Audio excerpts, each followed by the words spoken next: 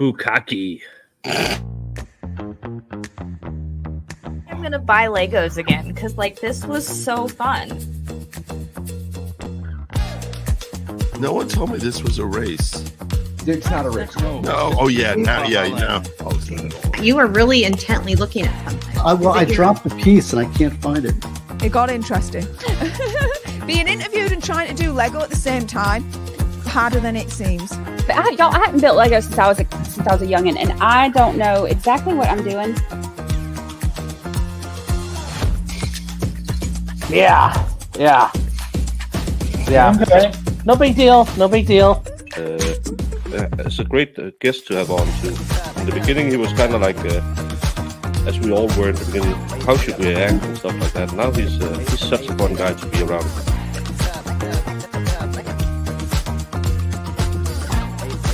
I'm actually enjoying a little bit of wine while we do this because it felt inappropriate to not have libations. I had a great freaking time. I chose a Lego set that was like, don't do the flowers, guys. Don't do the flowers. And then he said something about like a tramp stamp or something. And the girls were like, hey, where is that? What's this all about? I'll show you mine if you show me yours. And I'm like, whoa, this is not that type of stream.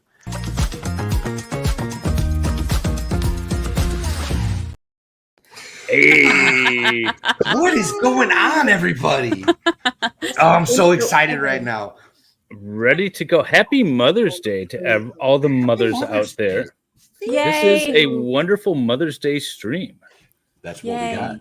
That's what Happy Mother's Day. I love the thumbnail that you did with the Lego pieces for the Mother's Day stream too. With the, I love it. It's so cute. Here, pull the do that.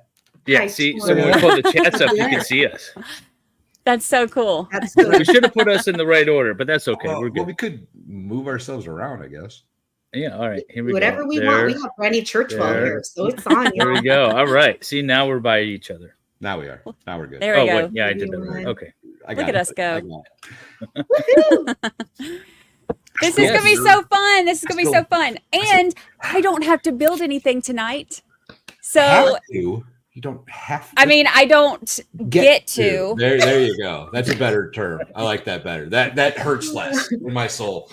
Well, it's y'all's fault because I'm still bitter because it was a race. It was 100% a race, and I came in last. I didn't like that as much. It's not a race. It's not. It's not a race. Imagine how bad you would have done if it was a race.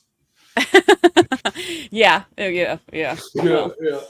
We're so happy to have you back, Brandi. Looking fabulous. I'm glad to be back. Thank you. I'm feeling good. Oh my gosh. I vote for Brandi's mom to do her thumbnails. I saw on X how good she is with photos. I just posted it. My mom tried to take a selfie today. Nice. Bless her heart. She cut herself completely out of it. And she got this lady bending over right behind my shoulder. And I was like, oh, wait, hang on. Where is this? I got to find this. Hang on. I put it on X. I posted it on X. I'm going there now. It's so funny.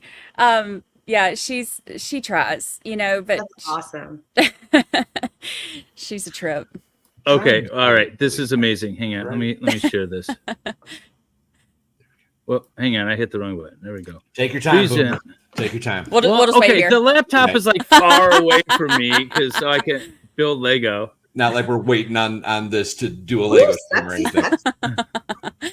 Yes, that is my mom's. That is my mom's attempt at a selfie. You can see from this over. Horrible. And then a lady bending over. And what's funny is she lost her footing because she was on the beach. She lost her footing right after this. So on the live photo, you can see her going, woo!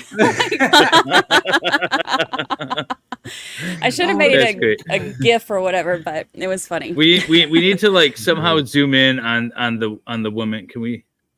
Let's not do that. Let's not do that to some random stranger on the beach. I mean, her face isn't in it.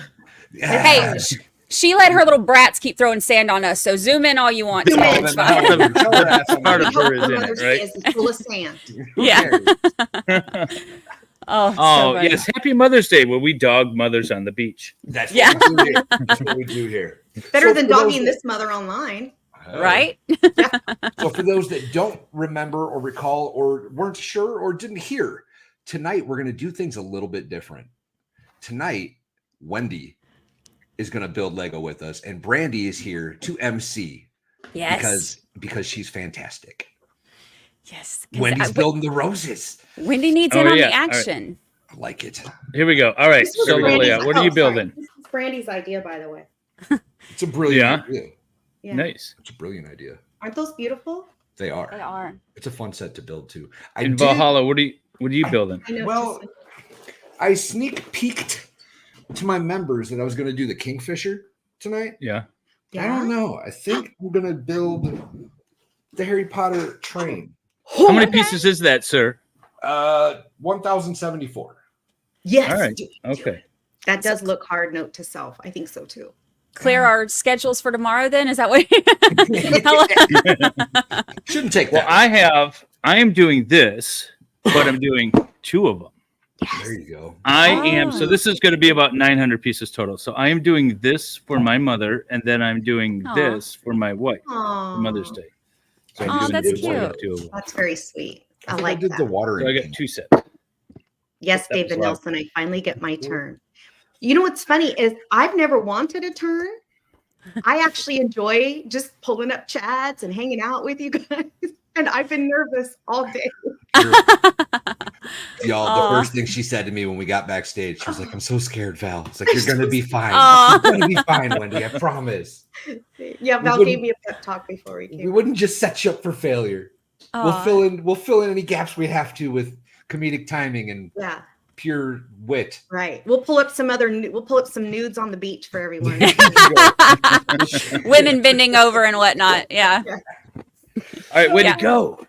Okay, ready, set, go. Let's go. Ready, set, go. I don't know which one I should build. Should I Look do at this? for all those who say I cheated, I'm just opening the box. Uh-huh. I kind of cheated. I put bags 1 and 2 out already.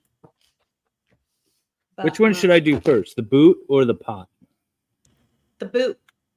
The boot. All right, I'll Yeah. do the boot first. Go boot.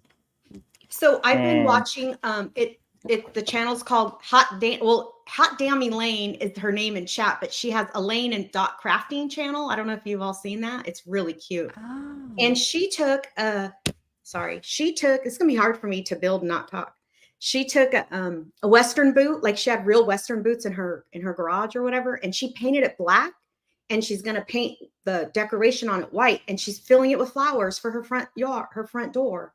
How Oh, cute that's is that? cute. That is Yeah. cute. David's thing reminded me. So chat, hello. I can't see you guys for a while, so I'm gonna build. Sal, you would have ended the stream before the pre-stream credits ended. Oh, there. See, because I took the admin spot. See, Oh yes. I took the admin spot. Yeah, I had to kick Salvador off the admin spot for Brandi tonight. Have you ever had a bag come in the box opened? That's probably not a good sign, right? Ooh. Yeah, I pulled it No. out. Pieces went flying everywhere. I feel like that's Mermaid- a bad omen.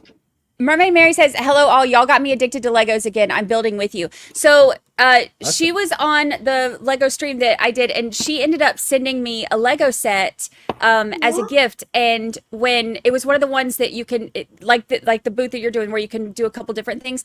And I took it to my friend's house after she had surgery, and we sat there and built Legos while she was. I love that. Oh, That's yeah. Y'all started a whole trend. If you want, you can tag us at Legos Law or Lego Law Life and Libation or something. I don't know. Tag Valhalla or myself.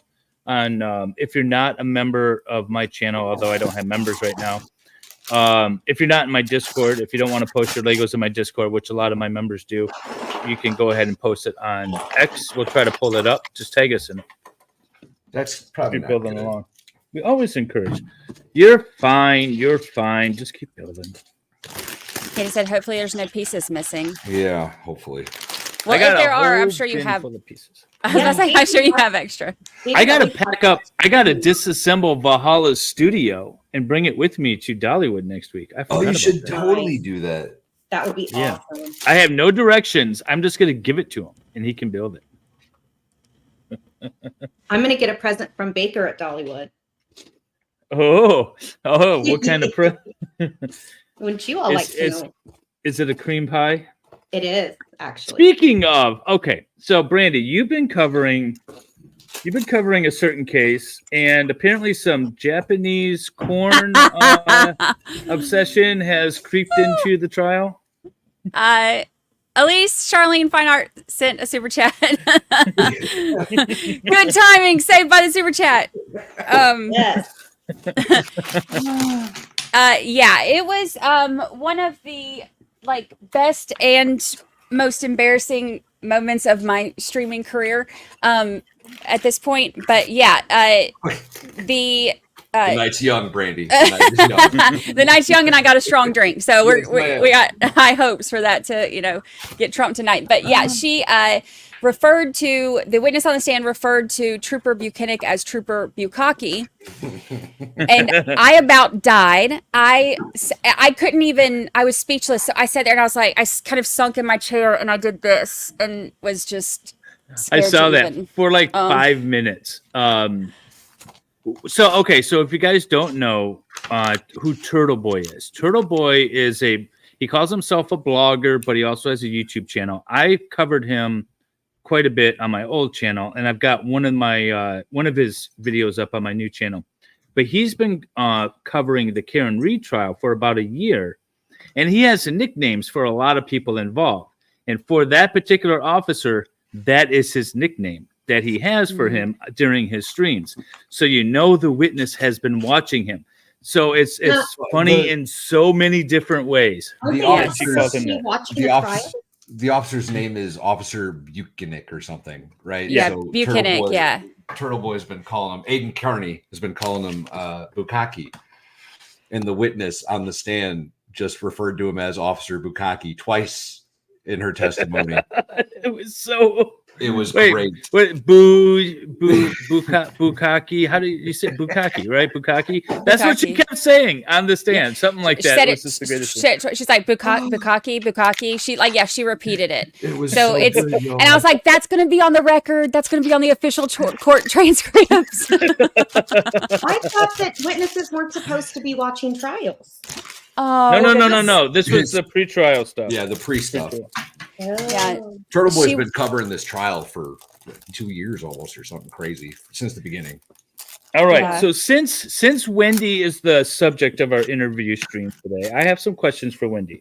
Wendy, we are here for Mother's Day. How many? Well, I should ask because people don't know. You have children, yes? Yes. How many children do you have? I have 3 children. I have a 34-year-old son, a 33-year-old daughter, and a 13-year-old daughter. Now, does Wendy look old enough to have children that age? That was the most surprising thing to me too. When she by the way, so Wendy's been like one of my OGs for a year now. She's been like a member in the highest level membership. And she brought me on for some interviews and stuff, and we've been chit-chatting a bit on screen for a while.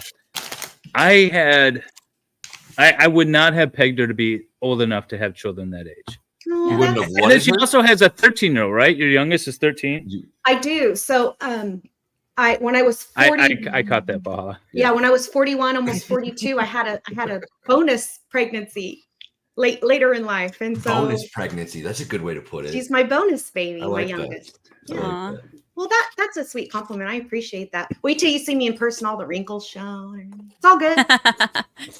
I tell everybody, I was like, I just don't want. I'm never going to order a high definition camera. That's my secret. I'll just be back here, and nobody will ever see me in person. I look better when I'm fuzzy on fuzzy on the screen, pixelated. I'm not going to tell that story. Never mind.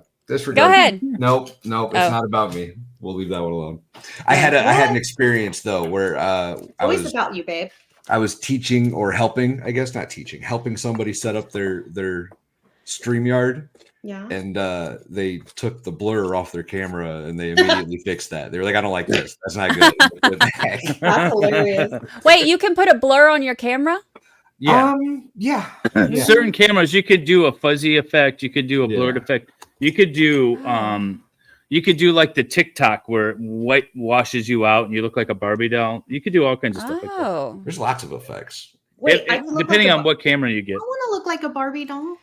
I want to do the cat. Wendy. The cat? That was amazing. That was amazing. I'm not a cat. I want to be that guy. I want to be a cat. Your Honor, I can assure you I'm not a cat. That meme will live forever. Wendy, where do you live? I live in the Sacramento area of California. I was raised here. I was born in Southern California, but my parents left there because we wanted to breathe, apparently. We didn't want to live in the smog. And back then it was extra polluted. And so we moved to Northern California. That's where I live. And do you like California, or are you there out of necessity? Say that again? Do you like California, or are you there out of necessity? I love it. I'm like third generation California girl. And you've been in California your whole life, right? My whole life. I've lived all over. Like I've lived in other places, but I love California. I'm super lucky that like I invested young so I can afford to stay here, because otherwise I don't think I could have. But it's beautiful. We have all 4 seasons. They're pretty short seasons, but we have all 4 seasons. I don't get snow in my town, but I could drive 2 hours and go snow skiing. I could drive 2 hours and go to the ocean. I could drive an hour. I'm in San Francisco. I'm outside of Sacramento. I drive 10 miles. I'm in Sacramento. Got everything around me. Big city, small city, desert. We've got the desert 6 hours south from me. Got all the things, mountains. When I drive my daughter to school every day, and on the west side of me is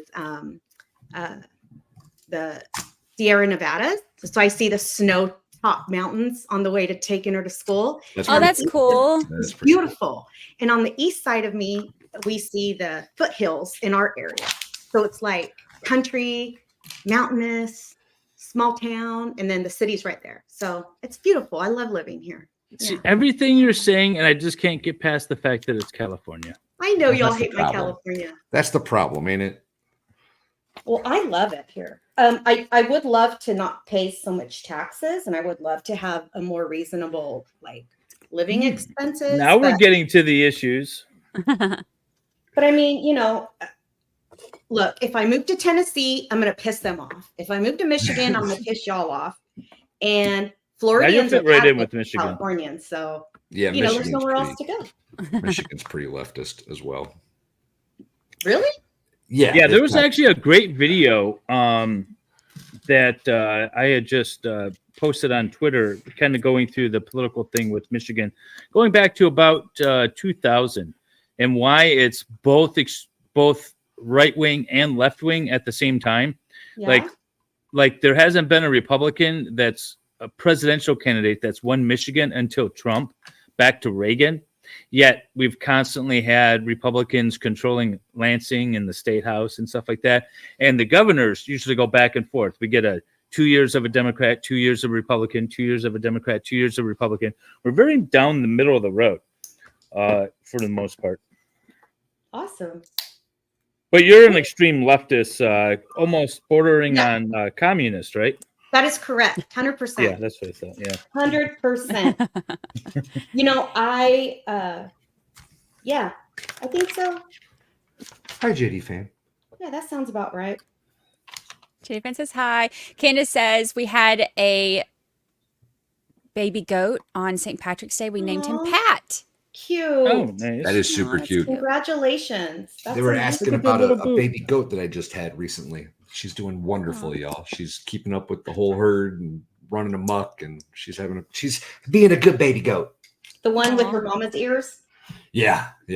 She's adorable. She's a cutie. I'm not sure if I'm gonna get rid of her or not. We'll see. You're not. Probably not. The wife likes that one a lot. How do you make any money when you don't want to get rid of your goats? Well, that's the trick, and that's when you start a YouTube channel. There you go. I love it. So By the way, Valhalla, have you looked into those cameras that I sent to you like a year ago? Not since you sent them a year ago. I'm telling you, like you can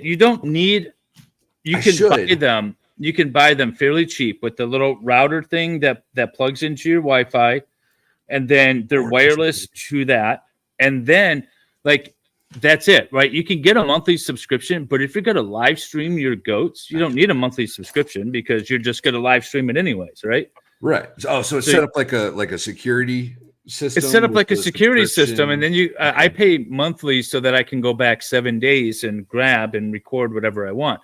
But if you don't do that, it'll just give you a live feed. You can pull it up on your computer, stream it all day long. You get a live feed of your goats, and it's only that one-time purchase.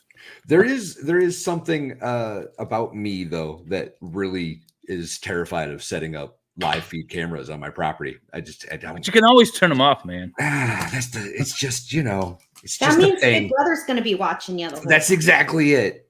You gonna be walking out there in your skivvies?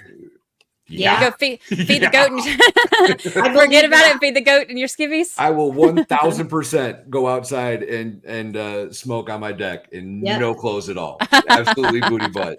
Okay, but you got to know where the cameras are. Like I was streaming today on my Great Lakes Shipwrights channel, just me installing the mast on my boat. I knew exactly where the camera was. I knew where I could be behind it. And then I knew like this is probably something I don't want to stream, and I turned it off. And then I recorded it, so if I wanted to upload it later, I could. Would you do like that? Would you not want to record? No, we were gonna go up. I was getting hoisted up the mast, and I had a feeling I was gonna be yelling probably some not nice things constantly. And I was like, I don't want to stream this live. I'll just go ahead and record it, and then I can post it later. That's probably a good idea. Salvador did see my mast. So Wendy, how long have you been following people on YouTube and stalking them and all that good stuff? You're my first. Really? Yeah, you're my very first. Wow. 100%. I'm sure she tells that to all the creators. No. Really? I think like many of your OG followers, I found you during the Zachariah Anderson stuff. Okay. And probably, you know, my algorithms pulled up Nicholas. And then I don't know if I found you at the same time as Nicholas or if you were on his show. I don't remember how that came about. But Nicholas was the first person I ever subscribed to, but you were the first person I ever stalked. Hush. Okay. Yeah. Good to know. Nobody's You're my scared first of you. stalkie. I feel special now. That's exciting. Special, David. I've He needs like listened to so many a weird- plaque or like a ribbon or something. Right. Well, Yeah, you know you know what? To know this too is I want a even plaque more. for that. I mean, I know she's been around for a while, but I didn't know I was her first. That's like a special place. Yeah, for sure. I'm a loyal chick.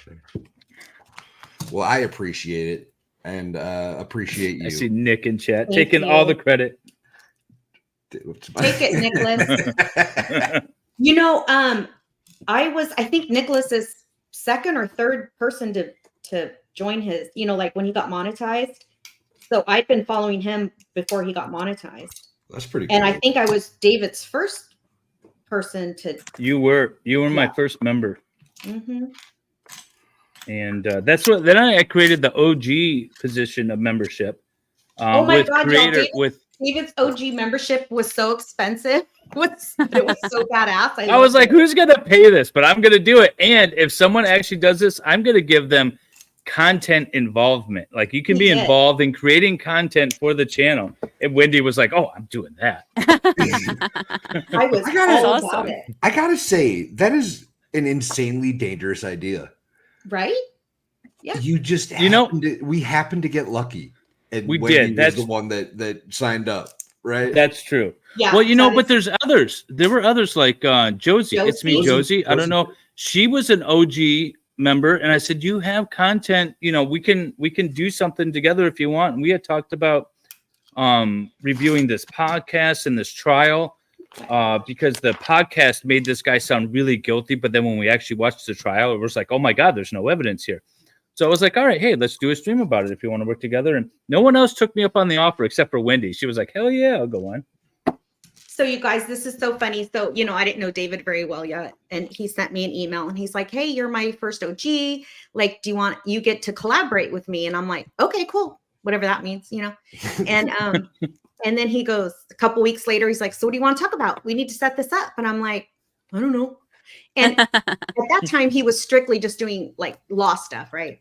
And I'm like, the only thing I have, hi, Livy. The only thing I had to do with law was I was a federal contracting specialist for the federal government. And so I was like, I could talk contract law. And then I'm like, so boring. How boring would that be? And then David jokingly said, we could talk about the Kardashians. And I'm like, yeah, let's do that. What did we end up? Oh, you know what? Our first one was the Mother's Day stream last year. Father's We Day. did it on Mother's Day, and we talked about all the mothers that murdered their children. No, it was Father's Day. And we did the Menendez brothers trial. Oh, that's right. It was the Menendez brothers. And then somebody recently Father's said, Day. you all should do a Mother's Day murder stream. And then David's like, we already have a Mother's Day stream, but it's Lego. We'll talk about murder. I love it.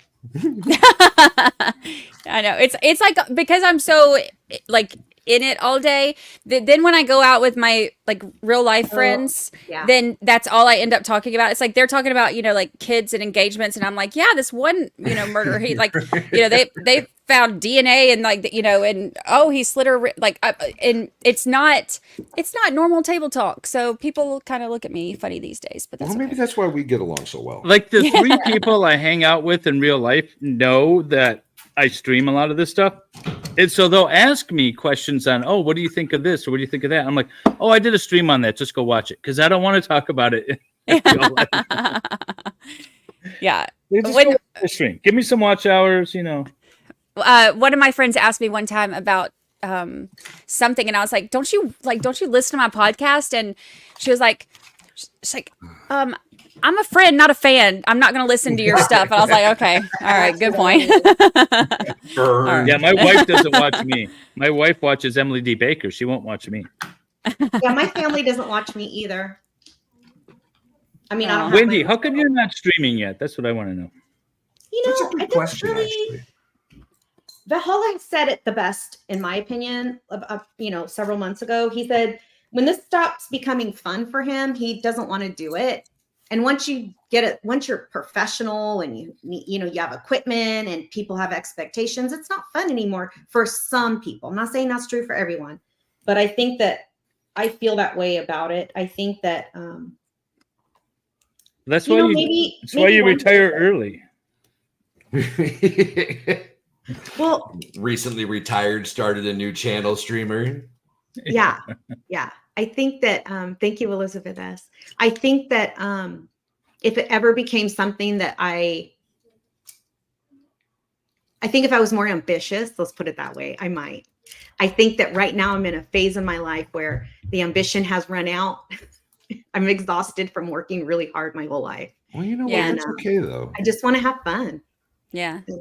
What's your stupid wanna have fun?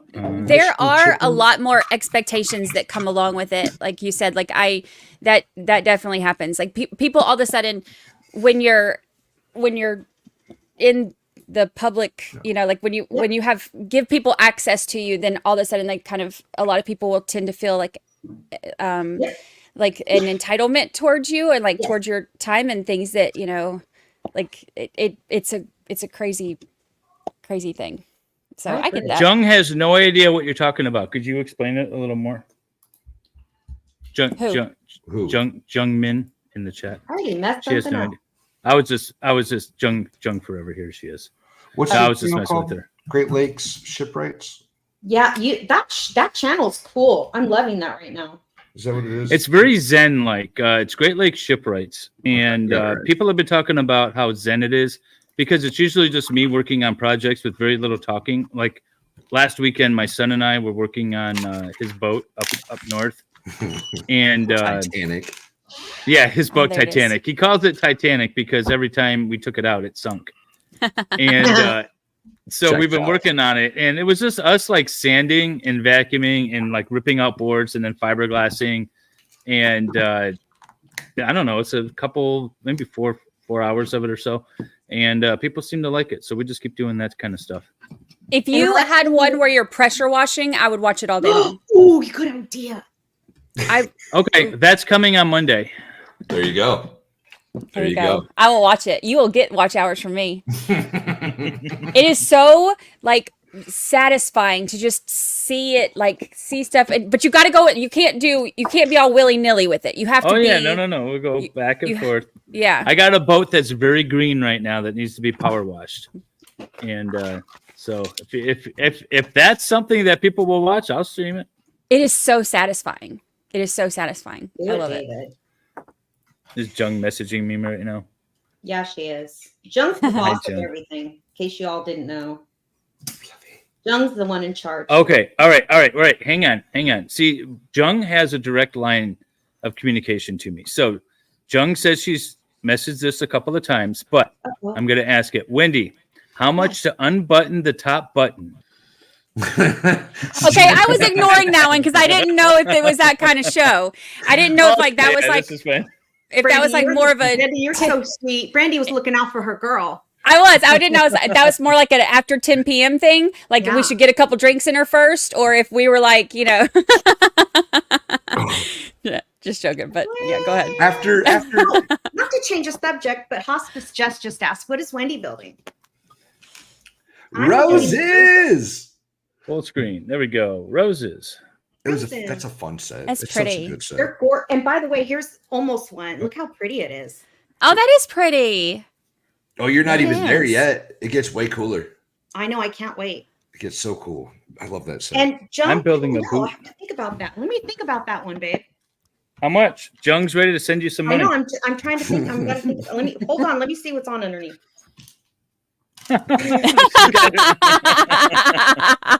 Make sure it matches. Can Wendy hold her rose in her cleavage? Let me build a rose first. Gosh, goodness gracious. I'm like, let me make sure my dad's not watching. And for those who don't know, Jung actually runs my Discord. She's another OG. She sure is. Helps out a lot and is involved a lot. She's also an amazing human being. Made it to Boise. Just want to say happy Mother's Day to all the ladies. Got to go heart to Wendy girl. Erin Olivia is on a cross-country trip on her way to Dollywood, if I'm not mistaken. Girl, I cannot wait to see you in person. It's going to be I hope she made it to Idaho Falls. I told her, she messaged me earlier. I said, go to Idaho Falls. Or no, she was watching when I was setting the mast on my sailboat earlier. I told her to go to Idaho Falls, Idaho, and go to the Japanese garden, take some video, and then let me know what you think. Because it is the coolest Japanese garden. It's surrounded by like this really busy road and like this commercial and / industrial area. But you step 1 foot into this Japanese garden and it's just quiet. And all you hear is like the water running, and it's so peaceful. It's very cool. Nice. Oh, that's cool. What is this? FD Food Fairy is asking, wait, in whose stream is Brandi reading chat? Is Valhalla dual streaming? David is dual streaming, y'all. He's got a new improved Lego channel. We're streaming on mine and his. His link should be in the pinned comment in chat. Go give me a sub and some watch hours, y'all. Yeah, he's not even monetized, the bum. Look at him. You know. Hey, you guys. I just do this for fun now. I'm retired. I have a question. I have a Lego question. Okay. So full the screen, step please. here has this Thank you. the lime guy here, right? Yeah. And then it goes to the next step, and it looks like now that's missing. It's covered underneath. It's underneath.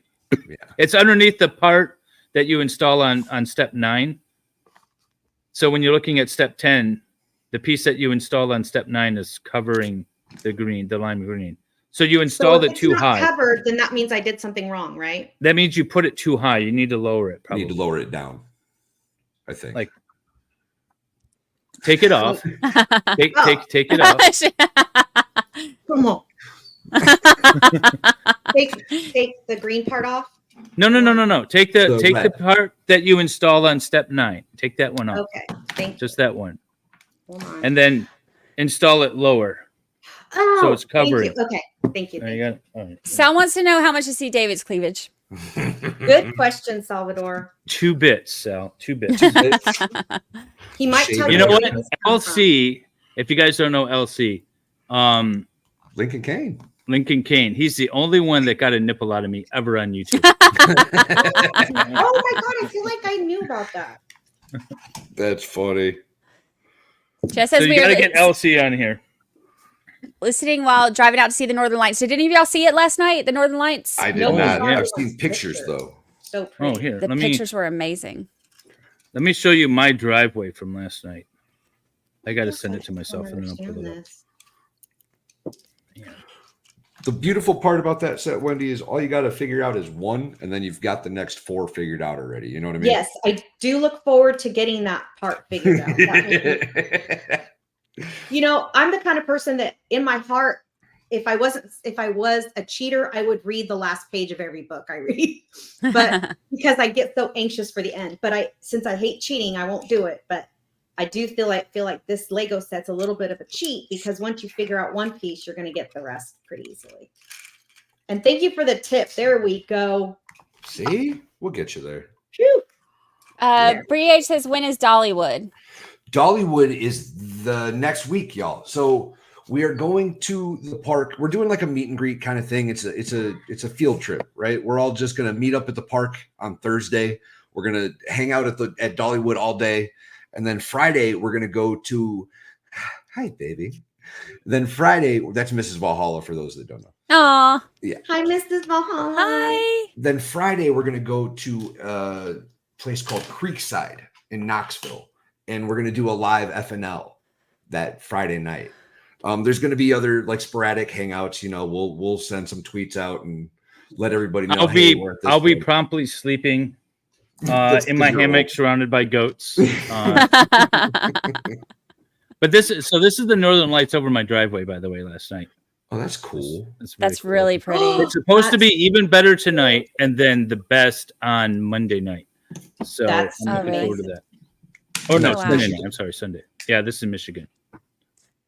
I'm Well, I mean, I could be talked into moving to Michigan. I love parts of Michigan. Like I love the Upper Peninsula. Upper Peninsula is really pretty. And then what is it? Torch Lake? Torch Lake is really pretty. Oh, a lot of people like to party on Torch Lake. I'm very partial to water. My ultimate destination, like once my youngest is out of high school, when the day she starts college, I'm going to move wherever there's water. Doesn't California have a lot of water? Yes, it does. Only on one side. I'm not on it. It's only on one side. Yeah.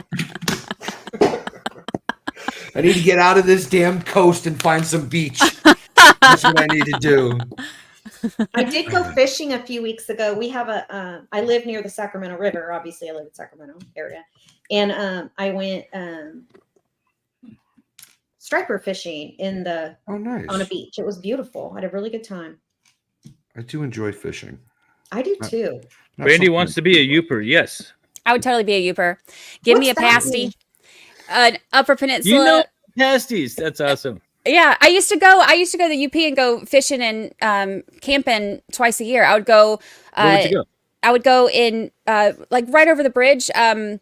Ignace area. Yeah, St. Ignace area. Carp River was my favorite place right there. And so I would go in May for the pike run, and then I would go in September for the salmon run, and I would go up there and go camping and fishing twice a year. Nice. I loved it. If you go straight up essentially straight up, more or less from St. Ignace, a little bit to the west, that's all the way up to Lake Superior.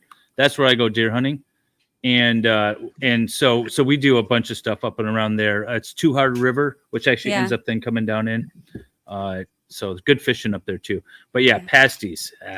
Love me some pasties. Love them. First time I ever went there, I kept calling them pasties. Learned that the hard way. I was like, what kind of situation are we here? What y'all bring me to, guys? But then I realized what they were, and I love them. They're so good. So for those that don't know, what the hell is a pasty? It's a meat pie, essentially, handheld like meat pie. Dude. Yeah. Okay. It's like a like if okay, imagine like a hot pocket, but like a homemade, really good version. Like with it's like got this stuff that like it's the crust thing around it, and then it's got like all the good stuff in the middle. But it's like a puff pastry kind of thing. It's made with a puff pastry, and it's crimped, and it's like kind of like in a half circle. It's like almost handheld. Okay. But it's got meat and stuff like and different types of meats. I'm definitely for it. It's like if Jesus made a hot pocket. Like that's what these are. Like they're so they're so Jesus' good. hot pocket, Brandi. Is that what you're trying to Jesus' hot pocket. Yes. Nice. See, Wendy, we got to get you to Michigan. I'm going. You know, the girls talked about doing a camping trip in the summer, like I understand that there's a trip involving people coming up to hang out with Jamie and stuff in the Flint area in like August or something like that. And I'd still like to do that. What's funny is I'm flying out to Colorado the day they're all arriving. Oh no. And then I'm going to DC after Colorado, and then I'm going to Denmark after DC. So I'm not going to be around for any of you ladies hanging out up here. Oh, well, then maybe I won't come. No, I do love me some Jamie. I'd love to meet Jamie in person. She's Can we talk about how disappointing it is that Jamie's not coming to Dollywood? I'm devastated, and all of us have tried to talk her into it. Baker's coming. She's going to miss out on a chance to meet Baker. I'm so disappointed. Do I need to place a phone call? Oh yeah. Oh yeah, bro. Let's put Jamie on StreamYard right now. Let's get a hold of her. I think Jamie doesn't like traveling as much as you don't like traveling. I think Jamie doesn't like me personally, but that's just, Well, you know. Well, that's probably for good reason, right? I don't blame her. What did you do, Valhalla? Uh-oh.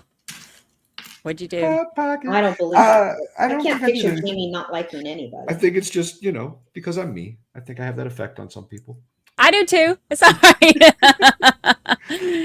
I got me a list. It's all right. If everybody likes you, you're doing something wrong, folks. I have news for you. Oh, did I mess that up? means you're complacent. It means you don't have an opinion. It means that you're unintelligent. If everyone likes you, there's something wrong with you. Okay. I just sent a message to Jamie letting her know that you are requesting her appearance on your Lego stream. Thank you. Okay, wait. They're so hard to see. These two little tiny pieces right here. Those are those separate? Those are not the same piece? They're mirror images. No, they're mirror images. So they're the angles that are cut off. One will point to the left, one will point to the right. Got it. That's got to be that actually. Differentiating between those two is one of the hardest things that I've like the Statue of Liberty. There were so many of those, and you had to of Liberty. Statue of Liberty. The Statue of Liberty had so many of those stupid things. So I bet you the pieces that were in that little bag were the ones that were the mirror image. Yeah, well, probably something like that. Yeah. They probably weren't separated. Look at this little boot. Oh, that's cute. Oh, I want to see. Oh my God, that's adorable. It's a cool little set. I like that one. Yeah. Valhalla, where were you during Bukkake Gate? I would have loved to see your reaction. I was losing it. Oh my God, I was losing it. What happened? Tell me. The bukkake thing, Officer Buchanan on the stand. And it was, the best part is that was like a cop's wife, right? Like that was one of the officer's wives. If I'm I have an idea. I have an idea. The restaurant owner, actually. I don't remember. Yeah. Brandi. Well, yeah. What do you think of this? Right? Okay. So the defense's argument is that all these people are in on it and they're framing her, right? They're framing Karen Reed. That's the defense's argument. Now, if these people are so connected, how is it that this witness doesn't know this guy's name? Do you think she called him bukkake on purpose to come up with this idea? Like, I don't even know his name. I called him bukkake because that's what I heard all over social media. How awesome! How likely do you think that they're smart enough to think that far ahead? That would be hilarious. That would be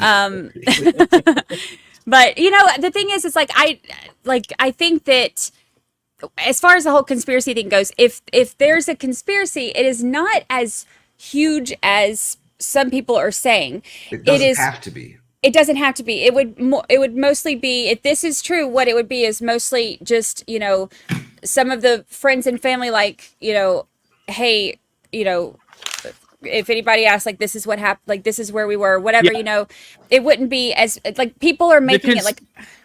Sorry, I didn't mean to cut you off. I was just saying, people are making it to where, like, the whole town is in on it. And that's not what it has to be in order for it to, you know. Yeah, the conspiracy doesn't go to the top. It goes, like, just below the middle is where the conspiracy goes. But it's enough to affect this woman. Wait, are you trying to show something? You want us to pull this up solo? You didn't have to. You think Karen Reed's watching your streams? There you go. I know that her sister has listened to my podcast apparently, but I don't know if she's, I don't know. You're seeing pretty big numbers on this, aren't you? Yeah, my podcast has actually done really well. The streaming you know, is like between all the avenues that I'm streaming on, I think it's like 30, I've been about 3,500 in on all things, which is. But you're competing with so many other streamers. Oh, everybody. I was going to cover the Daryl Brooks trial because nobody was covering it because everyone was covering Karen Reed. And then he pled. And then I found this other Michigan case. So I've been streaming that last week. But there's no way I'm going to touch Karen Reed. There's way too many people. Although I am going to reach out to Turtle Boy and I'm going to do another interview with him about this whole getting kicked out of the courtroom thing. Oh, yeah. Because most of my focus on Karen Reed is all really centered on Turtle Boy, and Karen Reed is just sort of the backstory. Yeah. That's I do talk to him about that. It's been one of those things where, you know, I have been like, you know, head first in this for, you know, 9 or 10 months now, like nine months ish. And so I've spent so much time and research and stuff on this, and then we get right to trial, and then so many people decided to stream it, which is fine. It's a big trial, like everybody, you know, the more the merrier. Everybody, you know, go around, see different perspectives on it and stuff. That's great. But it is, you know, what surprises me, I had 3 different YouTubers reach out and ask me to fill them in on what was, and I was like, you want me to fill you in on 9 months of research and like, no. I know, right? No. Yeah, just go watch my shows. I'm busy. Like, obviously I can't just like, I've been busy covering this trial that you want me to catch you up on. I'm like, you're welcome to, you know, show my charts and stuff if you want to, like, listen to my podcast. There's a good spot, you know, to start, but no, I'm not gonna, no, it was. I have to absolutely work for you. I have to absolutely take a second and give Baker a huge shout out, because I've been fairly unable to stream this trial, but me and Jamie have kind of been covering this off and on a little bit since forever ago. Yeah. And Baker has been gracious enough to stream almost independently to my channel his coverage. So shout out to Baker. That's awesome. Thank you so much, bro. Appreciate you. I watch every day, and I don't see Valhalla on Valhalla's channel. Well, I come on occasionally. Not very often lately. I do go and when I do watch it on Valhalla's to give him the hours and whatnot. Thank you. Appreciate you. So, Wendy, I have a question for you. Yeah. Now, you have 12 kids with 13 fathers. Have you been married? I've been married. I've been married and divorced 3 times. Have you really? I think I knew that, but I didn't want to. I thought you had been married and divorced like a few times. I'm currently single. My last divorce was like 2018 or something like that. Single, I've been married. And ready to mingle. So my first 2 children are from my first husband, and I had one in the 80s and one in the 90s. And then by the time I was 24, I was divorced with 2 kids and all alone, raising those kids by myself. So I did that, went to college, got a great job, did all that good stuff. And then so I was not married for about 10 years. And then I got married again to super hot guy, dumb as rocks, but hot AF. I think like in priorities, I was young and dumb. I wasn't that young. I was in my 30s. I think it was like in 2000 or something like that. That was probably my longest marriage. I think that lasted like 6 or 7 years, something like that. He was that good looking. It was their longest marriage. I didn't marry him for his money or his intelligence. And then I was a little and then- nervous of what the next word was going to be. That came out of your mouth just then. well, I did marry him. And then I married some guy that was like my best friend since we were kids. We got married once for like a year. Like that was my most recent marriage. And that was probably my worst marriage I've ever had. It only lasted a year. Yeah. I was going to say something, and now I completely forgot what I was going to say. Okay. I think we talked about this when I was on too, when I was building, because we talked about marriage. Because we were talking about that, and I was like, because I'm not a fan of marriage, Yeah. like not my thing. Good idea. It's not for everyone, and It's If not it's for with the right everyone. person, I agree that it is a good thing. But if it's not with the right person, I know what I was going to say. Do you know the fastest or the best way for a woman to become wealthy? Divorce. Yep. Well, this is why Wendy gets prenups so that her husbands don't get wealthy off of her divorces. there you go. That's factual though. There's something like the top 10 richest women in the world, like 9 of them all got rich from that divorce. part is true, but statistically, the truth Or the death. truth- statistically, women's income goes down significantly after divorce, while a man's goes up. That's the national. I will say that, yeah. So when I counsel my clients on divorce, if they're a man or a woman, it's very different because the woman in the short term might make out financially a little bit better. Every case is different, but on average, that's more likely true. But in the long run, like give it 5-10 years, the man is going to be doing much better than the woman. Yep. And that's just that's 98% of the time. That's how it goes. So it is a problem. And but no, I just think it's really important to Good night, be Katie. I think it's very important. I was raised, my dad only has daughters. And so we were all raised to be self-sufficient financially and physically. We all grew up fighting. We all grew up boxing. We had a martial art. We also were dancers and actors. We did all this. Such a badass, dude. My dad's a badass. And he was a boxer. He was a fighter. He was a power lifter. So we grew up in a gym. So all the boys in our town were afraid to mess with us. And which kind of meant I didn't get that many dates, which sucks. But that's okay. That might have been his intention the whole time, just so you're aware. I'm sure. Yeah. For sure. And then so but we also, my dad was still in the front row, of course, with my mom. I don't want to make it sound like my mom wasn't 100% there either. My dad was also in the front row of all our ballet recitals and dances and all those things. And I remember he told my mom to go buy me a bra. He goes, she needs a bra. And I'm like, Aw. yeah. So yeah. She says required prenuptial agreement before marriage. I wish I would have. Oh, I wish I would have. My first one was fine. We were just we're still friendly. But my second one, he took everything I had. He took everything I had. So I wish I'd have signed a prenup. That's not fair. So in Michigan, we have a statute that basically says prenuptial agreements will be honored. That's all the statute says. It's one sentence. Yeah. And about 8 years ago now, there was a case in Michigan that said, well, we will honor prenups, yes, if they are fair and equitable. Yes. And it's well, what does fair and equitable mean? Oh, that's because a dangerous word. So normally property division in a divorce is fair and equitable. So now if you're saying a prenup will be honored only if it's fair and equitable, what does that mean? So I was representing some NFL players at the time, literally drafting prenups when this case came down. Wow. And so studying this thing and then talking with a bunch of family law attorneys to figure out, all right, what does this mean? Are basically prenups going to be null and void in Michigan going forward? Now, that's not the case. But essentially, if the incomes are substantially different, that's kind of my takeaway. If they're 75% different, then throw her some money as a lump sum payment in the prenup to walk away from everything. And that's the only way you're going to get it upheld, because if she gets nothing, then the court's going to say, nope, it's void because it's not fair and equitable. It's really? That's what the court's going to say now. But even if they sign it, because isn't the whole point of it them agreeing to it? Yes. And so I've been on a campaign to amend the statute to override this stupid case. That's bullshit.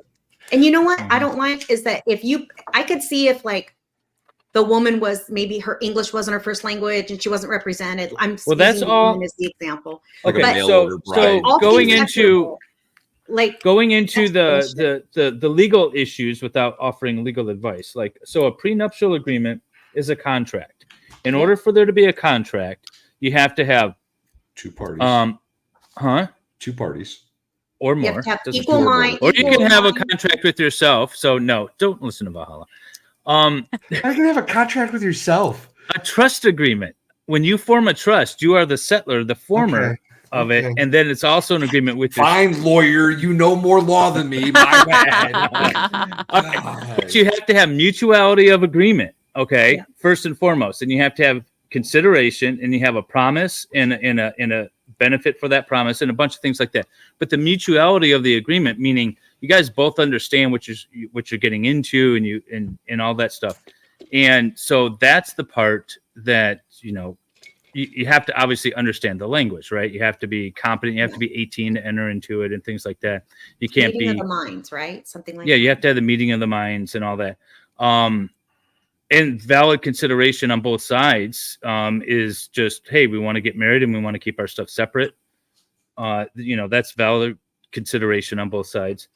So it meets all the contractual language. So it should be binding 100% unless somebody breached the agreement, right? And if nobody breaches the agreement, you just decide to file for divorce, then it should be enforceable, but not apparently in Michigan. You have to go through this whole extra process now.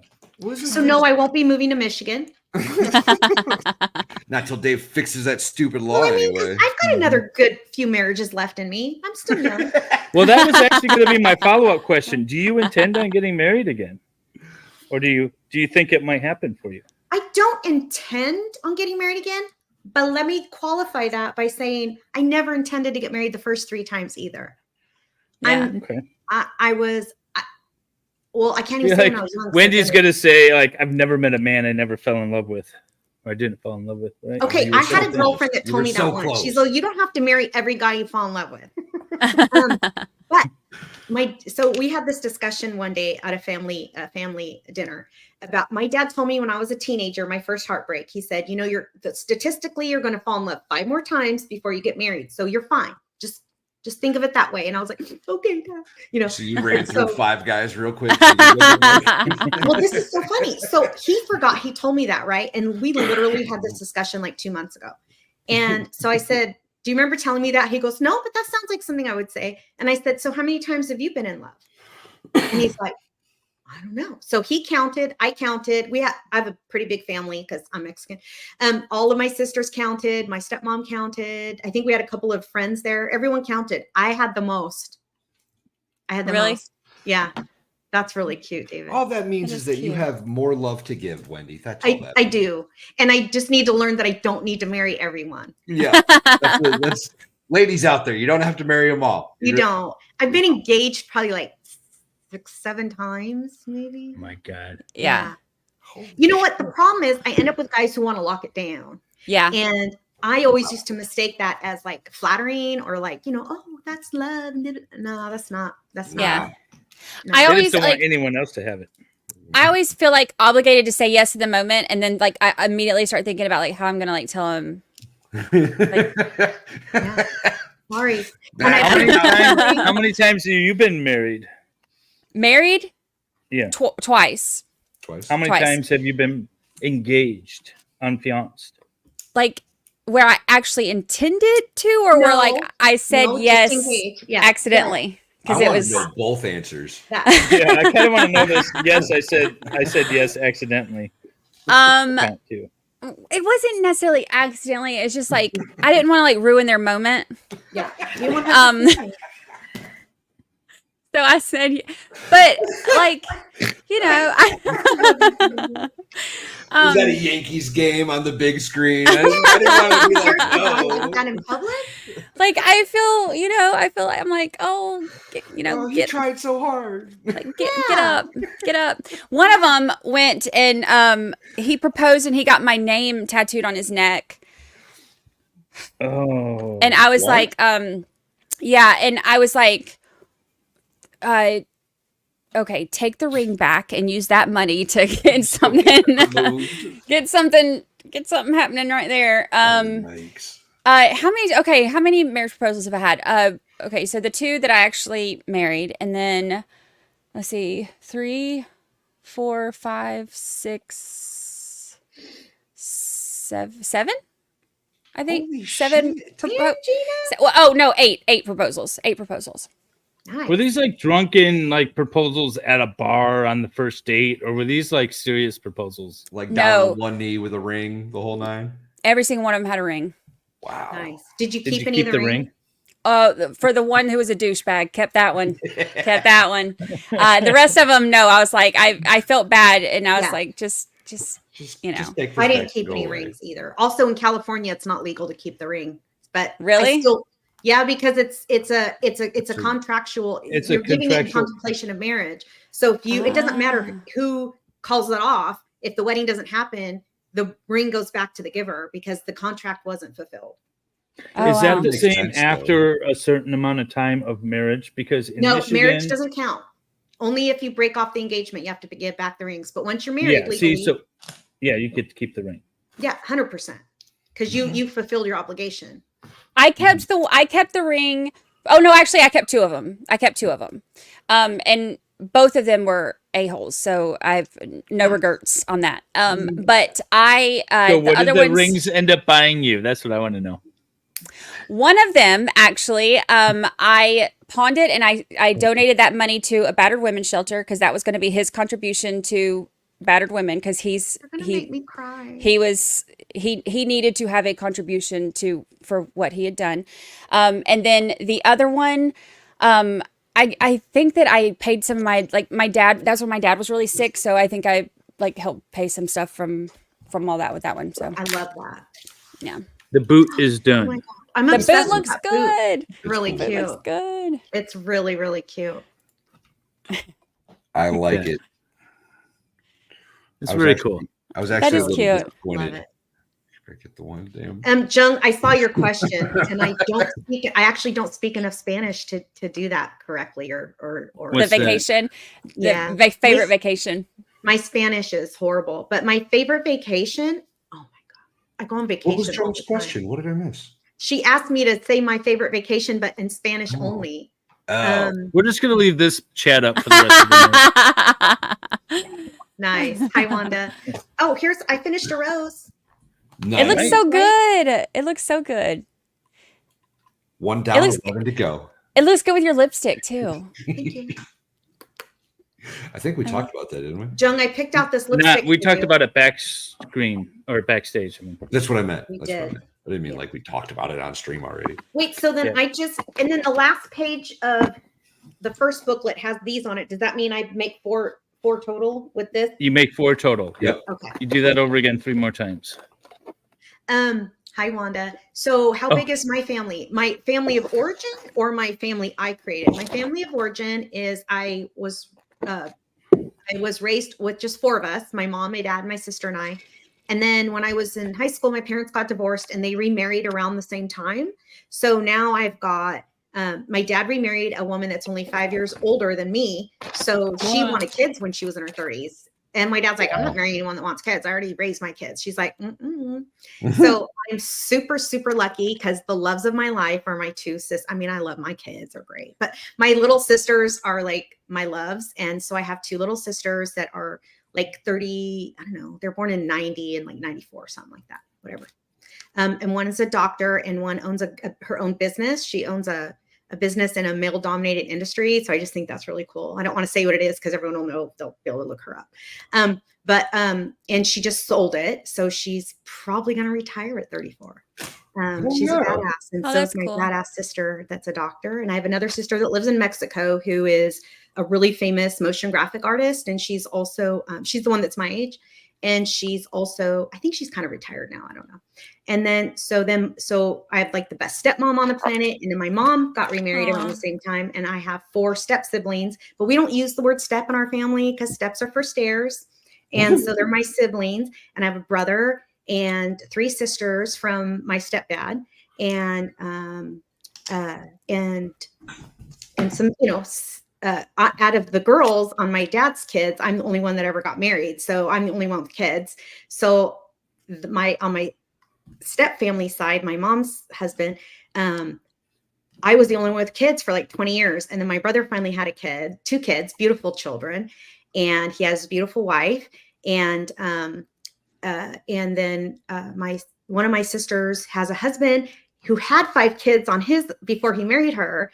So they had a kid together. They adopted a son. So I have him. Aww. So my family I went from 4 people to having like 30,000 people. And I love it because my biological parents always wanted us kids to all be together no matter what. So like my first Christmas without my dad, I was crying, and my mom and my stepdad called him my stepmom and invited her to come to Christmas. Aww. Yeah. That's cool. So I'm really lucky in that way. So I have a big, beautiful family now. And then as I said earlier, Wanda, I'm not sure if you were here earlier, but I have 3 children, and I also have 3 grandchildren. I have a 4-year-old grandson, a 1-year-old grandson, and 2 4-year-old grandsons. One turned 4 in January, one turned 4 in May, and a 1-year-old that turned 1 in January. Now, Wendy, don't take this the wrong way, but you can stop at some point, right? You don't have to just keep popping out kids and grandkids. Well, I don't pop out the grandkids, but yeah. Hey, science can do amazing things today. Okay, It's true. You're not wrong. You're not wrong. You never know. Hey, Valhalla, what do I do with this heart, babe? That is just kind of for you. It doesn't really have a purpose. That's for you, Brandi. Love you. Aw, thank you. So I just rebuild the same roses again. Start from the beginning of number 1 book. 4, 4, and 4. Okay, thanks. Sorry. Can I you also have sue for I have a breach? son-in-law and a daughter-in-law. I forgot to mention them, and I feel really bad. Aw. Sorry, I had to. My son was out in the middle of the road with the subwoofer going on his car or his buddy's car. I could hear it sitting out here in the shop with headphones on, as if it was right next to me. I'm like, no, we're done with this. At 10 p.m. on a Saturday. Oh, that's right. Yeah. Oh, see, it's only 7 o'clock where I am. All right, so I do have to say, we have a campaign, a Give, Send, Go campaign that Shanny's been working on, and the hashtag is Make a Ginger Cry. Fiery Red Podcast has been diagnosed, unfortunately, sounds like terminal cancer. Yeah. Oh. So we're doing a fundraiser. I'm putting it in the chat now. If you guys wouldn't mind, $5, whatever you can give, to help out the family and all of that going on. But we're trying to reach a goal of 5,000. Last I checked, it was, let me see. Here, I got it. $4,050 of the goal of 5,000. So we're almost there. What? The goal is to get to 5,000 and make a ginger cry. That's the goal tonight. So if you guys Wait, are what's able the total we've done so far? $4,050. So we're less than $1,000 away. That's amazing. I love that. When do you need it by? Well, we're just trying to get it tonight. So should be ending around when we should be ending. That's the idea. I've set mine up already that if they're still going, my chat's going to get sent straight over to Shenny's channel for that. Oh, I haven't set that up yet. I did that before we started. Oh. Ooh. Look at me being all prepared. Valhalla was hella organized today. He was on before I was. It's amazing what happens when somebody else. Let me see if I can set up redirect because I haven't been able to. I don't think you. Well, I am on my other channel, so that's why I thought I could on this one. But let's find out. But anyway, so if you can't give, that's fine. But if you're able to give at least $5 or so, that's all we're asking for. Just try to get to that goal. We're getting there. He's had a lot of creators come through for him today on that stream, and that's awesome. Yeah, I'm sure many more have been since me and Dave were over there earlier. I'm sure many more have been there since we started streaming here. No, I think I need 1,000 subs, so I need 700 more subs before I can redirect. Come on, y'all. Let's get David up his subs up. I do want to say something, and which sucks about, speaking of OGs and people that stalk their creators like me. One of the things that sucks when somebody is erroneously trying to hurt a channel is that you don't just hurt the creator, you hurt those of us who have contributed, you know, a lot of time and money into the channel too. And I do take that personally. And that's all I want to say about that. Thank you, Wendy. Mhm. But yes. Huh? I said I agree. Right. And, you know, go do something else with your life. And that's all we'll say about that. I know, right? What did I miss? This is Wendy's interview. She can say whatever the hell she wants. Well, that's true. All right. Yeah, Wendy. What do you really think? She is absolutely not obligated to answer that question. And we don't necessarily have to answer that question. What I really think is that don't get Brandi caught up in something. I think it's a big community, and I think there's enough pie for everyone to have a piece of it. And I think that if you're going after somebody, I think that you probably need a lot of therapy, and I think you should just stop. And I think that, you know, a lot of creators get a lot of get shat on, really. And I don't think it's fair. I think it's rude and it's mean. And if you don't like somebody, just don't watch. That's it. I'm done. I'll agree with that. I agree with that too. Yeah. Yeah. Hallelujah to that. It's so much easier to love than it is to hate. That's, you know what? We were talking about that with Fiery Red on Shani's channel. What did you guys say about that? Well, it's just that, right? It's to hold that much hate, it doesn't affect the person that you're hating. It really doesn't. Right? You Like, poison yourself. if Brandi hates my guts, no offense, Brandi, but it ain't hurting my feelings, right? Like, I'm a big boy. I'm okay with it. It ain't gonna hurt me. All it's gonna do is cause Brandi pain and anger and hatred. It's festering. And I should have went the other way with that, I guess, maybe. But you know what I'm saying, right? I get it. Screw you and your goats. Oh my God, poor goats. So good. That's great. So good. My goats are slightly offended, but they'll get over it. They'll get over it. I just feel like hatred and jealousy are two emotions that are controllable, and they're mostly controllable by getting your own emotional health in order. And I know it's hard. It's easier said than done to be emotionally healthy. But, you know, it's not just for rich people anymore. You can get therapy online for free now. And it's also therapy, not free just to for rich smile. people anymore. Great. Becca said, okay, but we didn't have to bring the goats into this. My bad. There was a line and I crossed it. I now know what the line is. I will say. Went too far, Freddie. I went too far. Hey, did you guys see earlier? I saw that Addie was in the chat. I don't know if she's still here, but Addie's new channel is Addie's Reality Tea. And she's the one that was the producer at Long Crime. Yeah. And Brandi, do you know Addie? Yeah, I follow her. She follows you too. She loves you. Yeah, I follow her. She's awesome. It was awesome. She blocked me a few times when she was producer over at Long Crime. Well, I did too. You blocked me too. Everyone's blocked me at some point, apparently. Maybe you're the asshole, Dave. Maybe that's the problem. You know what? I've always said that I'm an asshole, and I'm okay with it. I'm just honest about Brandi, it. you blocked David? Well, one of my mods did. And No. Wait, hang on. You blocked me. No, I'm just... So one of my mods did, and I didn't know it. He had said, or had come in the chat, or somebody had come in the chat, like different account or different name or whatever, and said something about, is he blocked? And I was like, no, he's not blocked. Like, I don't know what you're talking about, I don't know that dude. I thought I had no idea. And then fast forward a few months, and some of my mods that are no longer my mods, I got into my stuff and I was looking at different things and I saw it and I was like, wait a minute. Like, somebody asked if he was blocked and I said no because I didn't think he was. So I messaged him on Twitter and I was like, okay, my bad. You were blocked. I didn't know, and I don't know why, but You're so sweet. My bad. And a friendship blossomed. Yeah. Right? It sure did. We're so happy you're part of our community and we're part of yours. We love it. I know, I do too. I've had fun with y'all. We are so I don't happy. remember what I said. I think Probably something dumb, mean. I think we figured it out at one point, but I can't remember now what it was. Jody Arias. Because that's right. Because I wasn't going to be doing the Jody Arias thing anymore.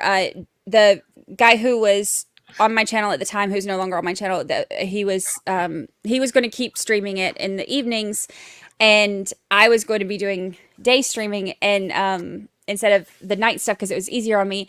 And so just a second, guys. I think you thought that because I wasn't going to be doing it anymore, that it wasn't going to be done on my channel anymore. So you're like, well, I'm going to be streaming it, so y'all come over. And I think one of my mods blocked you because they thought you were like trying to promote. That's what it was. Yeah, we figured it out. Yeah, it was the Jody Arias thing. That's right. Nice. But I didn't even know it. So when whoever he deserved it is what you're saying. Yeah. No. So you know what, David? Screw you and your goats. Screw you and your goats. Brandi, tell him screw you and your boats. Screw you and your boats.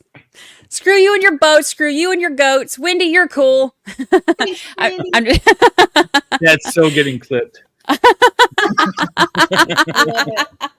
Where's Farrell then? You know, she's been working a lot. I messaged her the other day. I said, "Are you still alive?" And she's just been busy. Oh, miss her. Yeah, she's a lot of fun. Don't tell her I said that. Dave loves to troll. I do, you know. I've been streaming this local trial, and I've been in the local news chat, and I was like, you know, as MLS, and then I've been chatting away, and then people are like commenting back, and I'm like, oh, you know what you should do is you should jump over to my channel, watch the coverage, and we could talk about it, you know, things like that. I think I actually got a few people over, but that's like a nameless, you know, network, TV network. I don't do that for actual content creators. Just those mainstream medias trying to pretend like they're YouTubers. Yeah. Goat hate is a real thing and we must stop it. I'm sorry, Betsy. I will do better. No more goat hate for me. I believe in you, Brandi. There's therapy online for that now. So I will. There really is. You know, it's called goat yoga. Oh, I love goat yoga. I love it so much. Oh my gosh, I love it so much. Oh my God, Valhalla, we should stream a goat yoga. That is such a good idea. Yes. People would watch that. They would totally watch that. I will send them. Okay, so this is our plan. We got, hold on, let me make notes. Hold on. Let me get out please, because my hands are busy. This is actually happening. She's making notes now. I'm making, when Brandi makes things happen. Goat yoga, followed by pressure washing. You know what? I need to make a note of that. Pressure washing. I'm putting. Oh, you do. It's on my. I got this. And then for sure, when you do the painting, you have to stream that too. That's very.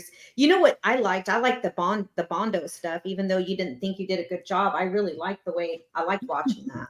Oh, I love. Okay, so let me give a little background. So my son's boat. It's this 1973 German-made plastic fiberglass boat, sailboat. And it's always sunk. He's always like punched holes in it somehow. There's always like we patch everything, put it in the water. There's another hole, and it keeps sinking. So and the hull was really brittle because it was like 50 years old. So I decided to rip it all out, redo it all with wood frame, make it all strong again. And then we put this new wood down for the sole in the cockpit. And he took it out before it was really finished, let it sit in the boat lift and fill like a bathtub with water for like a month. And so all this wood was just like buckled and warped and all this. And I didn't think that it was that bad. So I didn't come prepared to like rip it all out. And we showed up and we were starting a live stream. I'm like, oh my God, this is horrible. So we just ripped it all out. And then we have like wood frame and foam. And I'm like, I guess we'll just go get some Bondo and fill it in with Bondo. It was a complete disaster and everything was half-assed. But it made a great stream, apparently. Everyone loved it. Yeah, I loved it. And then you privatized it because you didn't like your Bondo work. No, it's not privatized. You know what? I realized when I do a live stream from my phone, and I end it, it automatically goes to private. And I didn't know that. And I got to go back in and manually set it to public again. So like even my stream from earlier today went immediately private. And then I have to like get back home and go on and make it public. So all of that's public. I don't know why it does that. But anyway, Good night, so Donna. that's that whole thing. Oh, Donna, take care. Did all of your followers come over tonight, Brandi? Yeah, I posted it on the thing. I was trying to get back in time to I was going to try to do like a pre-party thing so then I could like Aw. send everybody over here. But everybody. I didn't get home in time to do it. Tell everyone what you did today. That's okay. Your mom enjoyed. Yeah. My mom did enjoy. Yeah, we had a good day. I took her there's this place called Parlor Donuts.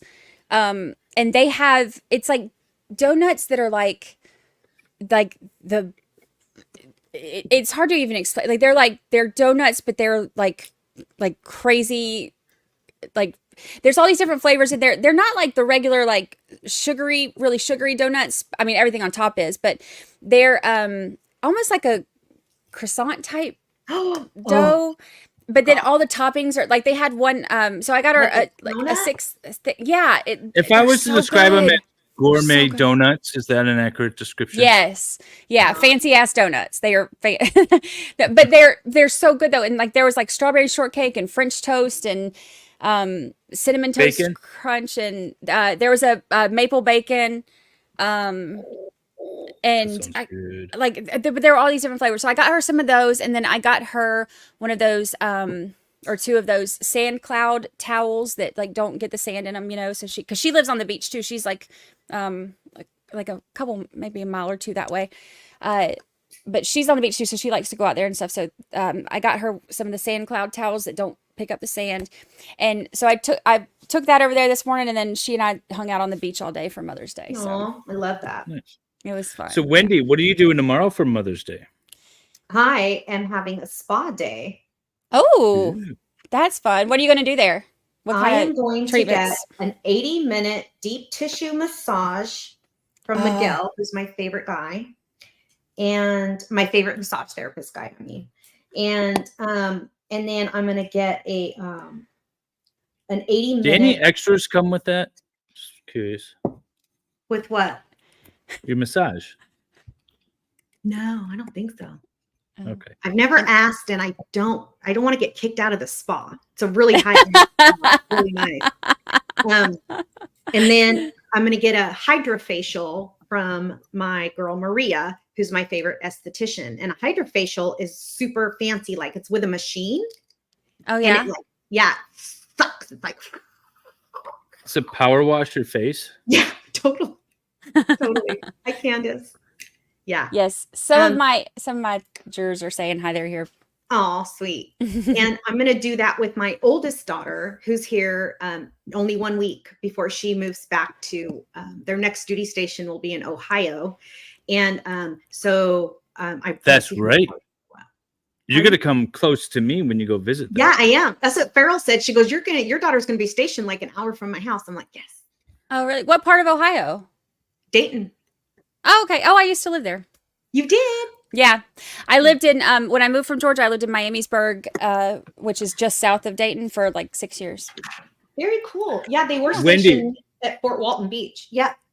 Wendy, when you're in Dayton at some point in the future, I will meet up with you for dinner at the Spaghetti Warehouse.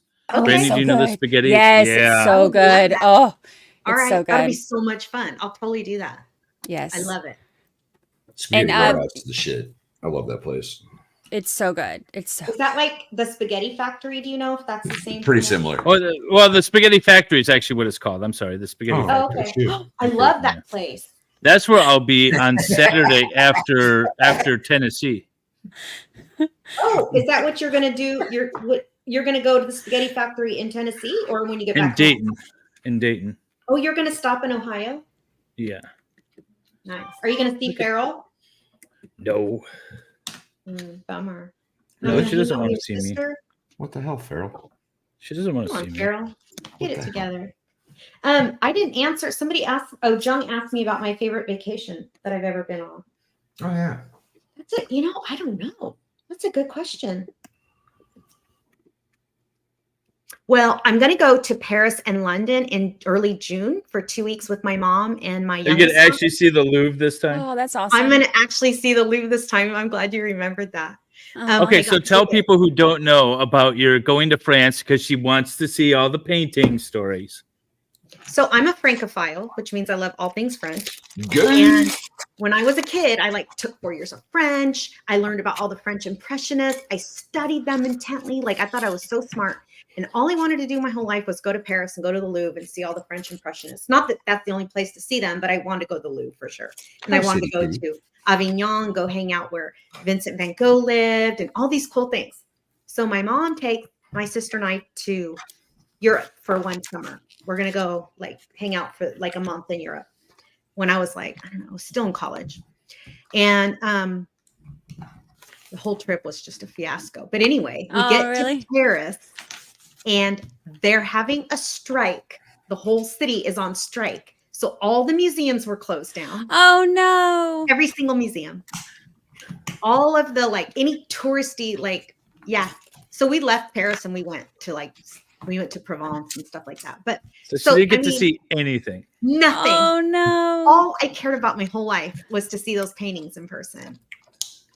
Well, so I will say, I guess I didn't really see the actual Mona Lisa. I saw like the one that they send out to travel as the actual. I hope it's there when I get there this year. It was much less impressive than I expected it to be. It's a lot smaller than people think it is. It's like small. Oh, I didn't know that. Yeah, well, everybody it's like this big painting. It's probably less than 11 by 8.5. It's smaller than a sheet of paper, from what I gather. Yeah, it's a pretty small painting. One of the things I really love about French Impressionism is that the strokes are very deep and very like 3D looking, like off the painting. So I think that'll be exciting. So I can't wait. So if I get to Paris this time and they are on strike again, Paris and I are going to have a problem, and we're going to fight. That's the one thing the French can do is protest. They do. They're pretty good at it. The DIA, the Detroit Institute of Arts, has actually several Van Goghs, and they're so cool to see in person. Oh, wait, I have to tell Mrs. Valhalla something. So she's asking if I've heard that might be Jack the Ripper, and yes, I have. And so check this out, Mrs. Valhalla. We're taking my daughter. Who might be? So Degas is the French impressionist that painted the ballerinas. Really famous for they're on point. They're on point. A lot of them. One of the theories is that he was Jack the Ripper because they never found out who Jack the Ripper was. And so we're going to do a Jack the Ripper tour when we go to London. Oh, that's cool. That's really cool. Yeah. So I'm excited. That's funny she asked that. Yeah. So my mom's planned almost everything, and except she doesn't want to go to the Louvre because she travels a lot. She's been there. She's like, I'm not going to go. You walk your 11 miles. No, you were denied the last time. She's like, no, we're not going. And they're done that. She didn't care. And so my daughter and I are going to go to, we're going to do the Louvre. Nice. Oh, okay. Almost just ducks my baby. Becklin wants to know, can you do an impression of a French person? Not Je sais de parler, mais je ne parle pas bien. Bonjour. Aujourd'hui? Oui, ça va. She knows more French than she knows Spanish. I know. My dad's disgusted. Your dad would be so mad. I guarantee. And actually, French people aren't. I'm very loud and gregarious, and like expressive. And when I'm there, I try to mute myself, and try to not sound like a big dumb American. Yeah. Here, I had to find it, but here's. I don't know if you could see that. Oh my gosh, it is quite small. It's really small. That's what she said. Okay. Where did you see that, Brandi? I've never heard that before, Valhalla. My niece just sent me that picture. My niece and my nephew. I'm in a group chat with my niece or my two nieces and my nephew, and they were just in Paris. My brother took his family on a European tour, so they did like Scotland, Ireland, Paris, London, all these places. So my nieces and my nephew were sending me all these kind of pictures. So. My niece is quite the artist, and so the Louvre was her favorite of everything that they did, and so she was sending me all kinds of pictures. And so when you said that, I was like, "Oh yeah, they like." If she's listening, I'm love to some recommendations or some suggestions. Yes, I will have her. Well, they were watching me when the bukkake thing happened, and my sister-in-law texted me, and I was like, maybe they shouldn't watch any more of this one for a little bit, just in case. So what do they say? Democracy is what makes America great, Britain okay, and France terrible. That's pretty good, actually. I like that. That's pretty good. Wait, what was the punchline? Democracy. It's what makes America great, Britain okay, and France terrible. Turns out my new table saw is set up and ready to run. Kind of nervous to turn it on, but I need to make my Lego build table. Nice. Are nice. you I saw him feeling working better, on that. Torin? Are you still kind of not feeling so good? Maybe wait until you're all there before you Healed start up. messing with the new table. Nah, just go for it, man. I'm with you. Valhalla, I love how gentle you're like a gentle like Viking. You shut your dirty mouth. Valhalla the Gentle Viking. I don't know if I like it. Okay, wait a minute. How did that offend you more than screw you and your goats? Like, oh, I don't lie. The truth is, none of it really offends me. I just make a big deal out of it. You know, I've had the privilege of working with veterans for 10 years, and they're very dear to my heart. And Valhalla is the epitome of the veterans that I love working with, and they're many of them embody a lot of the things that, oh, that's really cute, the watering can. Many of them embody the qualities that I think that Valhalla has, which is like, don't fuck with them because they will unalive you. But if you're good to them and you don't cause them problems, they're going to leave you alone and also protect you and yours when the time comes. So, yeah, I think that's a pretty decent assessment. I like that. Yeah. If I finish this and Wendy is still working on her first flower, I'm gonna go grab my pirate ship because that's been up in the treehouse, and I went up there the other day, and apparently the wind had like shaken the treehouse and it fell and broke. So I'll bring that down and. Oh wow! Well, I just finished rose number 2. Nice. All right. There you go.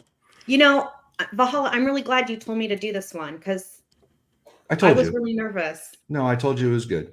I wouldn't steer you wrong. That's why I did it. But yeah, I wouldn't steer you wrong. I still have mine right here too. Can you? Let's see yours, Brandi.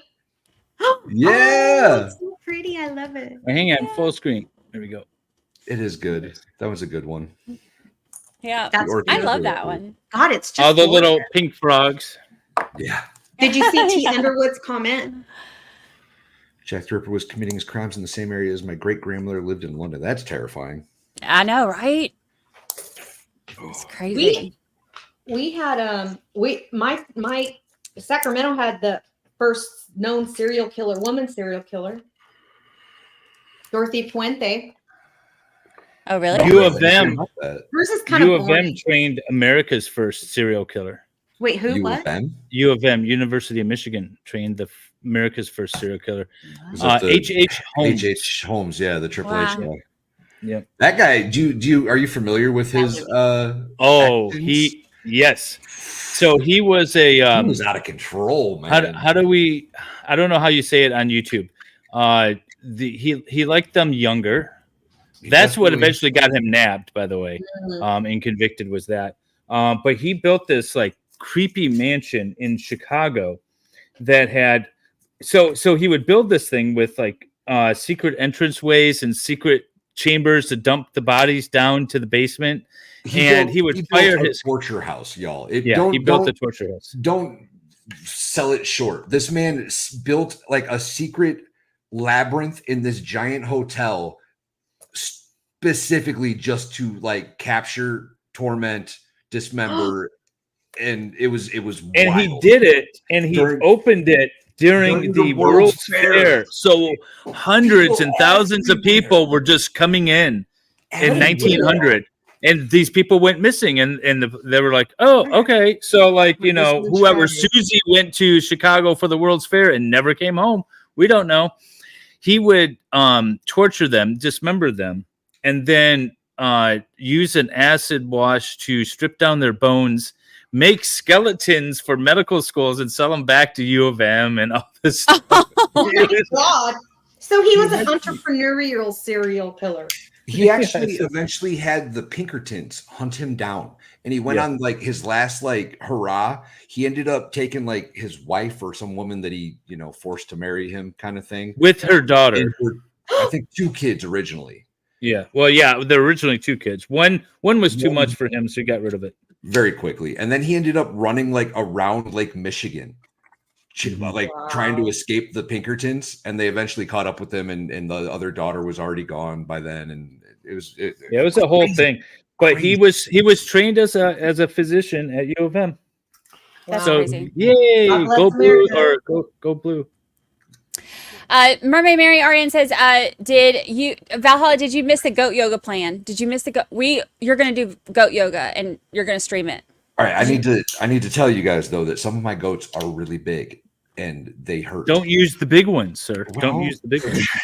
Use the baby one, the new baby. The babies don't stay babies that long. That's the problem. Is that child labor law? Kid labor law. Get it? Kid labor law? Yep. We're glad somebody got it. We're going to have you do that and stream it. Mm-hmm. And then we are also going to have the pressure washing stream. Yep. So we got big plans. We got big plans happening. Big plans for y'all. I'm here for it. I'm excited. Love it. Oh, that's weird. Okay. So Wendy, even though you're not a super OG member, you still get content creation collaboration. I love it. I'll take what I can get. Us stalkers need something to do. Right? Mm-hmm. Yo, At least I'm a contributory stalker. At least I'm not a lazy stalker. I'm starting to think that this turtle tank in here is a bad idea. Is it smelling? No, it's extremely warm in this room now, though. Oh, yeah. Like real warm in here. It's gonna get really hot pretty soon. Oh my god, yes it is. I had to turn the heat off out here. I thought it was gonna be cold, so I got the wood burning fireplace and the heater going, and I was sweating in here earlier. I've had that. You have a fireplace going like now? Or I mean like today? Yeah, because it's cold. This is a concrete floor wood shop, and it was freezing in here, and so I had a little fire going in my little wood burning fire. What is your temperature there? Well, in this room right now, it's 66. Outside, it's 50s. It's the 50s right now. Really? Mm-hmm. I've had my air conditioning running for the last 2 weeks. It's been cold and rainy today, and I've been outside all day. Yeah, when we were watching David doing boat stuff the other day, it was a storm. It was pouring rain. Wow. The thing about Florida, though, what I actually love, one of the many things I love, is that even when it's raining, it's still warm outside, and it's just like when you're in Hawaii, it's very tropical. It feels kind of cool. I like it. Yeah, I do miss that about Hawaii. Mm-hmm. I love Hawaii. On the road, and it would rain, and you knew that it was going to just be so short, it wasn't even worth rolling your windows up. Yep. Right. So it'd be just complete downpour for 30 seconds, and you just drive through it. You're like, okay, whatever. I love that too. It was good. My mom, I think I told you guys before that my mom lives in Hawaii. I think what part? She lives on the Big Island on the Kona side. Yeah. I love Kona. Isn't Kona the best? Yes, I love Kona. I call it the ugly side, but I like it. It's really pretty, I think. Brandi, which one of your husbands took you to Kona? None. I went by myself. Actually, I was married at the time, but I told my husband, I was like, hey, I'm going to go to Hawaii on a vacation. Nice. But I didn't invite him. But I mean, somebody had to take care of the cats. I don't know. Like vacations are more fun when you don't have your husband, right? So yeah. It's probably a sign that the marriage wasn't working if the vacation was more fun without your spouse. I think in the 10 years that we were like a thing, I think I invited him on one vacation, and it was not a disaster. As much fun. Yeah, I have more fun without him. See, I love doing things with my wife, and I think that's kind of the key. You guys we really were friends, like each other, though, too. Yeah, we like each other. We were like kind of friend. We're like, she's my best friend, right? We were friends before we got married, and all that stuff. And I think that's what you need. Okay, how about that for the new rule then, Wendy? You have to like the next guy before you marry him. Yeah, this is a simple thing. So I've been thinking a lot about Gosney, when we had Gosney on and David and I was asking you guys like advice on dating stuff, and David said the best thing for him was that he married his best friend. And that sounds sweet and it's great in theory or whatever, but then I think about, well, as a woman, when we friend zone a guy, it's hard to get over that hump. So maybe but that's all in your mind. Yeah. Well, so I started, I'm going to open up my mind to that. There you go. Okay, yeah, but when it starts in your mind, then it gets down to your britches. And once you can't get over that hump, then it's like. Thank you. Thank you. So I get it. But you know, it's hard to get it up sometimes. When you say you friend zone somebody, is it that you don't do anything with them, or are you hanging out with them? Are you doing stuff with this guy? Out with them and doing stuff with them, but I just don't have the woo woos for them. Yeah. And if you don't have, for women, if you don't have the woo woos, it's hard to, Well, I don't know what a woo woo is, but yes, you do. Yeah, you do. It's when you feel the blood pumping in certain spots. That's what the woo woo is. And you know what the woo woo is. Well, I mean, you do need that, as well. So I'm not saying it's cold to ignore that sort of thing, but you still have to be friends with the person. My picker was off for many years, and I've been in a lot of therapy since. And so I'm just now dating again after being like intensive therapy after the last divorce. I'm like, obviously I'm the problem because I keep making the same bad decisions. Yeah. So I mean, you can't blame like the jerks because they're jerks to everybody. It's not personal, right? Yeah. But why are you picking them? Right. I had to figure out why I was doing that. So I did.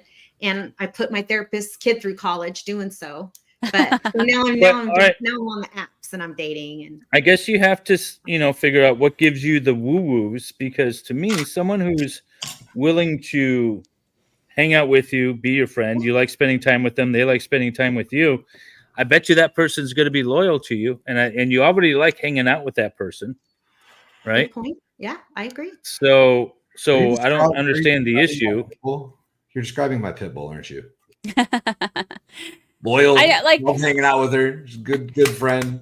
That's all I need. Like, I've got my dog, like, loyal, loves hanging out with me, pees a little bit when she sees me for the first time in a while. Like, that's all I need. That's so cute. Clearly excited. All right, you hear that, guys? If you want a chance with Brandi, you got to pee a little bit when you first meet her. I'm with Brandi. I wouldn't mind a guy who peed a little bit when I have it on good authority that Baker stress pees. Oh gosh, we're learning everything. Wendy, if a man pees when he first sees you, is that a good sign? Are you into that? Well, and now that Brandi brought it up, I might be into it. Don't knock it till you try it, ladies. The older I get, the less interested I am in woo woo. No, that's no,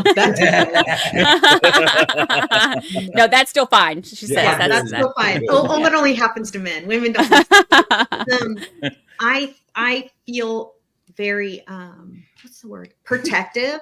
Like of my space, of my time. I feel like for women, the older we get, the more valuable we feel, and the better self-esteem. All the things that most girls should hopefully get when they're young, you will develop it as you age on your own, just through life experience and whatever.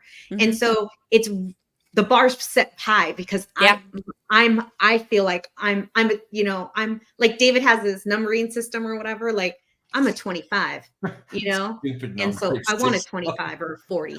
I forgot about my numbering system. We still have to do that stream. It's so we do. Tell Brandi. All right, Brandi. All right, so let me explain the concept of this, which no one seems to be able to get their head around and everyone struggles with, but maybe you and your chat are like all on board with this idea. Okay. So you know how people rate others. She's not gonna like this. Okay. So well, it applies for guys and gals, right? But like the 1 to 10, like, oh, she's a 10, he's a 10, whatever, that sort of thing. Yeah. I don't subscribe to that. I have a 30-point numbering system. Okay. So the lower different. Yeah, so the lower tier, 1 through 10 is sort of like the fugly people. Okay. All like right. the Dollar General people. The Dollar General people. General. Yeah, yes, those people. All right. Okay. And then the middle tier is your girl next door, is your average looking people, right? Your average looking guy, your average looking people. And then the top tier are like the supermodels, the actors, the Brad Pitts, the Angelina Jolies, those sort of people. All right. So you put them into those three tiers based off of their looks. All right. Okay. But that's not all, because then then they have to open their mouth, right? So when they open their mouth and they reveal their personality and the things that they say, then they move up and down on that scale. Yeah. So marriage quality people or dating quality people could be anywhere on those three levels of dating, right? So you could like, this woman is extremely fugly, but I love her personality. She's awesome to hang out with. That's a dateable person, even though she's on the fugly scale. So you put her at a 10 rather than a 1. Or someone who is like your Brad Pitt or your Angelina Jolie sort of person, but they open their mouth and you can't stand them because they're obnoxious, they're narcissistic, whatever. So although they're in the top tier category, which is like 21 to 30, they're at a 21. They're not, you drop them. They're not dateable. They're not marriage quality, although they're in the higher tier. So you got to find your range. And I like the middle tier generally, but that's my 30-point scale. And I haven't really I have this whole like visual thing I got to stream about and present it. But I like that'll that. That'll go over well.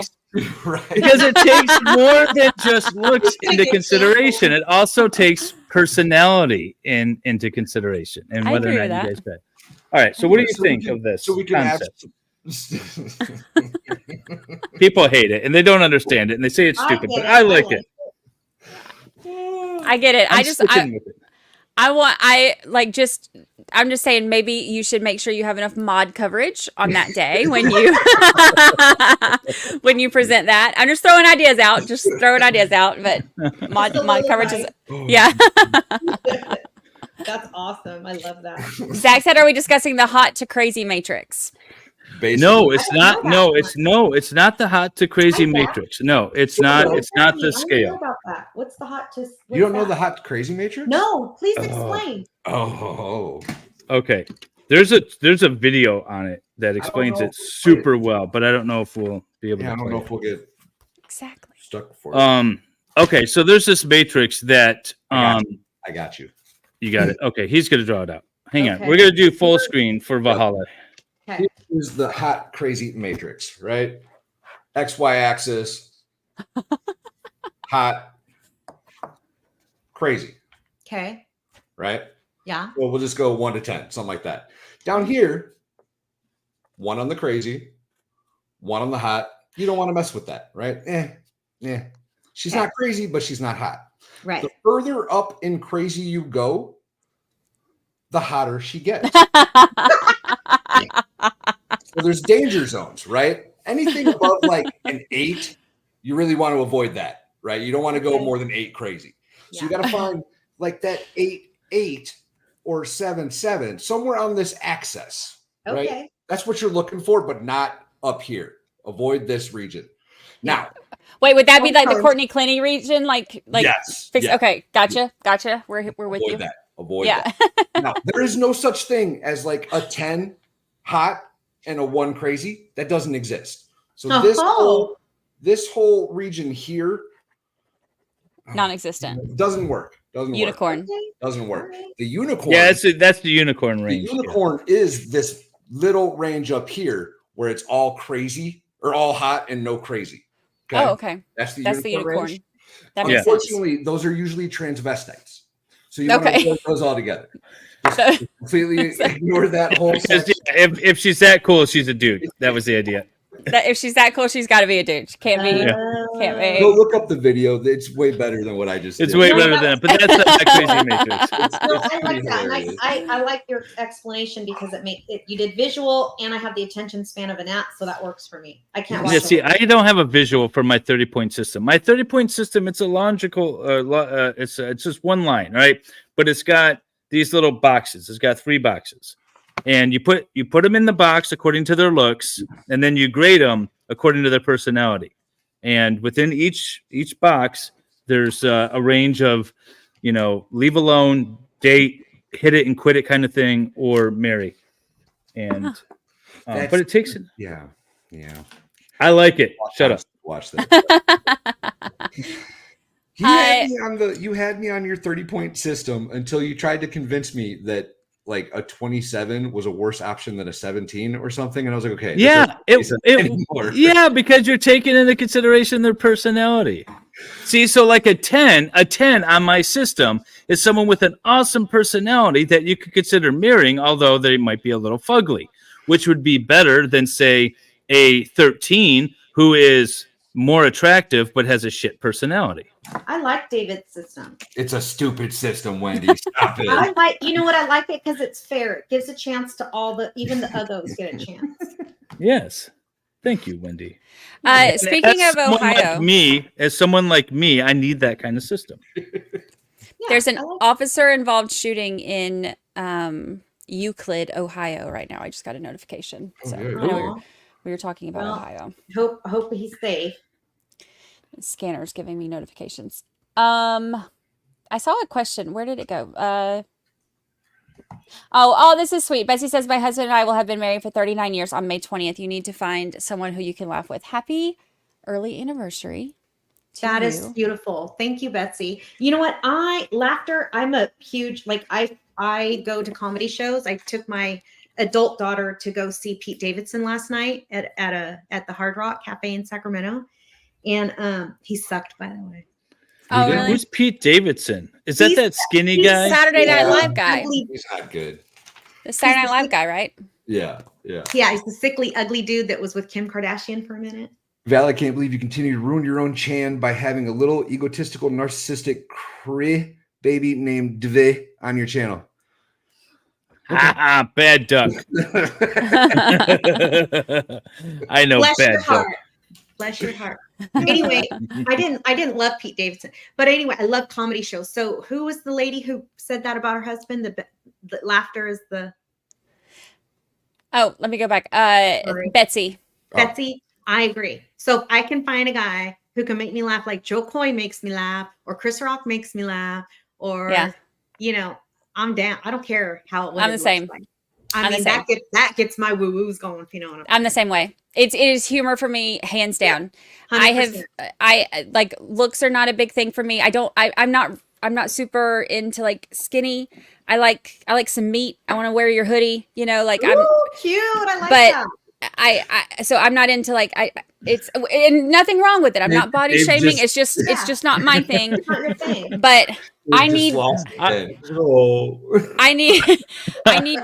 some meat and I need like funny. Like what's that Marilyn Monroe quote? If you can make a girl laugh, you can make her do anything. Like that's okay. Well, I mean, not anything. Let's keep this PG. But well, with her, like yeah. But I'm the same way. Hi. Hey, little guy. Is this gonna be his last? Look, I'm doing it. My son-in-law didn't think I'd be able to build Lego. Look. Aw. Yeah, he's on leave right now, so I'm really excited to have him. Did you say he's home? He's at your house? Very cool. Son-in-law's at your house? See, my son-in-law and my daughter's husband. Awesome. Yes. Yeah. Yeah, he's on leave. Tell him I said, what's up? Valhalla said, what's up? He said, oh, look at that sweet baby. Okay, he doesn't want lipstick, so I can't kiss him. You can kiss him. I love you. Makes perfect sense to me, kiddo. My baby, I love you. Good night, sweet boy. Zach, Yeah, your skill sucks and will never be used. I'm trying to make such happen, bro. Hey, Bad Duck, by the way, Valhalla is on my channel. I'm not on his.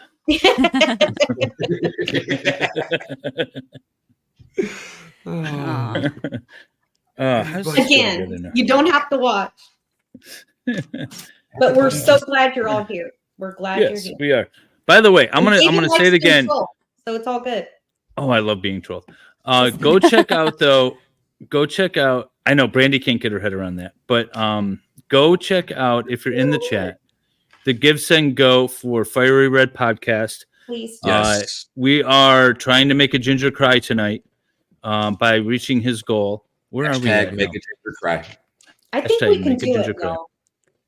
$4,425 raised of the $5,000 Yay! go. So we are almost there. We have $575 left to go. That's I'm awesome. crying Good tonight job. That's already. amazing, y'all. Yeah. I think we can do it. I really do. He felt he is on medication, and I think he kind of passed out a little bit. His wife was on stream, and he will be coming back. So hopefully by the time he gets back on with Shani, we can reach the goal. That would be awesome. It would be. You know, I want to say something about him. My sister-in-law is going through the same thing that he is right now, and I mentioned it in the Discord. He was talking about how he feels bad for his wife, like that, you know, what she's going through, and that everyone's like sorry about you, but like what about her, you know? And I said, yeah, my brother's going through the same thing as your wife right now. And do you know what this man said to me? He said, I'm so sorry. He said he was sorry. And I'm like, I mean, so like he has my full respect, and he's so kind and loving, and really been around a long time. He's yeah, he's an OG. Yeah, he's been around a long time. He's been really supportive. He's always been a level head in chat. He's always been a good person to have in chat. I agree. You know, Rob from Long Lumber, when he was on our chat, he mentioned that he had I don't know, I think it was his mod, the squirrel, was it Secret Squirrel or something? Secret Mix Squirrel. Yeah. Yes. And Valhalla, I think, knew her too. And that was a mod that everyone really loved, and she's gone now, and people really have a lot of good things to say about her. So I think my experience has been as a chatter that 99% of the people in chat are good people. We all stick together. Stalker, not chatter. Just wanted to clarify. Well, I'm only your stalker. Okay. I'm a normal chatter in other people's chat. Okay, Wendy, you're not stalking anybody else. I totally lost my train of thought. Disregard. Sorry. It's okay. All right. Strike that. So Wendy, I know I asked you this earlier, and you said emphatically no. But did you ever consider streaming as a streamer at all, or are you just always content to be a chatter? A lot of people have asked me why I don't have a channel, and that's flattering, and I love that. And I don't want to say, I'm not going to say never to most anything. Like that's a silly, frame, mindset to have. But I think that, I mean, you guys know more than anybody how much work it is. And like I said, I just don't, I do have time. I'm not going to lie. It's not that I don't have time. I just would rather, I still have a 13-year-old left at home. And so when either when she's doing so busy with sports or, I don't really know. I don't have an answer for that. Okay. You just don't want to, and that's fine. I just wondered if you ever thought about it. I think I would be good at it, and I think I would like it. And I think that, but I mean, I would agree with that. It's just probably get monetized quicker than me. Yeah, I can monetize it myself. You're out here ruining other people's channels, Dave. Yeah, apparently. Yeah, that's right. I think that, thank you, Dave. Oh, wait, I got to do my heart to Dave. Love you, Dave. Did it work? Oh, yeah, there it goes. Did I see Dave? How'd you do that? Apple. That's products. fancy. How do we get that? That's fancy. Do that again. That's because you're on your phone or your tablet or whatever. Because it's Apple. It's Apple. You're on an Apple device. 2 thumbs up and it'll do fireworks. I think. Go more like up. You got to get them both on the screen.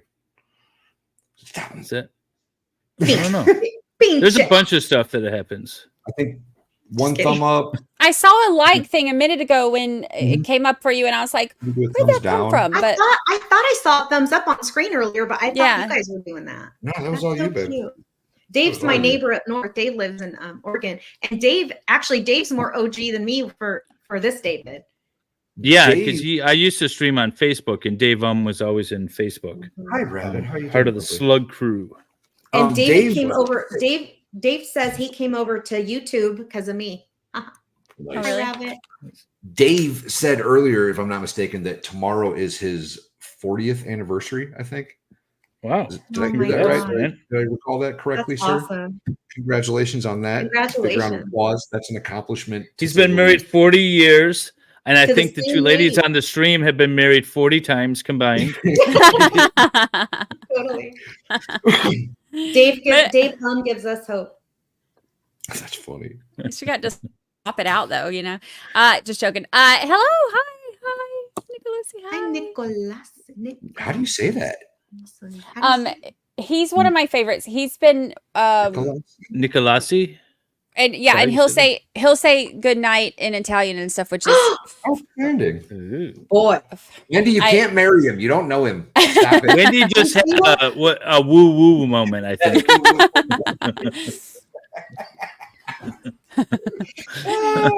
Just gotta get the woo woos. I love you, Gotta Wendy. get the woo-woos.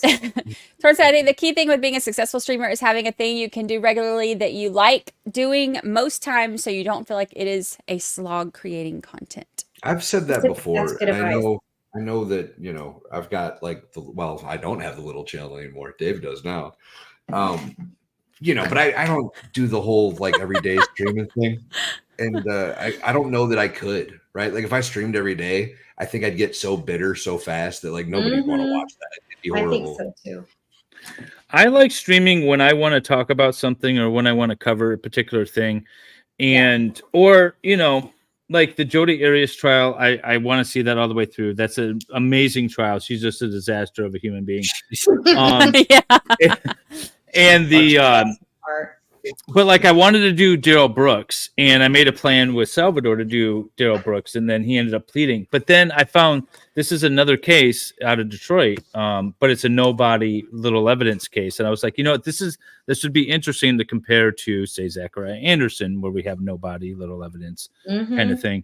And so I was like, all right, I'll stream this, but I'm not going to be streaming, constant trials or things. And I have plans on some streams coming up about various things that I want to talk about. But yeah, I like not feeling obligated to stream constantly every day. That was the best thing when I decided to retire in February. It was just like, all right, now the pressure's off. I can stream. I can put out videos that I want to put out and do whatever. By the way, the flower pot is done. The watering. Oh my God, it's so cute. You're going so much faster than me. Not that this is Valhalla. How are you doing? It's a race. Build? So far, so good. Give me a second. So I have my 2 Mother's Day gifts ready to go. You're the best. Andy gets to write them off. Oh my God, so good. I know, right? This is the way it works. That's right. So Real wonder. Sorry. I just typed in here, and it shows that I'm typing as y'all. I didn't realize that, but I was answering the thing about the you. Oh, look, I'm answering questions. Yeah. Oh, I'm about to mess with people. Oh, I didn't know I was typing under y'all's name. Let me go back and start answering people on this stuff. Yeah, right. Yeah, that'll be good. Dave has a small wiener. That's one of my go-tos. How do you know, Valhalla? Don't ask questions you don't want to know the answer to, Wendy. Oh, but maybe I do. So here's what I got so far, y'all. Oh my God. That looks good. Nice. I love it. It's very cool. I love it. That I wasn't expecting. And the I next love it. card I love it. coming in. Yeah. Looks good. Dave says, please stream from your galley on your boat, on your super nice sailboat. I was streaming from it earlier today, actually, for the Jodi stream. I was on the boat. I like being down there. If I could be down there more often, I would. Down where? Fubar. He likes downtown. I hope you look into the one that you DM'd me about. You did DM me. Let me take a look. And I know I said that was interesting. I haven't looked into it much because I have been super busy with my mother-in-law in town and with me trying. So this is the thing. My mother-in-law is in town from Sweden, and I want to take her sailing. But the problem is when she landed, the boat was dry docked. It hadn't been touched since September.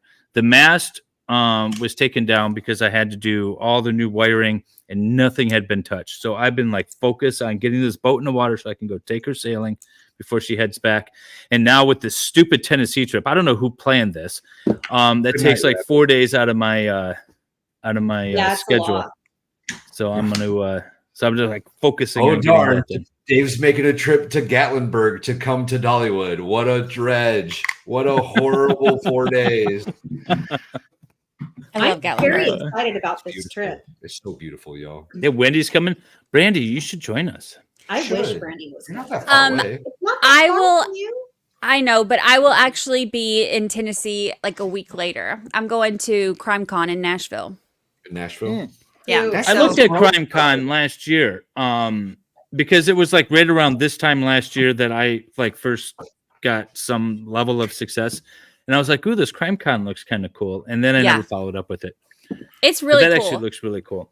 Nashville. That's Are you right up. gonna be That's like more a- your. That's more your genre of It is. the Are true you crimer. gonna be like a celebrity over there, Brandi, when you go? No. I went in September in Orlando and it was so much fun.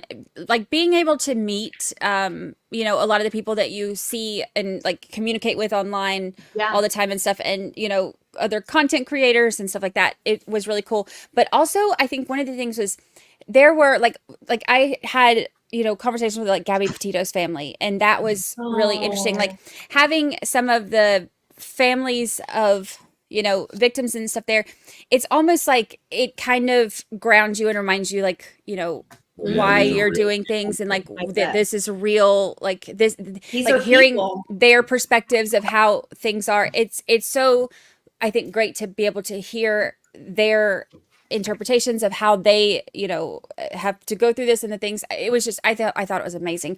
And then there were some great things that came with it too. You know, Court TV, one of the things that they decided to do after the last CrimeCon is, you know, they decided to do this whole separate thing for missing people to, you know, try to help and stuff like that. So there's a lot of good that comes from it, I think. So it's That's really awesome. yeah, That is that's pretty good. cool. I was gonna type it out, but Fubar, I did watch that video that you sent me, and now I remember exactly. Yes, actually, I did look into a lot of that, and so I will be doing a stream about that, and all the ancillary law stuff around it as well. I've been talking with another YouTuber lawyer. I don't know where he's located. I want to say Virginia, but I might be way wrong. Ian, and I can't remember his last name. He's been on Laid Back Law a couple of times with me, and him and Oh, I, the not other Runkle, Ian? the other Ian. Yeah, Yeah, I saw and I'm- that stream. Find out if he's single. He gives her the woo woos. He gives her the woo woos. So Oh, okay, all right. Yeah. So I've got Yeah. Wendy's blessing, but yes, Fubar, I'm definitely going to be doing something about that. Yeah, huge players involved. I see. Yeah, Lefty, are you done playing your video games for the night, sir? Lefty, you haven't streamed for like 9 days. What up, homie? I know. Is that true? Everyone go sub to Lefty, by the way. He plays video games. He's not very good at it, but it's he's but it's a cool place to hang out. You can make fun of him, and then you just were never chit-chat in with others. marketing. You were obviously never in marketing, were you? You're not. I watch these video game streams. They all suck. Dropping a link to him, and hang on, I gotta find a link. All right. We got the next card finished. Yeah, Lefty's a homie. About to be attacked. Yeah, Lefty's cool. Yeah, he cool. Yeah. Lefty's LawTube adjacent. He's okay for a Republican. That's funny. You know what's funny is you say that my wife is a card-carrying Swedish Democrat, and I know, it's I'm my the life furthest too. thing from it, and we get along just fine. Politics has no place in a marriage. It love. shouldn't ruin a marriage, right? If you're that focused on politics that you can't talk to somebody or marry somebody that has a different political opinion, then I don't know, Then you man. just want to be single. Yeah. Well, yeah. But you know what? With politics, I feel like this sometimes, do you not feel like it gets like a little bit like that with some of the trials that we watch too? Do you not feel like some of the stuff that Motivated. yes, it gets to the point where it's like people get so, you know, one way, This and then person's clearly guilty because it backs up my political opinion of this specific situation. Yeah. Yeah. 100%. Well, you know, what's interesting is let's talk about agency law for a second. So, Explain what that is first, please. yep, not a problem. So you have the power to act on your own behalf. Obviously, we know that, right? You could do something, buy, sell, engage in criminal activity, whatever. But you can also employ agents to do that on your behalf. And if you, so So like real estate agent. Well, like a real estate agent, right? Or, most often attorneys are acting on behalf of a client. A lot of people don't know this. Like if attorneys are emailing each other about a possible settlement resolution and both attorneys say, yes, this will resolve the case, even if they don't involve their clients. Now, it might be some sort of attorney-client legal dispute later on, but they can bind the parties to that agreement. Whoa, I didn't No know that. way. Right? Yes. Yes. Because I've So if hired you to represent me. You're my agent, right? Yeah, and so that's what I put in my representation agreements. I will not enter into any settlement offers without your written approval. And I get their written approval specifically because of that, because I have the power as their agent to enter into a binding contract or settlement agreement. Is that the same way with criminal matters, like plea deals? No, not criminal matters. You need to the defendant needs to sign off on that stuff, but civil matters or entering into contracts, you can, or, the biggest thing too is when you form like a partnership, right? You don't form a company, but you decide me and Valhalla want to go in on this Lego thing, right? And we're going to decide that we're going to split all the profits from this Lego thing 50-50.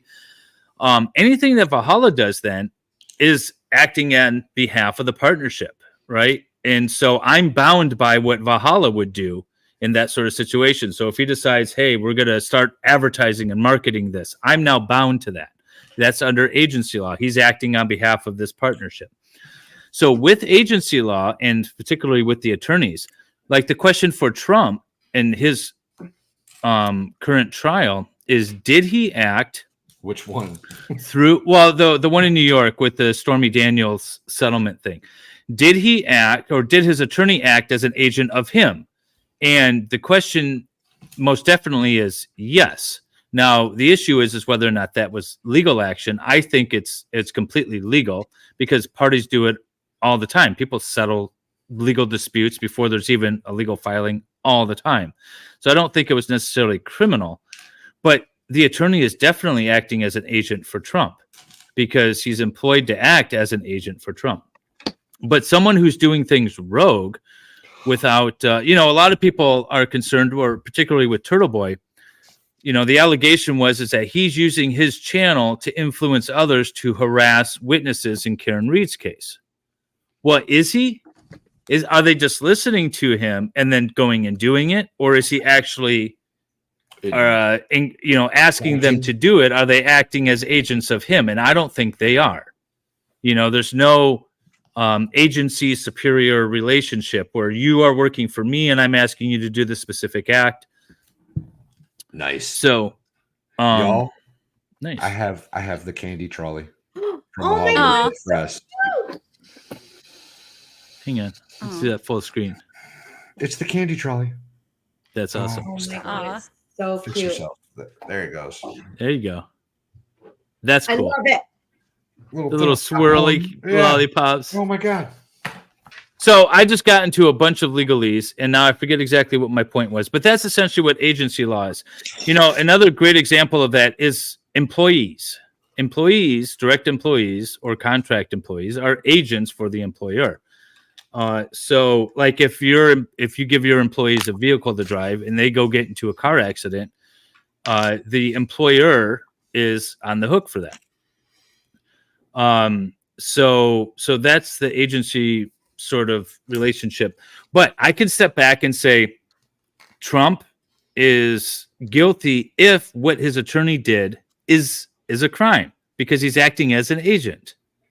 I don't think it's a crime, but you should be able to step back and analyze these sort of situations without giving all the politics into it, right?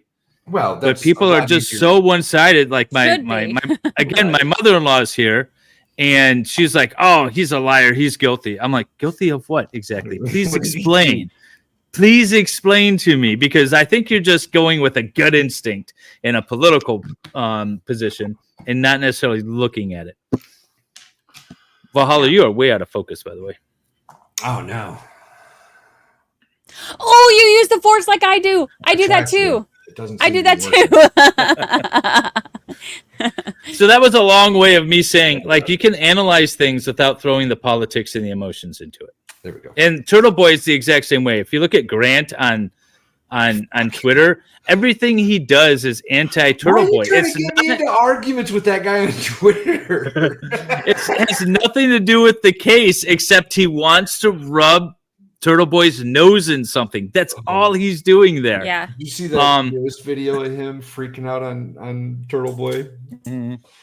Yeah, I did when they were standing in line to get in. Jesus. You know, I reached out to Grant at one point, and I was like, I feel like, I don't know him, but I was like, I feel like maybe if you stop like instigating things, that you would not get quite as much animosity back towards you. Like if you remove yourself from all of these situations that you're instigating, that will probably help you out, like, because at this point I'm trying to like, this case has gotten so toxic. So some of the most toxic people, like I reached out to, and I'm like, hey, like, let's try to calm this down a little bit, and he did for like, of course he said, it's not him or whatever. It's like, it's everybody else. But he did for like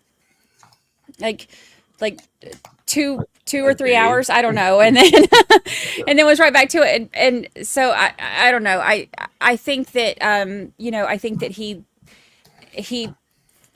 I think he enjoys it, honestly. Like, well, yeah. From what I don't know much about him, right?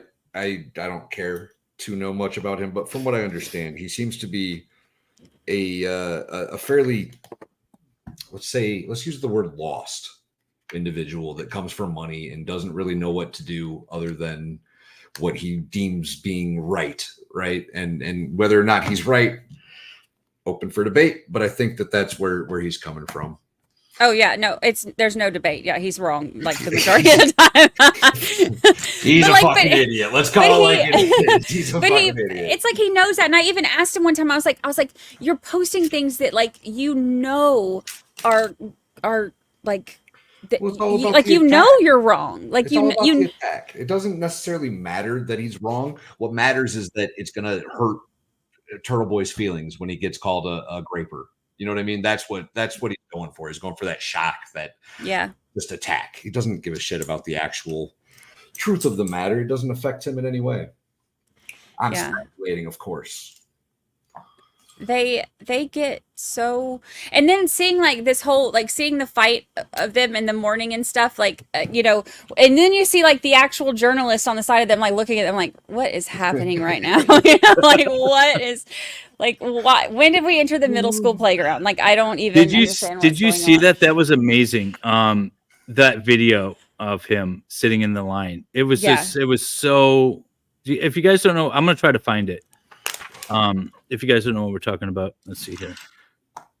Oh yes. Did you see Nettie tell Grant that he only talks to press when Grant was asking? So Grant's like, he says all this controversial stuff to them. It's like, I'm sorry, I only talk to press. That's amazing. Nettie is a beast. Can we talk about just how badass that dude is? Alan Jackson too. They both are. They are very skilled attorneys. Like they are, and Little is too. Like I know that she's, like she's kind of like the. She's new. She's very new. Underdog of them or whatever, but she's been a trial attorney. She's been a trial attorney for 8 years. But like obviously her experience as far as like big cases and stuff like this is not like, she's not as experienced on like some of the big stuff that it says. She does. She hits her high points. Like even in her cross-examination that she did of Nicole Albert, like she walked through that cross-examination and got every single piece of, information out that she needed. Like she does a good job. I think she was a little weak on the, she didn't go as aggressive as, maybe it's style. She didn't go as aggressive as I would have. Like when, what's her name? Jennifer McCabe? Jim McCabe, yeah. McCabe. No, she was cross-examining Nicole Albert. Nicole, that's her name. Mm-hmm. So when she was cross-examining Nicole, and Nicole got super defensive, I would have called her out. And a little bit differently, because she's like, well, remember you were, you took an oath to tell the truth or something like that. And then that was objected to, right?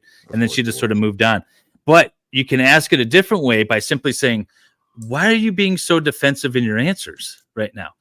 That would have stung a lot more, and that would not have been objected to, because what you're implying with that question is very different than what you're implying with it. Remember, you took an oath to tell the truth, sort of thing. And so, so that probably would not have been a sustained objection. And that's what I mean by she's a little new. I feel like she's just got a little bit more of experience that she could have used if the other attorneys were asking questions or cross-examining. I think they would have been able to pull out. But she did very good. I love the questions. The answers are ridiculous.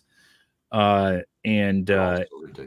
What I'm hoping is that at the end of the day, they're going to be able to tie all this stuff together, though, in a nice package for the jury, and the jury is going to be able to understand this, because I'm listening to all this, knowing the background, because I've followed the case well in advance of the trial. The jury presumably hasn't, right? So they don't have all the. It's like when you watch a movie the second time and you pick up on all the details, right?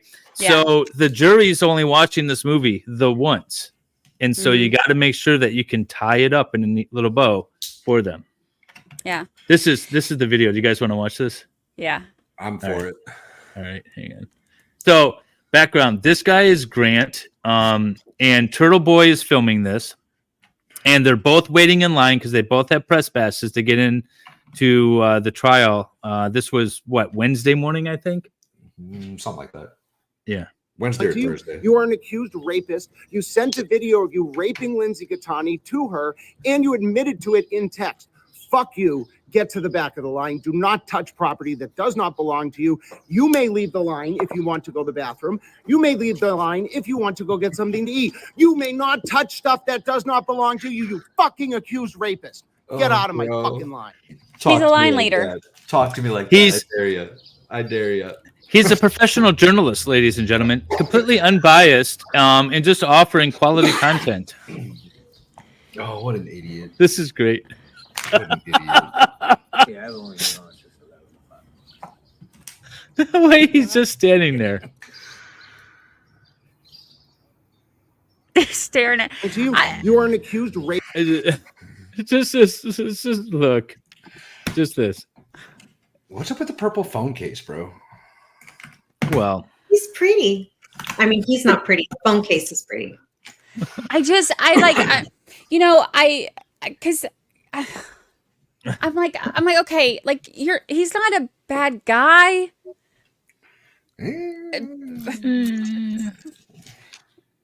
I mean, he's definitely not looking the best. All right, so here's another one. I'm trying to classify him as a good guy. No, and I'm trying to give the benefit of the doubt, but at the same time, I'm like, I mean, come on, bro. Yes. Like just stand there in line, man. Just stand there in line. You're not getting it because she was here ahead of you, and I stood for him. No, you didn't. Yes, I did.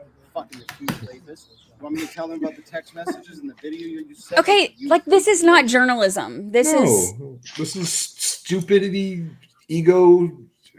It's all dumb. It's all fucking dumb. And the thing is that everyone who follows him on Twitter knows he can't stand Aiden, and everything that he posts is aimed at attacking Aiden in some way. It's not aimed at presenting the trial in any sort of meaningful way. And I even commented on one of his things. I said, "This is." It was a little sarcastic, but I said, "This sounds like it's coming from an unbiased journalist." You know what though? That's kind of been the theme of this trial, right? I don't think that the prosecution, I don't think Lally is proving his case as much as he's arguing that the Alberts didn't do it. He is playing the role of the defense attorney right now. Yeah. Is what he's doing. Like he is defending the Alberts right now instead of prosecuting Karen. So much worse, right? Like if you're trying to convince us that this isn't a big police cover-up, stop doing shit to make it look like this is a big police cover-up. Yeah. Brandi, so when I first saw Grant, this is the last thing on Grant.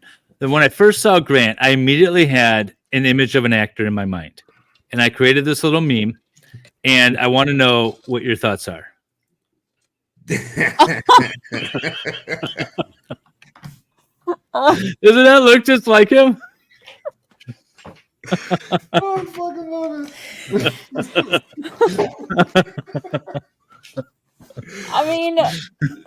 Brandy's Like, never him and- coming back. She's never coming back. Like, but honestly, like the way that him and Turtle Boy fight, it's kind of like how Brennan and Dale fight too, right? Yeah, Like, right. Yeah, it's like, don't put your nuts on my drums. You got your drums in. Oh, that's awesome. Oh my god. Oh God, Oh. these people. It's a circus. This whole thing is just a It is. giant It is a circus. Later, It is a Lefty. circus. Here, Lefty. Oh, I'm gonna go gosh. get another beer. I'll be back. Hi, Lefty. I'm sweating so much, y'all. I'm It's so hot freezing in this room. here. Ooh, I feel good. I'm gonna open the window. Good. I've got something wrong with my. So I have it upstairs and downstairs. So the AC's on upstairs because it's warm. But downstairs I don't have the AC on, but it's coming out of the ducts, and I'm freezing down here. Before says when TV's lawyer said some things in court, he was rocking back and forth, crossing his arms. He so wanted to go down and punch the lawyer. I pointed that out when I was streaming this. I was like, look at Grant. Like, you could see his arms. He was like crossing his arms, and he was like he could not stay still. He was so furious with all of that going on. Yeah. Yeah. I try so hard to, like, you know, Do the nice Southern lady thing. make everybody, like, you know, like, hey, let's all stop being douchebags and, like, you know, focus on the trial instead of other people covering the trial. Wouldn't that be nice? Wouldn't that be nice? You can't But- fix stupid, Brandy. You just can't do it. That's for damn sure. It's But just, you know, it's- you would hope you could mitigate it by just. Nope. You're right. You can't. You just You got to can't. let stupid be stupid. yeah, I gave up. I did try really hard to, you know, like, reach out to some of the people who were, like, making things so volatile and say, you know, like, hey, maybe all of us covering it could work together and, like, stop doing all of that, you know, so that we could focus again on the trial, because so much of this has become attacking other people covering it as opposed to actually focusing on what's happening. And, like, the number of, you know, locals and stuff that have reached out to me, like, you know, talking about all the corruption and giving me other names to look into and other, you know, corruption cases they want me to cover in the area and stuff. Like, this is a big deal. And, you know, I feel like, if you get into Michael Proctor, let me know. So I'll get on that with you. oh, Proctor. Yeah. That dude is dirty, y'all. He is. He is. Dirty. He is. There's no reason on this green earth why he should have been the lead investigator. That you cannot tell me that there is not another state trooper somewhere in the state of Massachusetts that could not have taken this over. Well, there was, but he wouldn't have been able to fix it. I just it's there's no reason that he should have. Oh, it makes me so mad. You And know I tell the people, Michael like, Walsh case. yeah, Okay, Proctor's involved in that, and if you know any of the details behind that case, things get a little weird, right? The fact that he's got some ridiculous amount of Google searches all of a sudden show up on his kid's tablet. Not just like a couple, y'all, like tens or hundreds of thousands of Google searches, all very well laid out, explaining how he likely ended his wife. Okay. Yeah. His wife was involved in a case in DC a couple years ago when, like, she was a apartment building manager. And this, Wait, who are we talking about now? Anna Walsh and, well, Proctor, essentially. We're talking about Proctor and how he's connected to the Anna Walsh and Mike Walsh case, and how Anna Walsh is connected to a case involving feds. All these feds were in this apartment complex. They were all living in this apartment complex. Homeland Security, FBI, Secret Service. It's all feds living in this apartment complex. Two guys get in there and pretend to be part of Homeland Security. If their story checks out, they're carrying the right firearms. They're giving feds like gun safes.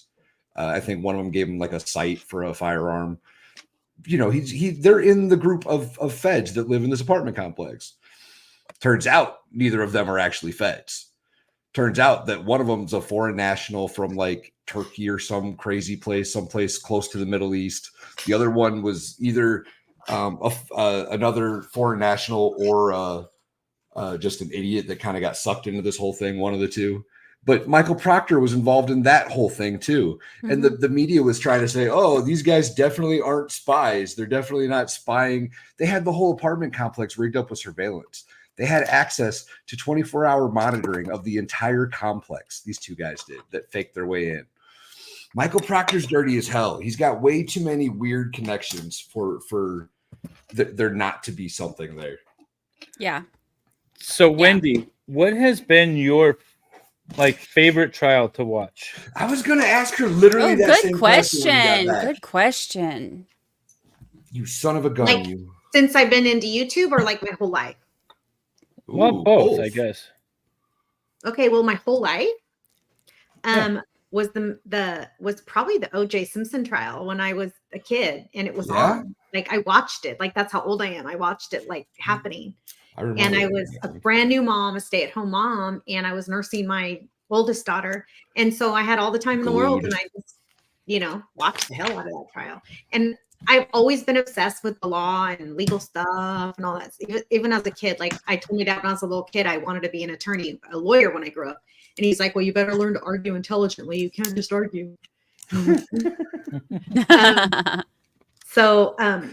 There's a long reason there's a whole nother story why I didn't go to law school. But anyway, so I've always been fascinated with the law and trials and stuff like that. And then, but since YouTube days, my most frustrating trial I've watched in my entire life was the Zachariah Anderson trial, Wisconsin versus Zachariah Anderson.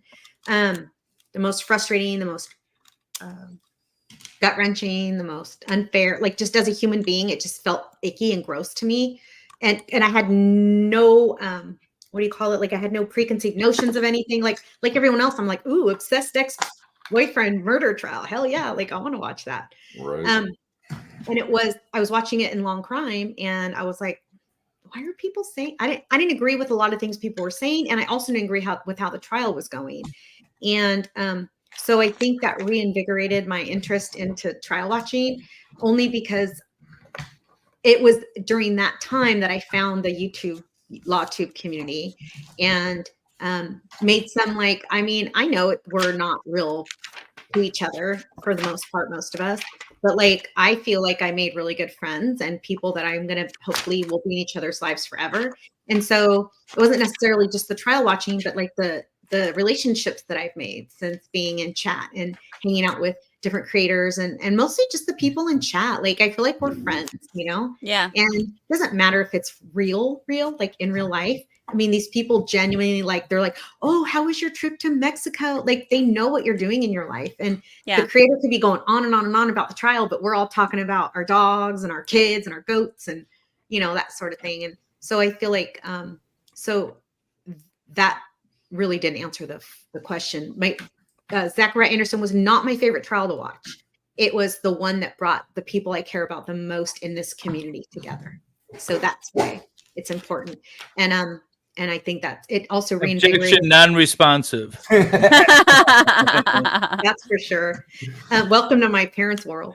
But it reinvigorated the activist in me. Oh, that's so cute, Valhalla. I'm obsessed. Oh, that's good.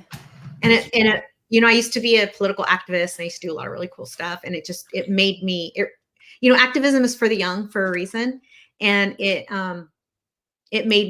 just brought me back to my college days and caring a lot about social justice and, things being fair. And also I'm a Libra, so I need things to be fair. I like when justice prevails, and it did not in that case. And it still really bothers me. But my favorite trial, like the actual trial, I think so far, I'm actually really into the Chad Daybell trial right now, y'all. Oh, yeah. Really? Oh, my God. I'm who all right, so who are you watching it with? Because I'm not streaming it. Addie's reality. Addie. Yeah. Okay. Yeah, of course. Did you watch or listen to, I guess I should say, Lori Vallow? No? Okay. Did not. So I'm completely blank.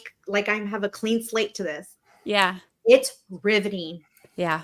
I listened to Danny on Direct's coverage of the Lori Daybell trial. Okay, yeah.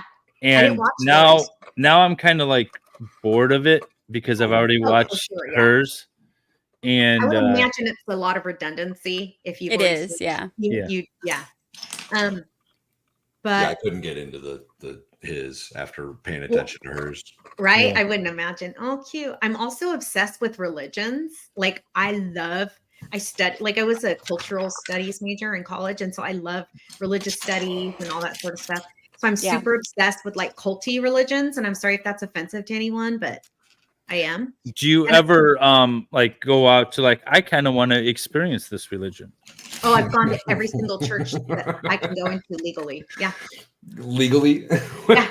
I mean, like, So then that brings me to my next question. Are you at all considering the Provo push? Oh. The what? The what?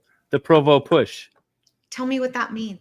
That's the Mormon thing from the Jodi Arias trial. Brandi, do you know what the Provo push is? No.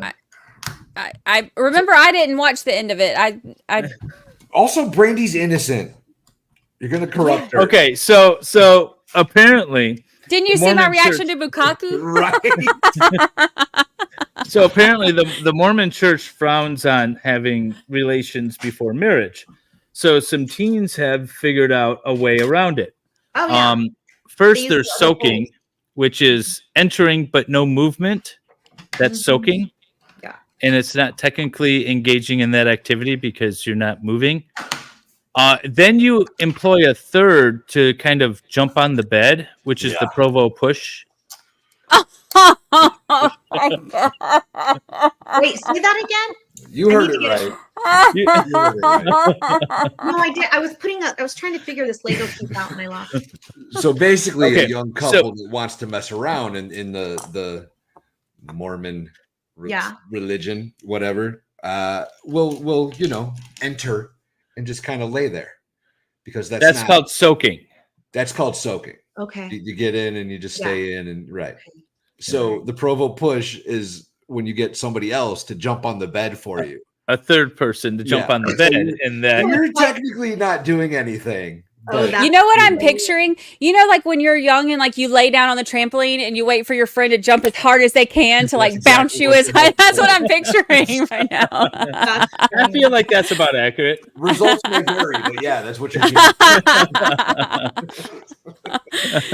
Oh my god! And you know what? It was funny is because we've been talking about this in connection with the Jodi Arias trial that we've been streaming, and so a bunch of people put in my Discord a couple weeks ago links to a former Mormon woman who talks extensively about that, and that's a thing.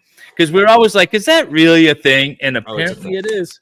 I've been seeing a lot of like YouTube shorts where they're like interviewing people at BYU, and they'll be like, so have you ever been offered to like be the Provo or whatever? They're like, yeah, the money's really good actually. Oh, really? So it's like being a prostitute without having to do anything. Well, you're not engaging, right? You're just kind of you're a bed. Oh, I'll jump on the bed if the money's good. I'll jump on the bed if the money's good. I'll damn day on that bed. I mean, it's easier than selling feet pics, right? Like it's got to be like. I mean, it would be look. Hey, BYU, hit me up. I'll hit us up. We'll travel to jump on the bed. Yes, if the money's right, we'll do that. Right. Yes. Granted, these are college kids, so I don't know if it's like real money that's good or good. Okay. Money. Yeah, it might be like we can get Wendy's instead of ramen. Kind of money. I don't really know. That's hilarious. Oh my god! You didn't accept my application. I don't know. I think when I hear things like that, I'm really grateful that I was raised agnostic because I was luckily raised to. I mean, in my opinion, lucky to be raised with my parents let us choose what we wanted to do when it came to that. They didn't force anything on us. They don't believe in anything anyway. And so I was really explorative. And as a child, I had friends of all different faiths. So my parents never told me no, that I couldn't go to someone's church. So I've been Seventh-day Adventist. I've gone to the Spanish Mass, the Catholic Mass. I've been to the English Catholic Mass. I've been to the Jehovah's Witness. The Scientologists have been to our house before. I remember once I saw a Dianetics book one time when I was a kid and started reading that. I bet they still got your mailing address. You know they do. There's a Scientology office in downtown Detroit, right near the court, actually. And I always think, like, one day I'm just gonna pop in there. Don't but I'm do it, kind of bro. scared to. I'm Don't do kind of it. scared to. Nick Staroff said that he like was interested in like what the hell they were doing like way back in the day, like in the 80s or 90s or something. They still mail him shit. Yeah. Really? Well, they're getting like 6 digits in a fake address. I mean, Hey, they're you not guys. getting the real info, but Elise has a really good question, and her I love that, Elise. I love that. I'm 10/10. I don't know when your birthday is, but that's awesome. We need a hashtag so that people can tag us. Oh, that's a pretty good idea, actually. Yeah. So come up with something. We'll figure it out by the end of the stream, Elise. for Lego, Yeah. But Well- specifically for our viewers to tag so that we Right. know. yeah. So Well, maybe first of all, if you're on X, tag us, if you can. But also, we Um, need to do a hashtag. We do need it. Brandy, what's a good hashtag? for Lego Law, Life, and Libations. Um. For Loco. Yeah. I don't know. That's a tough one. That is a tough one. Hold on, let me get on Twitter and make sure it's not something that's going to lead us to anything weird. Brandy's so smart. Well, she's pretty good at this. She really is. She's amazing. Pretty good at this. That's why we Addie's brought so her sweet. on. I told Addie, I said we're gonna be streaming with Brandy this week, and so she posted in her chat Brandy's link too. She did Valhalla's, David's, and Brandy's. Aw, thanks, Addie. Lego Law, hashtag Lego Law, Jim Cox says. Yeah, I just checked. Actually, that's funny. I just checked that one and nothing weird comes up. So there you go. Nice. All right. That's not bad. I'm okay I with love that. it. Good And it's the idea. name of my channel. Oh no, hold on now. Hold on. We might have to rethink that a little bit. How about Legal Lego or something? Can't just be posting your name, getting all the credit and shit. I like that. Lego Law. That sounds like it just rolls off the tongue. Worst thing I've ever heard in my entire Actually, life. no, my channel is Lego Law Life. So that's my channel. My channel Why is do you actually keep at changing your Lego Law names? Life. It's Is it? annoying. What's When that? did you change? It used to just be Lego Law. What did? Well, it's at Lego Law Life is the name of the channel officially. Oh my god. Elise, So when do my you- when my old channel went down, I had a bunch of these dummy accounts that may or may not have been used to troll people or get into Brandy's chat since I was blocked for so long. yeah, I wonder why. and I was like, oh, I'll just convert these channels over. So I had one called God of Law that I would just go in and tell people when they were saying something that wasn't legally correct.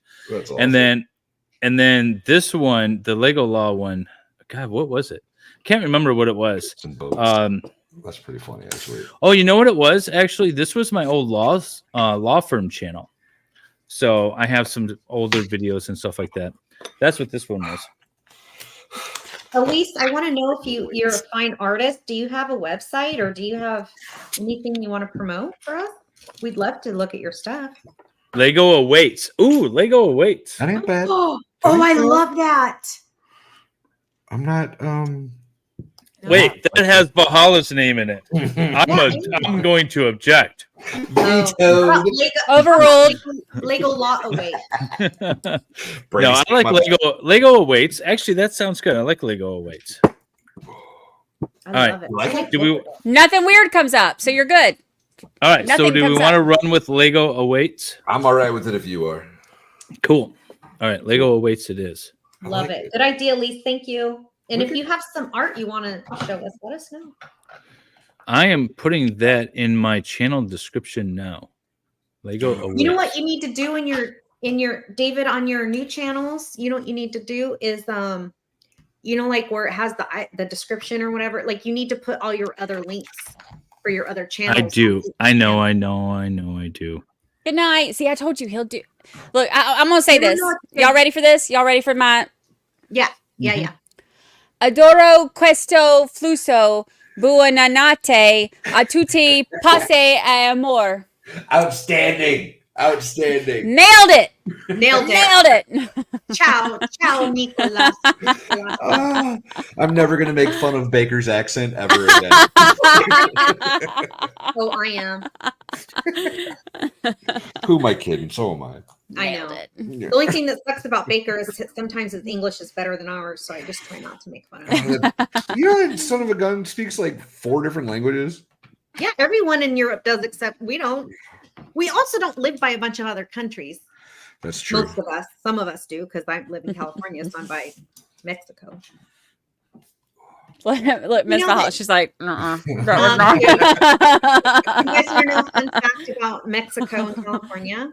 The Treaty of Guadalupe. So the first constitution in California was written in Spanish because per the Treaty of Guadalupe Hidalgo, which I think was in 1848, is when California bought when the United States bought California from Mexico. Per the agreement, California was supposed to be a Spanish-speaking state, and was everyone that lived here that was originally Mexican was supposed to be given given citizenship rights. Yeah, and we just said screw that. Yeah, the government. Yeah, we always do. You got a long history of doing The that. French are supposed to also be able to live in Louisiana, aren't they? Wait till those Afghans find out what the deal we left them. Woo. they just finish and they'd be like, oh, JK. Yep. Mm-hmm. My bad. So we're gonna set up a government and make sure that it's operating smoothly, and you guys are all safe, and you can. And by the way, peace out. Practices. Yeah. Also, we're gonna give your terrorist overlords all of our weapons. And leave. Have Leave fun, y'all man. here to fend for yourself. Good luck. You know what? Stray just Oh. put my link tree in there. That's a good thing. I'm going to put Hi, my link Stray. tree in all of my channels. And then you Yeah, can you get at them you all. can do Hey, that. Stray, There you by the go. way. But also, I think it's important to write the name somewhere in your description of all your channels. Because, like, for instance, Addie was doing a live, and she kept looking for MLS. And once I realized she was doing that, I'm like, no, you got to look up the new channels. Anyway, it just would have been easier if there was one place, not just a link tree, but like the name of the channels. Because sometimes not everyone in chat just wants to look it up. You know, the more Yeah. information, the better. You can't give out too much information. I know. See, that's the thing is I'm not good at this stuff. No, you're not good at marketing. You're not. You are for your business, I'm sure, but also, You know what? My business is all word of mouth. I mean, I get people calling me all the time. I don't advertise. I don't advertise. I have a website, but I don't advertise at all. The most advertising that I have is literally this right here. I'll play it for you. And the reason why I have this, I've seen this before. it's so stupid, but because YouTube kept popping ads up in front of the middle of my live streams, and I was like, well, they're getting all the ad revenue, so then I will. Have you been caught red-handed with your head in the secretary's lap? Call Helm Law. Have you been accused of arson, but you just like starting fires? Call Helm Law. Have you been arrested and don't know if you should shut up or not? Call Helm Law. Are you being charged with domestic violence because you punched your wife after a night at the swingers club where she said she liked the other guy better than you? Call Helm Law. For all your civil and criminal litigation needs, call Helm Law. Proud sponsor of Making Law Simple Network. I love it. Oh my God. I love it. Randy's face was priceless. That was amazing. I love call it. you. I'd call you. I'd hire you. There you go. Good. There's a divorce attorney on Facebook, and he does like some of the craziest stuff, and he's so funny to watch, like some of his posts and stuff. But it's like, did you like accidentally get married like at Freaknik 98 in Atlanta or something, like and like oh, call for the divorce or whatever. But he'll have all these like crazy things, and he's so funny to watch. That reminds me of, Is that the Texas guy with the screaming eagle thing? No, that's Lawhawk. That's the Texas Lawhawk. So good. That was so good. That guy's great. No, these are all real stories. Like the last one about punching the that was punching the FBI agent in the Whitmer case. That's the one.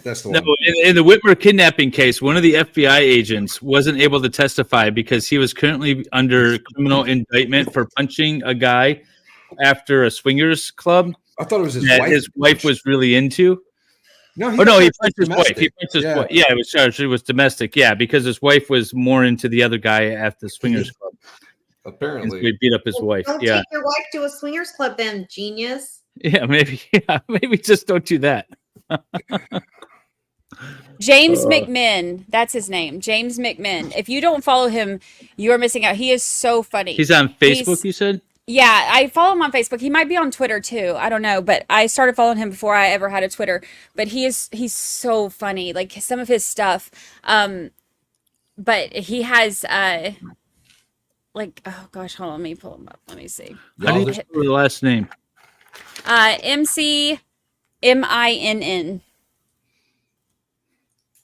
James McMinn, attorney.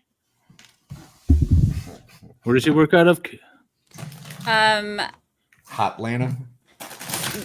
North Carolina. He's in Winston-Salem, North Carolina. Oh, I know that. Yeah. He's so funny.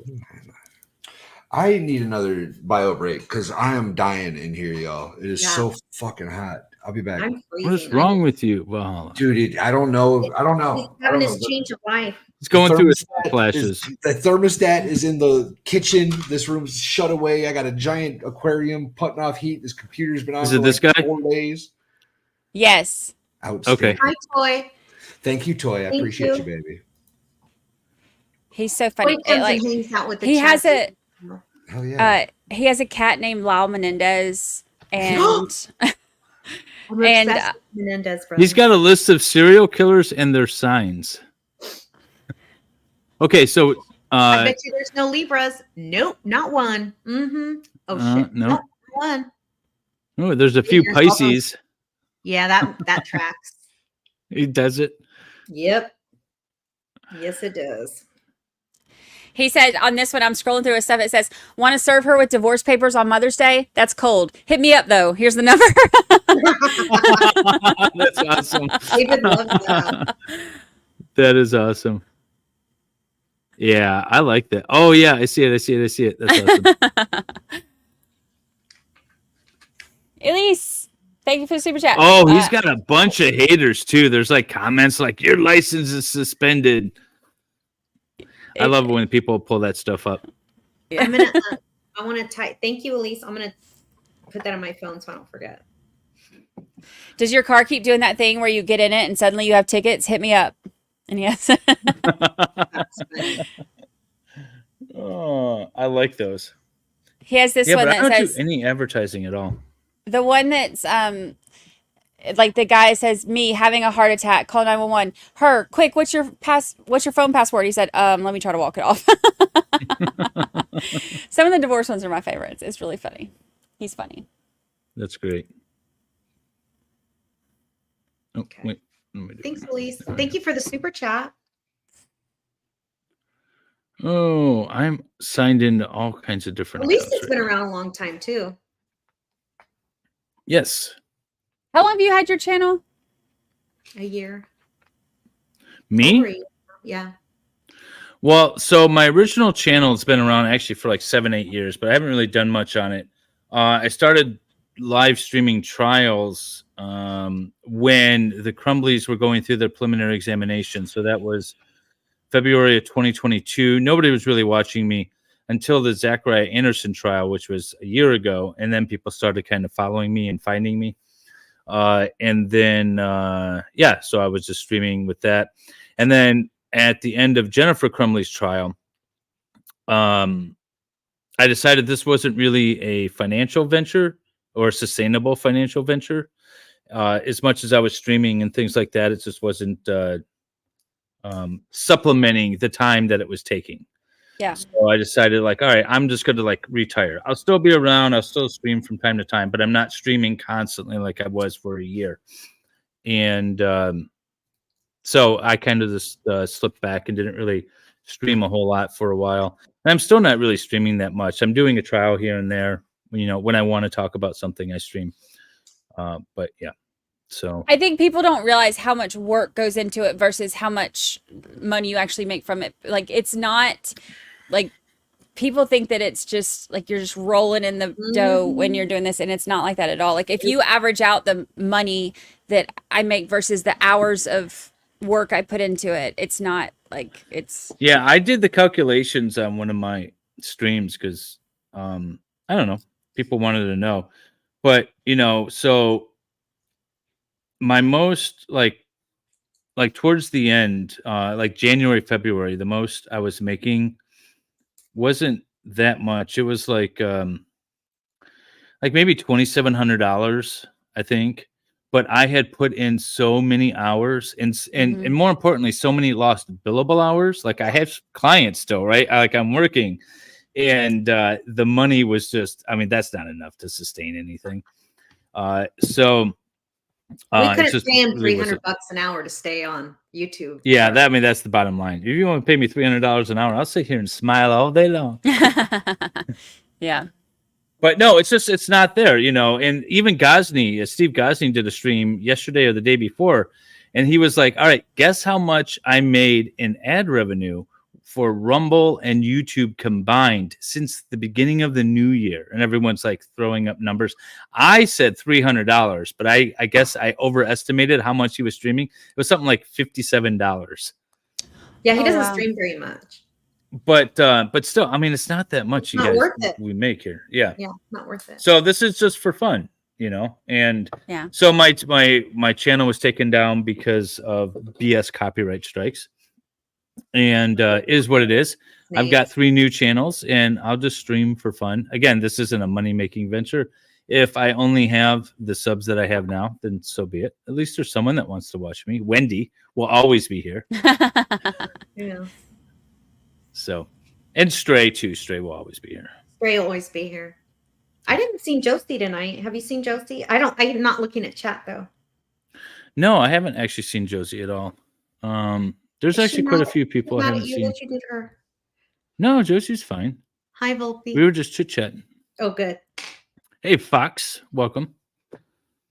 Everybody thinks you're just going to make as much as Mr. Beast. Yeah. Yeah, no. But, I mean, to be fair, there is money to be made on YouTube if you want to put in the time and the effort. And I put in as much effort as I was capable of putting out there. And, yeah, Runkle wants YouTube to be his main income so he can do pro bono. That would be great, too. Like, I had the idea that, like, if this is going to take off, this might be a retirement thing for me where I can stop practicing law. And then I've been following the numbers. And even if my numbers were quadrupled, like the James and Jennifer Crumley trial that I was covering was the most that I did. That was January, February. And I was like, okay, even if that number is sustained or doubles or you know, triples, I'm like, it's still not really enough. And then you're constantly hustling. You got to be able to maintain those numbers. Like, this just isn't going to work financially. So I just had to make the decision then in February to pull the plug. Yeah. Let's see. It was in this just like yesterday's. I'll check it out. I didn't watch it.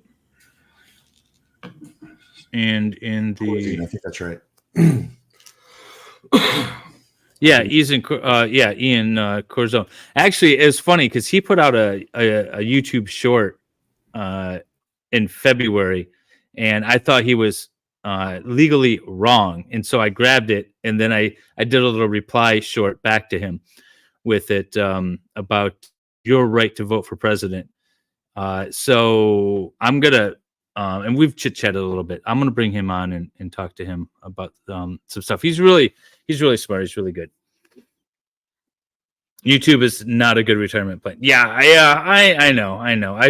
I figured well, let me just see how the numbers go, right? And I'm like, oh, this would be absolutely horrible to try to do this full time. And it was a few months after. Oh, sorry. Go ahead. A few months after what? Oh, after Gosney basically said, like, I'm taking the hiatus. I'm done doing the YouTube-y thing.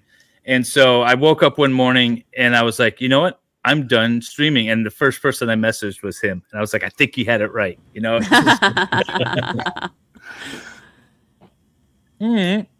Little Harry. That's not Harry. This is Harry. Oh. Well, who was that? I can't see shit. I think that's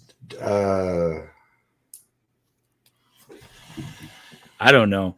I don't watch the movies. The Dean Thomas, is that his name in the stories? Where's my Harry Potter heads? Yeah, who's that? Not me. What the hell is his name? You would think with all the kids I Voldy. have, but my kids are into it, but I'm not. Notice how I said, have any of you saved your bloopers? I watched one today and it showed how hard it is to even begin speaking. Well, luckily for you all, we do mostly live streams, so our bloopers are all out there. They're on all the internet live. for everybody. So I reposted. So I say my channel's like 7 or 8 years old. My brother and I used to do a lot of pre-recorded videos on different things, and one of them was tips for divorce if you're going through a divorce. And I found the original cut, and originally we had like edited out like all of our, we had a script that we were reading from, and we had a white sheet behind us and we were reading into the camera and stuff. And so I put the original one up without any edits. So that's actually on my channel now. If you go to tips for divorce, you can see that one. And it's just us like kind of stumbling through the words and like, oh, let me start that over again. And that's just a short little 15-minute video. And that's not even the worst one. We used to put the bloopers at the end of them. And if I have the edited ones, I'll try to post them again. But we used to put all the bloopers in there because it's hard to read words really quickly and like sound intense, and you got to do that. It's a pain in the ass. My very first video. Hold on. Oh, Fubar is LC streaming. Let's see, Fubar, my favorite Aussie, is live streaming. Hold on, I'm gonna send you this because I'm gonna send it to you in private chat. The link. I like David's sorry, Brandi. He used to do he had some real estate law stuff too. My very first video that I ever did, it's 41 seconds of me trying to figure out how to hit play or record, but I was already recording. I want to see this. And I'm All going, right, we're pulling this up. This is amazing. It was because everybody kept telling me, like, I did the Murdoch chart on the timeline or whatever. And so everybody kept saying, like, put it in a YouTube video. And I was like, I don't have YouTube. I don't know how to YouTube. I just now learned how to Twitter. Like, I don't, So this is my very first. This is your very first live stream. All right. Yes. My very first video. I could not figure out how to hit. Look at oh God. You're so cute. I couldn't find awesome. I couldn't find where the record button was. Are you in StreamYard? Yeah. Yeah, that's awesome. 41 seconds of that where I'm like There's no sound. I mean, there's just background noise. Brandi, I love that you still have that. I posted it. I was like, look, this is real life. This is awesome. Like That's awesome. Just looking frustrated as hell. Want to criticize. They don't know how hard it is. It's not like there's an instruction guide to this, right? It's not like people like watch this video and you'll be an awesome streamer. It's not. I mean, there probably is a video. So I did a bunch of practice runs and trying to figure this out. So I would do live streams but private them. And I would have like my kids jump on. I'm like, all right, I'm going to send you a link. You jump on and talk. I'm going to try to figure this out. And we would spend like hours like trying to figure this out. And then I was like, all right, cool, we got it. And so now I'll do the James and Jennifer Crumley preliminary exam. And then right after that, they were trying to pass some legislation in Michigan, and they were having a House committee on it, or House committee meeting on it. And I said, ooh, I'm going to stream this. And I streamed this committee meeting for like 3 hours, and I'm talking and I'm listening to it. And I'm like, oh, this is, I'm talking about the law and I'm pulling up other law. When I was done, I realized I never had the audio shared from the committee meeting. Oh, no. And so it's just me, and like you can see everybody, but you can't hear a thing they're saying. And there's like women crying and you can't hear a thing for 3 hours. I'm like, oh my God. So I didn't quite have it figured out.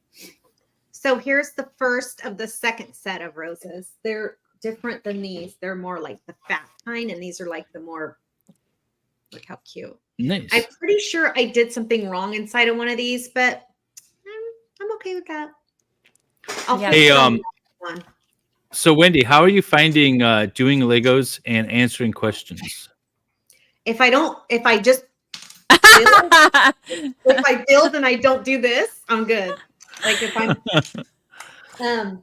now I see, and I actually always empathize with our guests before. Hi, Scott. I always empathize with our guests before because I thought, oh my gosh, it's really hard to build and talk. I definitely now know why you guys hired me, because there's no way you could bring up chats and interact with the chat while you're building. No way, Jose. It was definitely suffering when we first started doing this. I don't even know how you did it the first 2 or 3 times. By the way, I want to point out, Wendy, that I have built 2 Lego sets and repaired a third. Somebody mute him. Somebody mute him. You hush that fuss. You leave her alone. Mute him. What was that? Hush that fuss? Hush that fuss. Hush that fuss? Outstanding. I've never heard that. I like that a lot. You're in Tennessee. How have you not heard that? I don't get out much. He's not from there. Yeah. He's not. Originally, I'm from Illinois. But these are the Mother's Day gifts I Those have are beautiful, created. David. I love. So this is for my wife, the little boot, and then this is for my mother. You even went up. You even went to the treehouse and got that pirate ship down, didn't you? I did. And I was very careful not to fall on the steps on the way down. I took a header into the cockpit today. I'm so glad. So that was like part of the thing. I'm like, I don't know if I want to record all this. And I turned the recording off as I was docking the boat. And then as I was like running around grabbing dock lines, I just went head first down into the cockpit. That would have been amazing to have on video. I would. And I'm mad I didn't keep the recording going. It wouldn't have been bad, that's for sure. He fell out of the treehouse one time in front of all of us. I mean, kind of, sort of, in front of all of us. Okay. Video, but... I have lots of opinions, Scott, on Turtle Boy getting kicked out. First of all, guys, I'm going to take a break. I'll be back. Okay. With regard to, so there's a couple of different things. With regard to filing the motion and not giving, you just made yourself big. With regard to filing the motion and not giving Turtle Boy's here, there you go. Turtle Boy's attorney notice. I side with the state on that one because yes, and the reason is because as an attorney, I know that I am not representing my client in each and every single possible thing that could be going on, even ancillary things. So, I do criminal defense, I do family law, and I do civil litigation. Sometimes all 3 of those things are wrapped up in one client.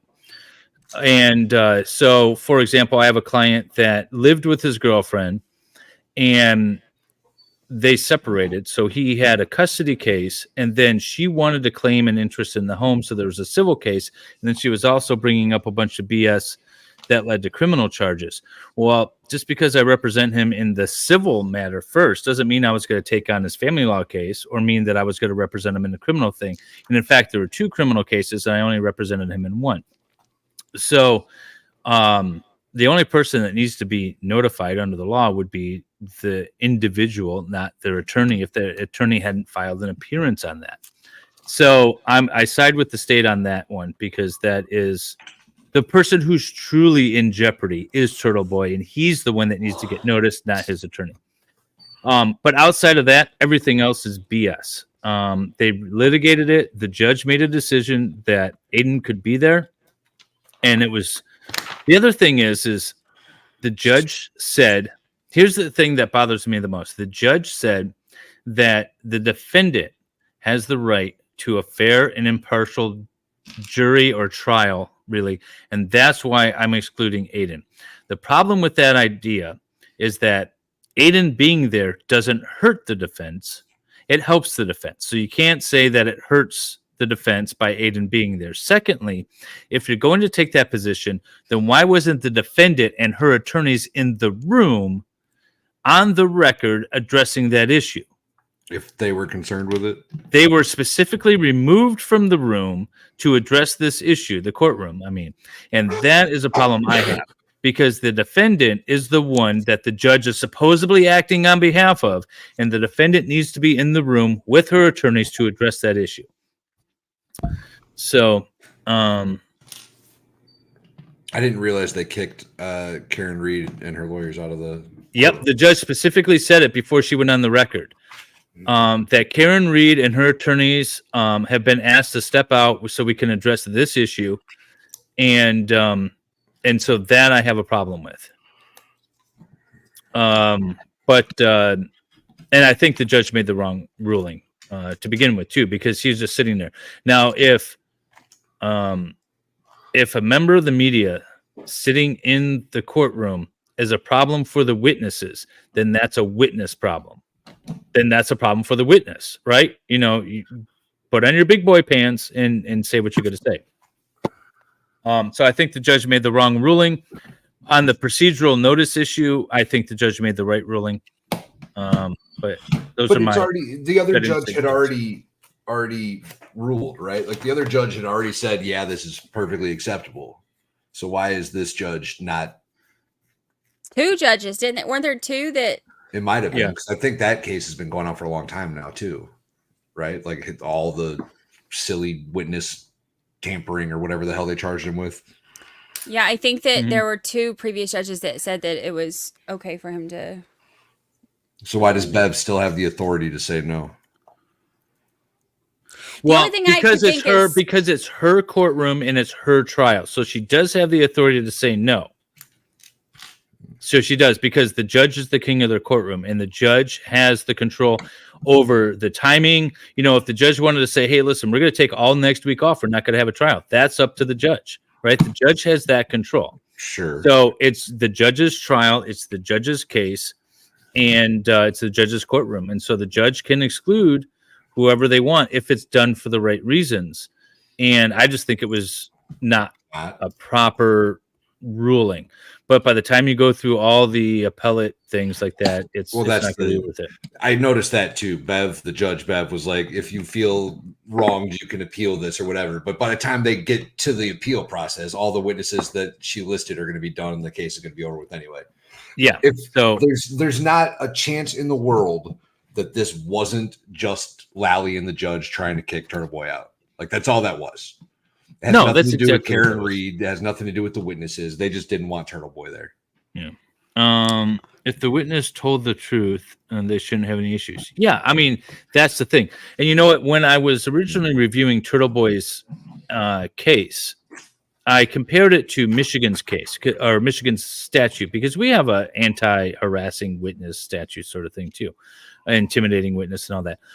There's a specific exception in Michigan statute, which is if you're encouraging a witness to tell the truth, then it's not a violation of this law.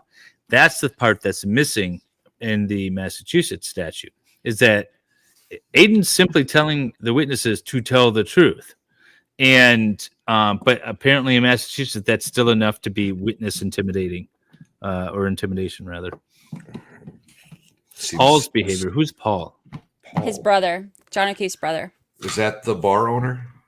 No, his brother is the one who's sitting directly, like you can see him most days directly behind Karen Reed. John O'Keefe's brother. John O'Keefe. I haven't been watching enough to know what his behavior is. What's he been doing, Brandi? You can tell that he's not a Karen fan, and he's like very expressive in his face toward her, you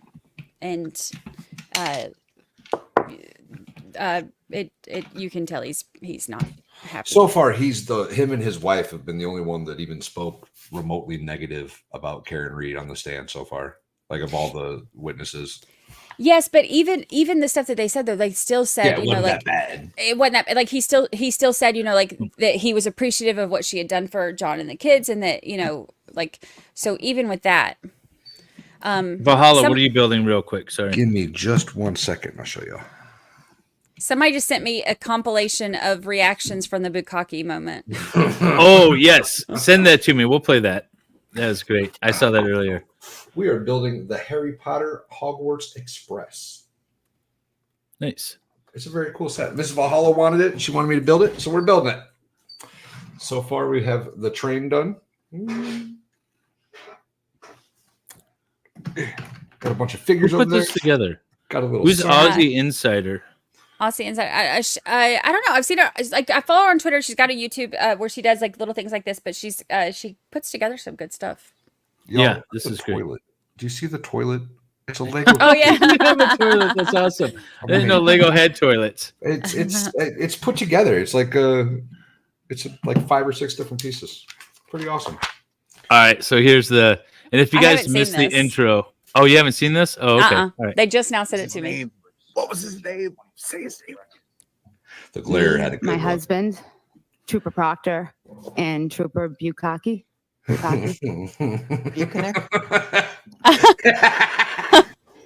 Trooper, what now?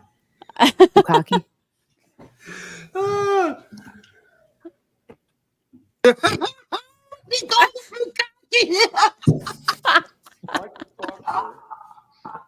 The glare was wilding out, yo. Oh.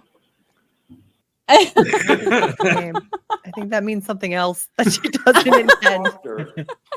Bukkake.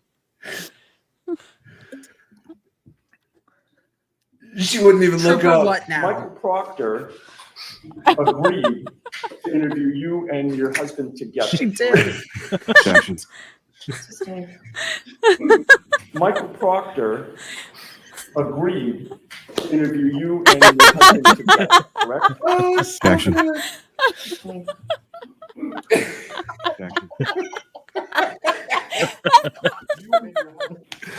Oh, that's so good. There you are. What do you define lengthily? I don't recall. I don't remember how long it was exactly. No. Holy shit! That just fucking happened. You and your husband were interviewed together, correct? Correct. Did either of these troopers, including Michael BDB Proctor, is dying. suggest that maybe the two of you should be separately interviewed? Maybe the two of That was a really big slip in this trial. Oh that's my so god, good. Turtle Boy must be fucking shitting a brick right now and laughing his right I've got to laugh his ass off in the fucking corner. Oh, what's the likelihood that this is why they kicked him out? I don't recall. I don't remember. take place within your home? In my family room? Oh my god. Were you sitting on couches? Yes. Were you sitting on couches? Yes. You were not in a police. She definitely got his name wrong in the worst way. I can only imagine Emily Baker's chat must be going absolutely insane. It didn't go so into the good. evenings, correct? No. We're already And dead. then, Michael Proctor and the other trooper left, correct? Correct. Oh Were my you god. sitting on couches? You're still sitting Yes. there. You're comfortable? Yes. You were not in a police interrogation room, correct? No, I was not. And it wasn't particularly lengthy, correct?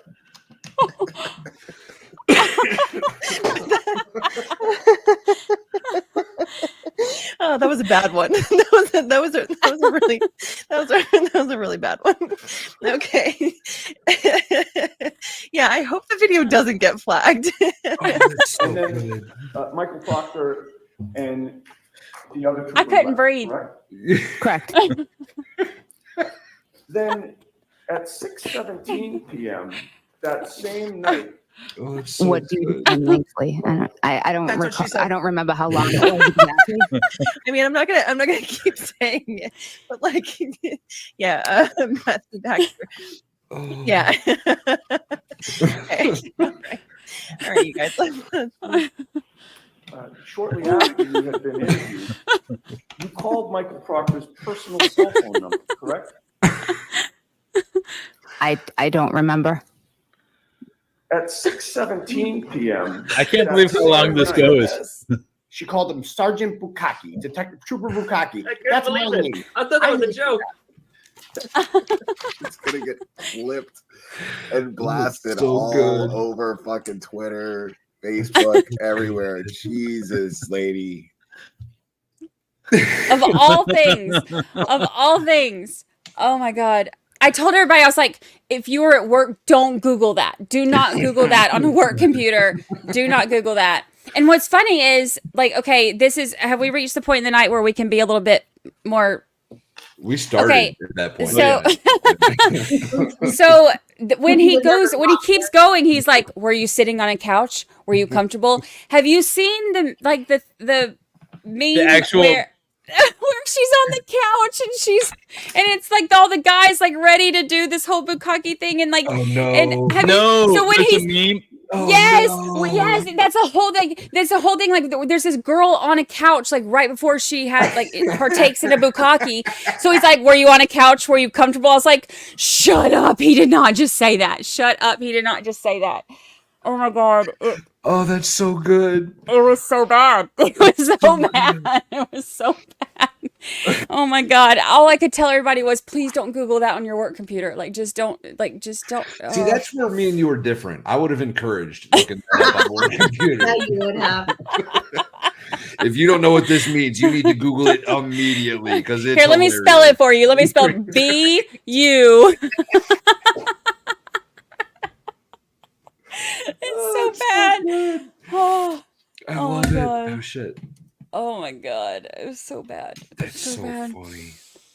I could not even get my shit together for like it took me a good 10 minutes before I could form words again.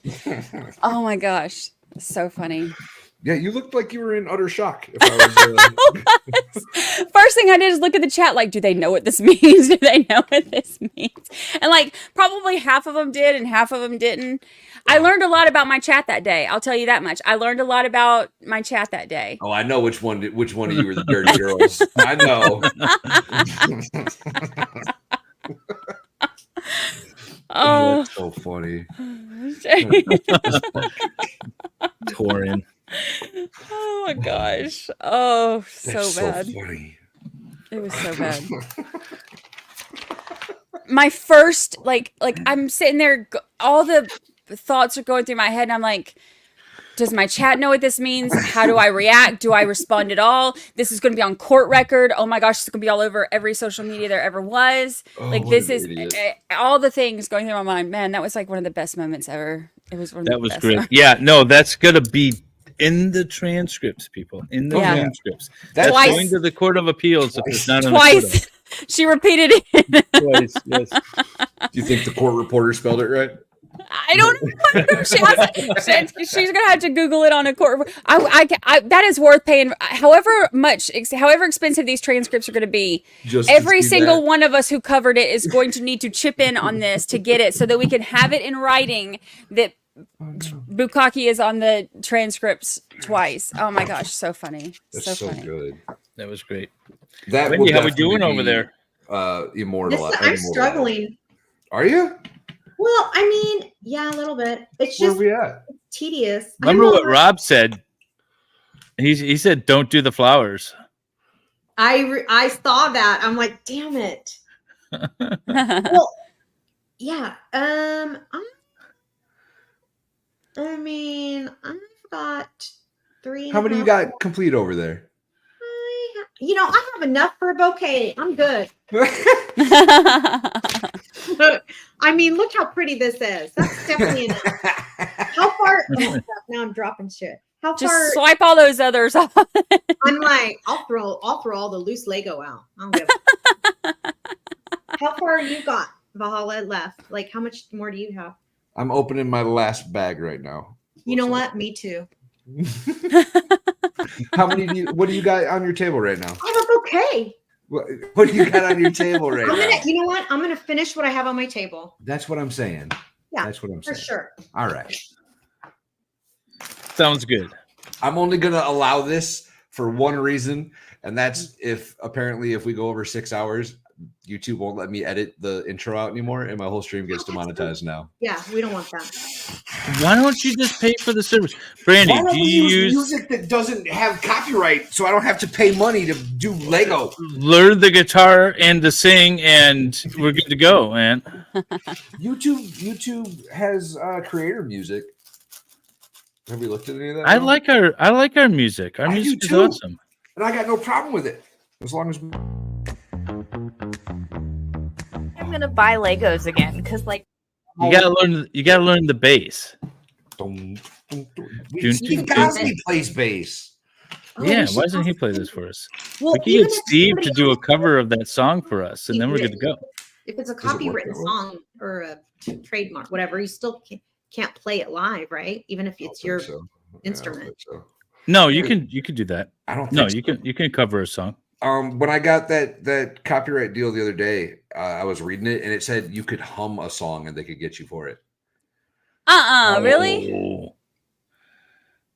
What? I mean, as an artist, I would want my stuff protected. I wouldn't want Makes sense, I guess. People cover music all the time. You don't have to pay royalties. You know, I'll ask Ian because he does all that. Oh, okay. Not Ian Runkle, the other Ian. Yeah, my Ian. Corzone. Corzine. Yeah, it was when you did that laid back law. Was that with that Friday one? That Friday one that you were on? Yeah, when David was on there. I don't watch that, but I stalk David, so whatever. I'm not for Eric Conley. Of course you do. And anyway, that Ian guy was on there, not Ian Runkle, but the other Ian. So I asked, oh, is that guy single in chat? And everyone's like, Runkle's married. And I'm like, I'm not talking about that one. Other one. Oh, y'all, we got Hagrid. Oh, dang. Nice. Look at him compared to Harry. Says pretty good. Pretty good. Very cute. I dig it. It used to be that incidental music was okay on TV. Why not the internets? Because they have developed enough technology that they can just get you for it now. It's not like you have to like track it down and prove it, right? They've got algorithms. But here's the thing: it's like, say, yep, you owe us money. So I use Shazam quite a bit. I don't know if you guys know what Shazam is. Yeah. It's an app on your phone. You can, if a song is playing, you can hit the button. It'll listen to it and tell you what song it is. Yep. And I've tried to do it at some open mics, you know, at the local bar. I'm like, I like this song. What's the name of it? And I try to Shazam it, but it's so far off that Shazam won't pick it up. It won't recognize the song. And so Shazam is pretty damn good. So how would AI on YouTube or anything like that pick it up? I don't know, man. That's just what it said in the thing that I was reading. Look, David, you don't need any more strikes. So just. I pay. Well, first of all, it's fair use for everything. $4,670 for Fiery Red. Yeah. Okay. I use Epidemic Sound. I pay like a yearly subscription or whatever for Epidemic Sound. So I have rights to any music that I want off of there. So I get all my stuff off there. Oh, that's similar to what I do. I have what is it called? It's called Artlist, and it automatically links with my YouTube. Yeah. And so if I download a song, I use it and it's automatically linked. I used to use this other one that I would have to upload a license at the end of every stream. And it was extremely frustrating. So now this does it automatically. I don't have to worry about it. Who is it? Ludwig has classic music playlist that he lets people use. Huh. The streamer, not the musician. I was like, isn't Hey, there Josie, we've been asking for you. Yeah, we were just talking about you. Yeah. Mostly good. Oh, your son turns 20 today. Well, happy birthday to him. Wait, Happy Josie's not old birthday. enough to have a 20-year-old son. Yeah, Josie's another one that doesn't look old enough to have a kid that old. Isn't she gorgeous? She is. She's I think a smoke she's hot. show. She is a smoke show. Josie, by the way, is one of the 4 ladies that does Wrongful podcast regarding the Zachariah Anderson case. So you guys go check it out. Yeah, we like Josie. It's an amazing podcast. It's actually my favorite podcast. I'm not just saying that because Josie helps produce it, but I'm saying that because I love good quality and it's got like all the things and it's all dramatical and it's so cool. I love it. Dramatical. It's very dramatical. Those ladies did a good job with it. They sure did. They should be professional podcast producers. It's very well produced. Oh yeah, happy birthday to Josie as well, and happy birthday to the rest of the mothers out there. And Brandi, you're a mother, right? You have a Did child. you say happy birthday to the mom? Birthday? Yeah, you You're do. saying happy birthday? He did. Happy birthday, happy Mother's Day. Why are you saying happy Is it? Happy Happy Mother's Day. to all the Happy mamas. Mother's Day to all the moms. There you How go. many of those beers did you drink, Dave? 1.5, sir. Apparently I that had was wine enough. last night at the Pete Davidson concert. Pete Davidson concert? Yeah, the comedy show. Okay, I was gonna say he's singing now. What the? He should be because this comedy sucks. Very extreme with the way. My mother-in-law came home with a bottle of Prosecco and Ooh, I insisted. love Prosecco. No, because I have a stream coming up and I have beer for that. But it could have been a very different stream. Yeah, for sure. I love Prosecco, David.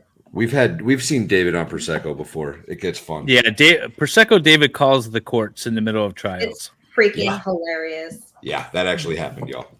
Yeah, That's hilarious. Through that, Josie, I'm glad you came, and happy birthday to your son. So Josie, Josie. Oh my God, what is wrong? Josie has a question for you, Brandi. Get it together. Right? How does it feel to host instead of Bill Brady? So much better. So much better. I am not nearly as concerned about what these fellas are doing because I'm getting to I'm not trying to race them, and I'm probably going to end the stream a lot less bitter than I did last time, which is nice. You know, you will. Yeah. So she says bitter, but she hung out for like 2 hours with us. Which is crazy for me because I am an early bedtime type gal. I will stay up late when I'm working. Unfortunately, that's the only time I'm up. If I'm super focused on work, I'll stay up till 2 or 3 working. Other than that, I'm not a stay up late type gal. So I did though. I hung out. I was a trooper. You were good. That was awesome. We had a lot of fun. We had so much fun with Brandi. Scott wants to know what's up with the Zachariah Anderson case. Well, it's still in the appellate process. However, I believe there was an announcement yesterday or today that they might have identified the location of the pizza. If you guys remember, there was a nondescript pizza box and a nondescript pizza receipt. And so the state said that they weren't able to determine where it was from, so therefore they couldn't get the time the order was placed or who delivered it or anything like that. But apparently that has been identified now. I don't know all the details, but that's like a new piece of information, newly discovered evidence. That makes me happy. Which might help with the appeal. It can't hurt, right? Yeah, it can't hurt. That's for sure. So that's the only thing new that I know about the Zachariah Anderson case. Well, that's at least How are you doing, Scott? possibly good news, right? Yeah, possibly. Fox apparently is drunk, so that's good. So this is what, David, help me understand this about appellate courts. If you've got a corrupt system, let's say let's for grins and giggles, let's say the whole county, maybe even the state is corrupt, a specific county, a specific state. Mm-hmm. Let's say from top down, let's say from arrest, prosecution, maybe even the judge. I don't know. Aren't you screwed in an appellate situation unless you go to a federal court? Because don't you have to start at that level first and then move up the...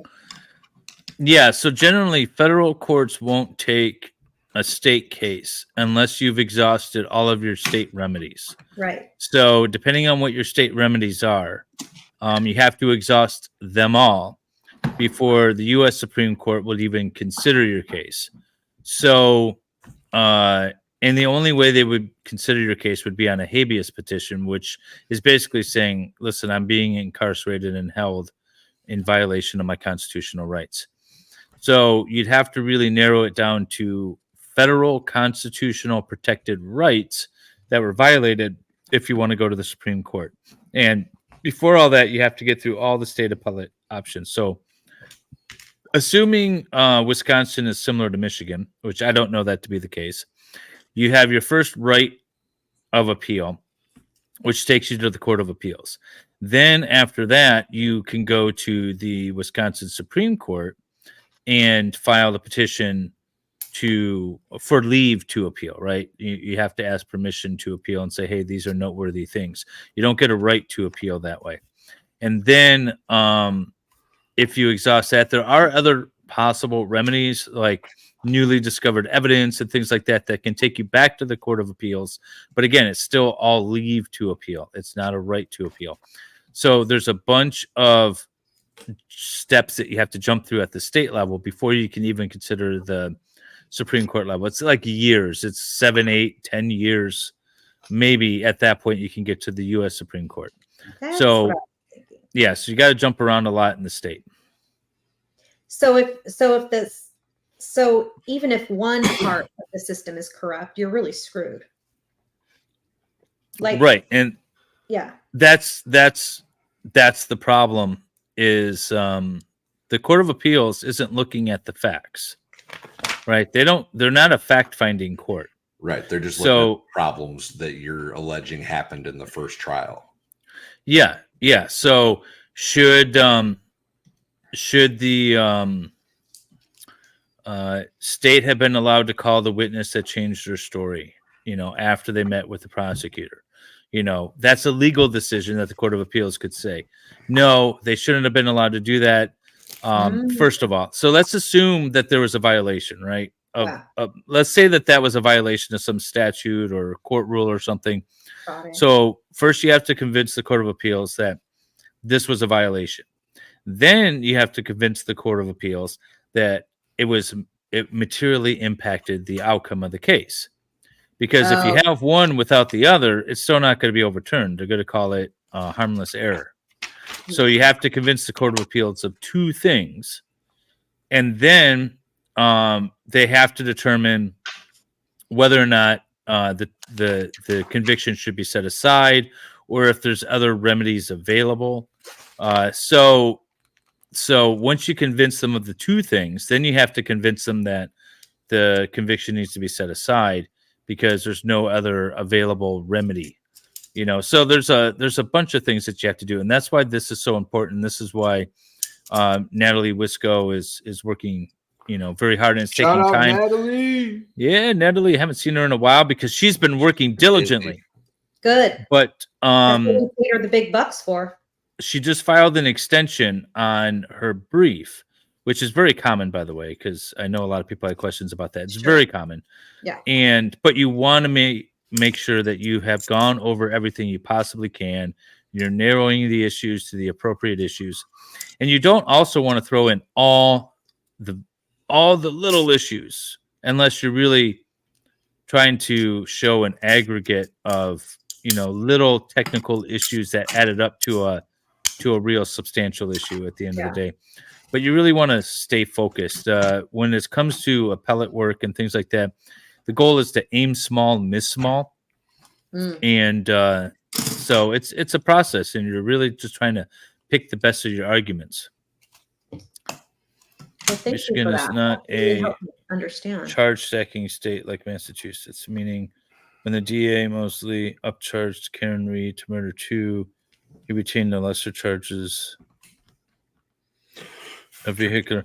So Michigan, you can stack charges like that. So say you got drunk, had a kid in your car, caused an accident, which caused an injury, and then you fled the scene. Michigan will charge you with the DUI endangering a minor, the DUI causing property damage, fleeing the scene of a traffic accident. And so they'll charge you with all 4 of those things. And then if you plead to one, which is, if they're going to let you plead to one, it's probably going to be the endangering a child one. They're not going to get rid of that. And then they'll dismiss the rest kind of thing. So that's how Michigan would work. We need to actually have a conversation in this country about the realistic outcome of the plea deal process, right? Because it's designed in such a way that in some of these cases, these guys would have to be almost idiots to not take the plea deal. And it's just a painful thing that, I don't know. It seems more penalty than justice. Well, what they do is they stack the charges and they say, listen, you're looking at, I'll give you an example of a recent case I handled. My client has a son who's 16, and my client was accused of punching. Anything you can't say, obviously. Yeah. Okay. Punching the child. Right. Yeah. And now he's 16. Right. And so our defense, by the way, is sort of like parental discipline with self-defense. And there's obviously a lot more to this case than I can go into, but he's charged with a felony child abuse and a misdemeanor domestic assault because it's a family member.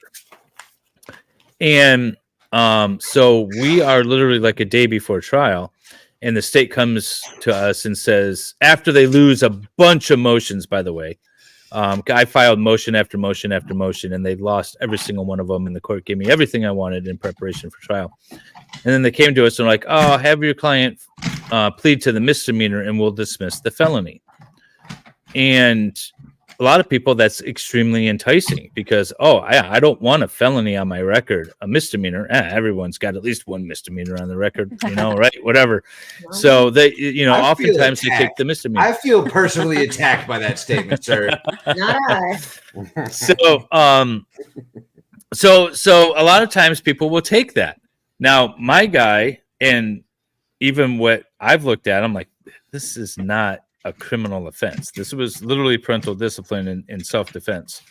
I'm like, I feel confident, but it's still a jury trial is a crap roll, right?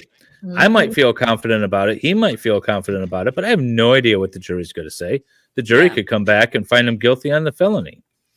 And so he's like, I'll take the plea. And so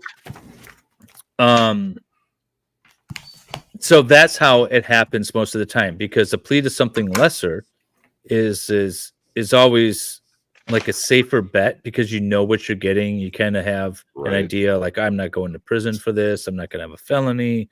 Even though I don't think there was anything wrong, I didn't do anything wrong, I'll still take the lesser offense plea.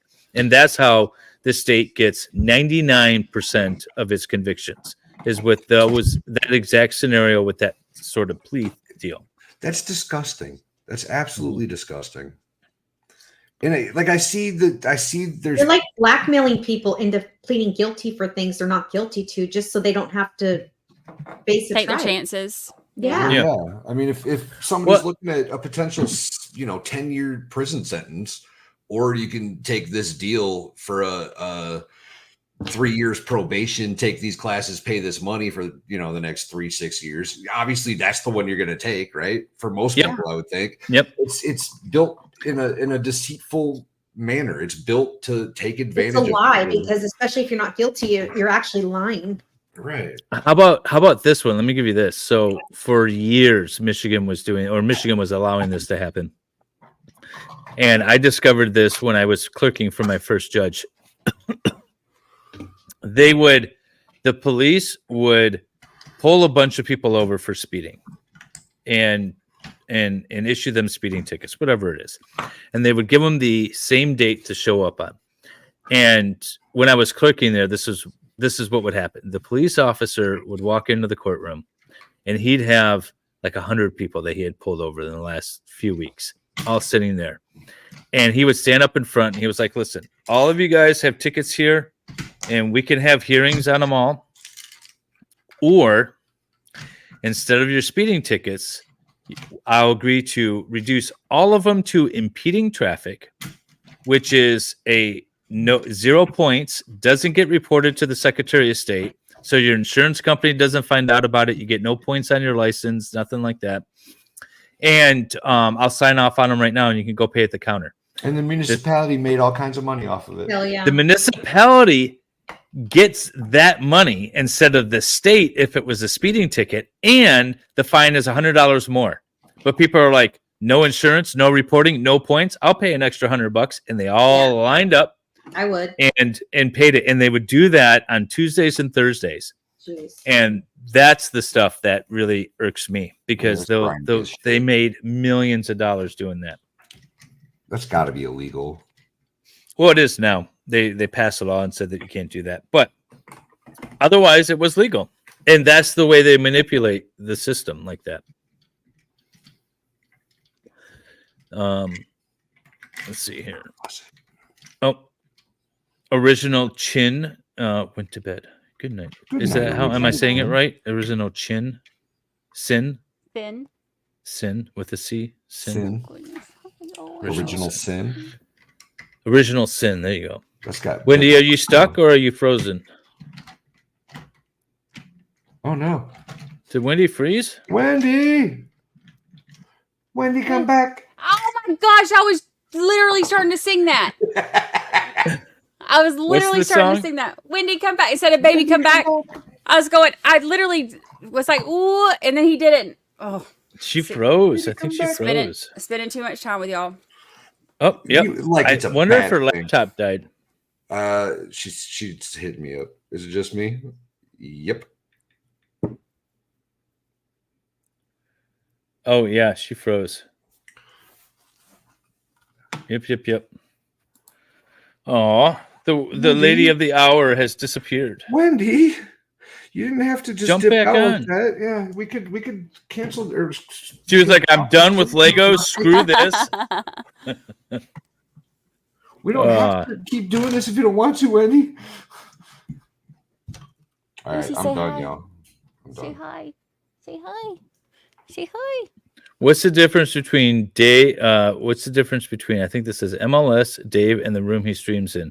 Dave is the only tool in the room. Wait, in the room is useless. What? Is the only tool in the room is useless. All right, Pickle Dick. I get the joke. I think you misspelled a few words. I'm the only tool in the room that is useless. Listen, trolls. If you're gonna troll, you have to be coherent about trolling. Okay. And you have to understand I love the trolls. If you're trying to troll and your message is so messed up with typos that you can't read it, it loses its effect. I want to get the insult and I just can't. I don't know what it says. I built a thing, y'all. Oh, her internet is out. What? What? Her internet is out? Is this just an excuse to get out of finishing your Lego? Yes. Yes, it is.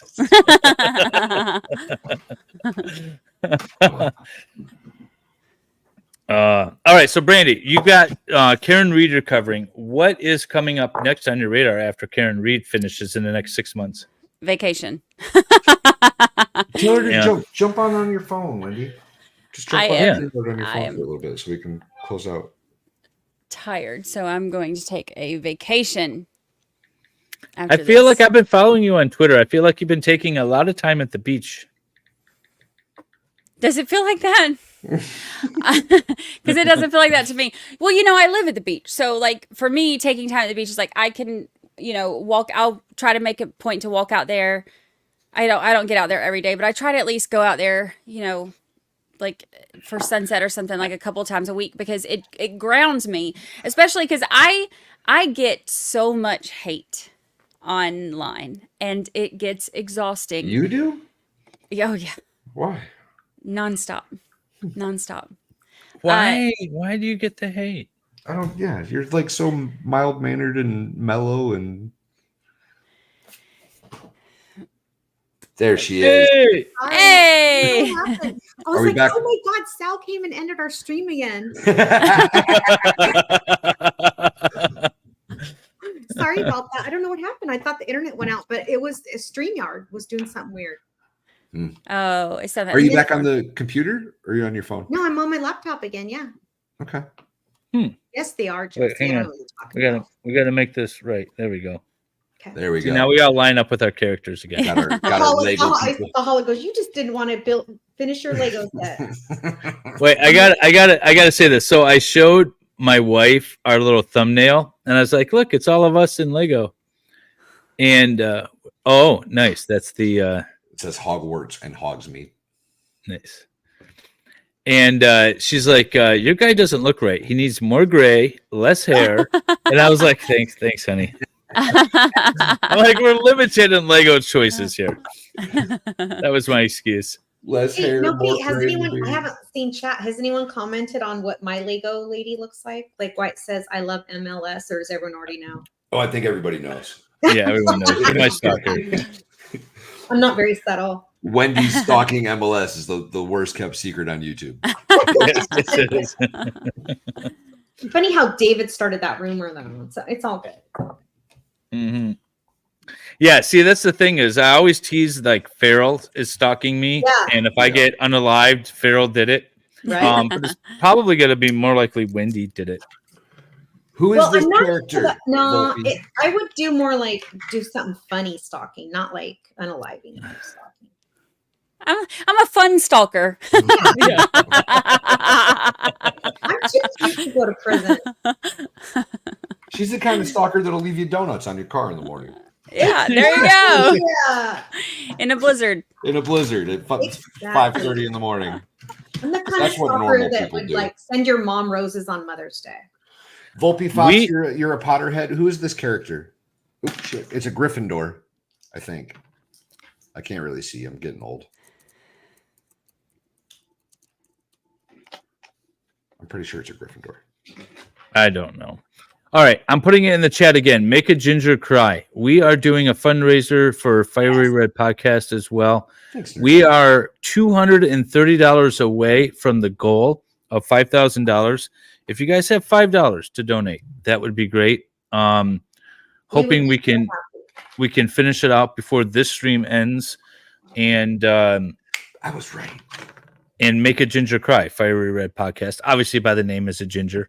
And we want to help him and his wife out as much as we can, given his situation, which is apparently a terminal diagnosis of cancer of some sort. So Tired. Fuck cancer. Fuck cancer, indeed. Yeah, and he's got an awesome podcast too, by the way. It's called Fiery Red Podcast. Yeah, and his most recent stream is F Cancer, right? So, but you guys should check that out too. But if you are inclined and able, it would be great if you could make a contribution. I really wish you would, please, people.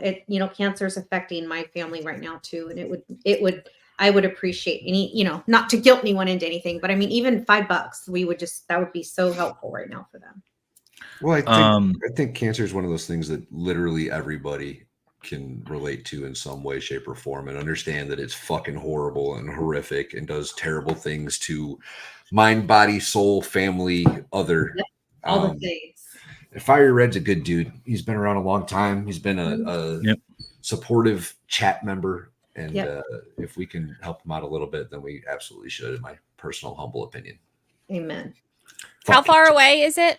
$230. It's $4,770. So we're almost there. Oh, it's $4,790. We just got a stingy $20. Yeah. Thank you, everybody. You guys are amazing. So very close. Yeah.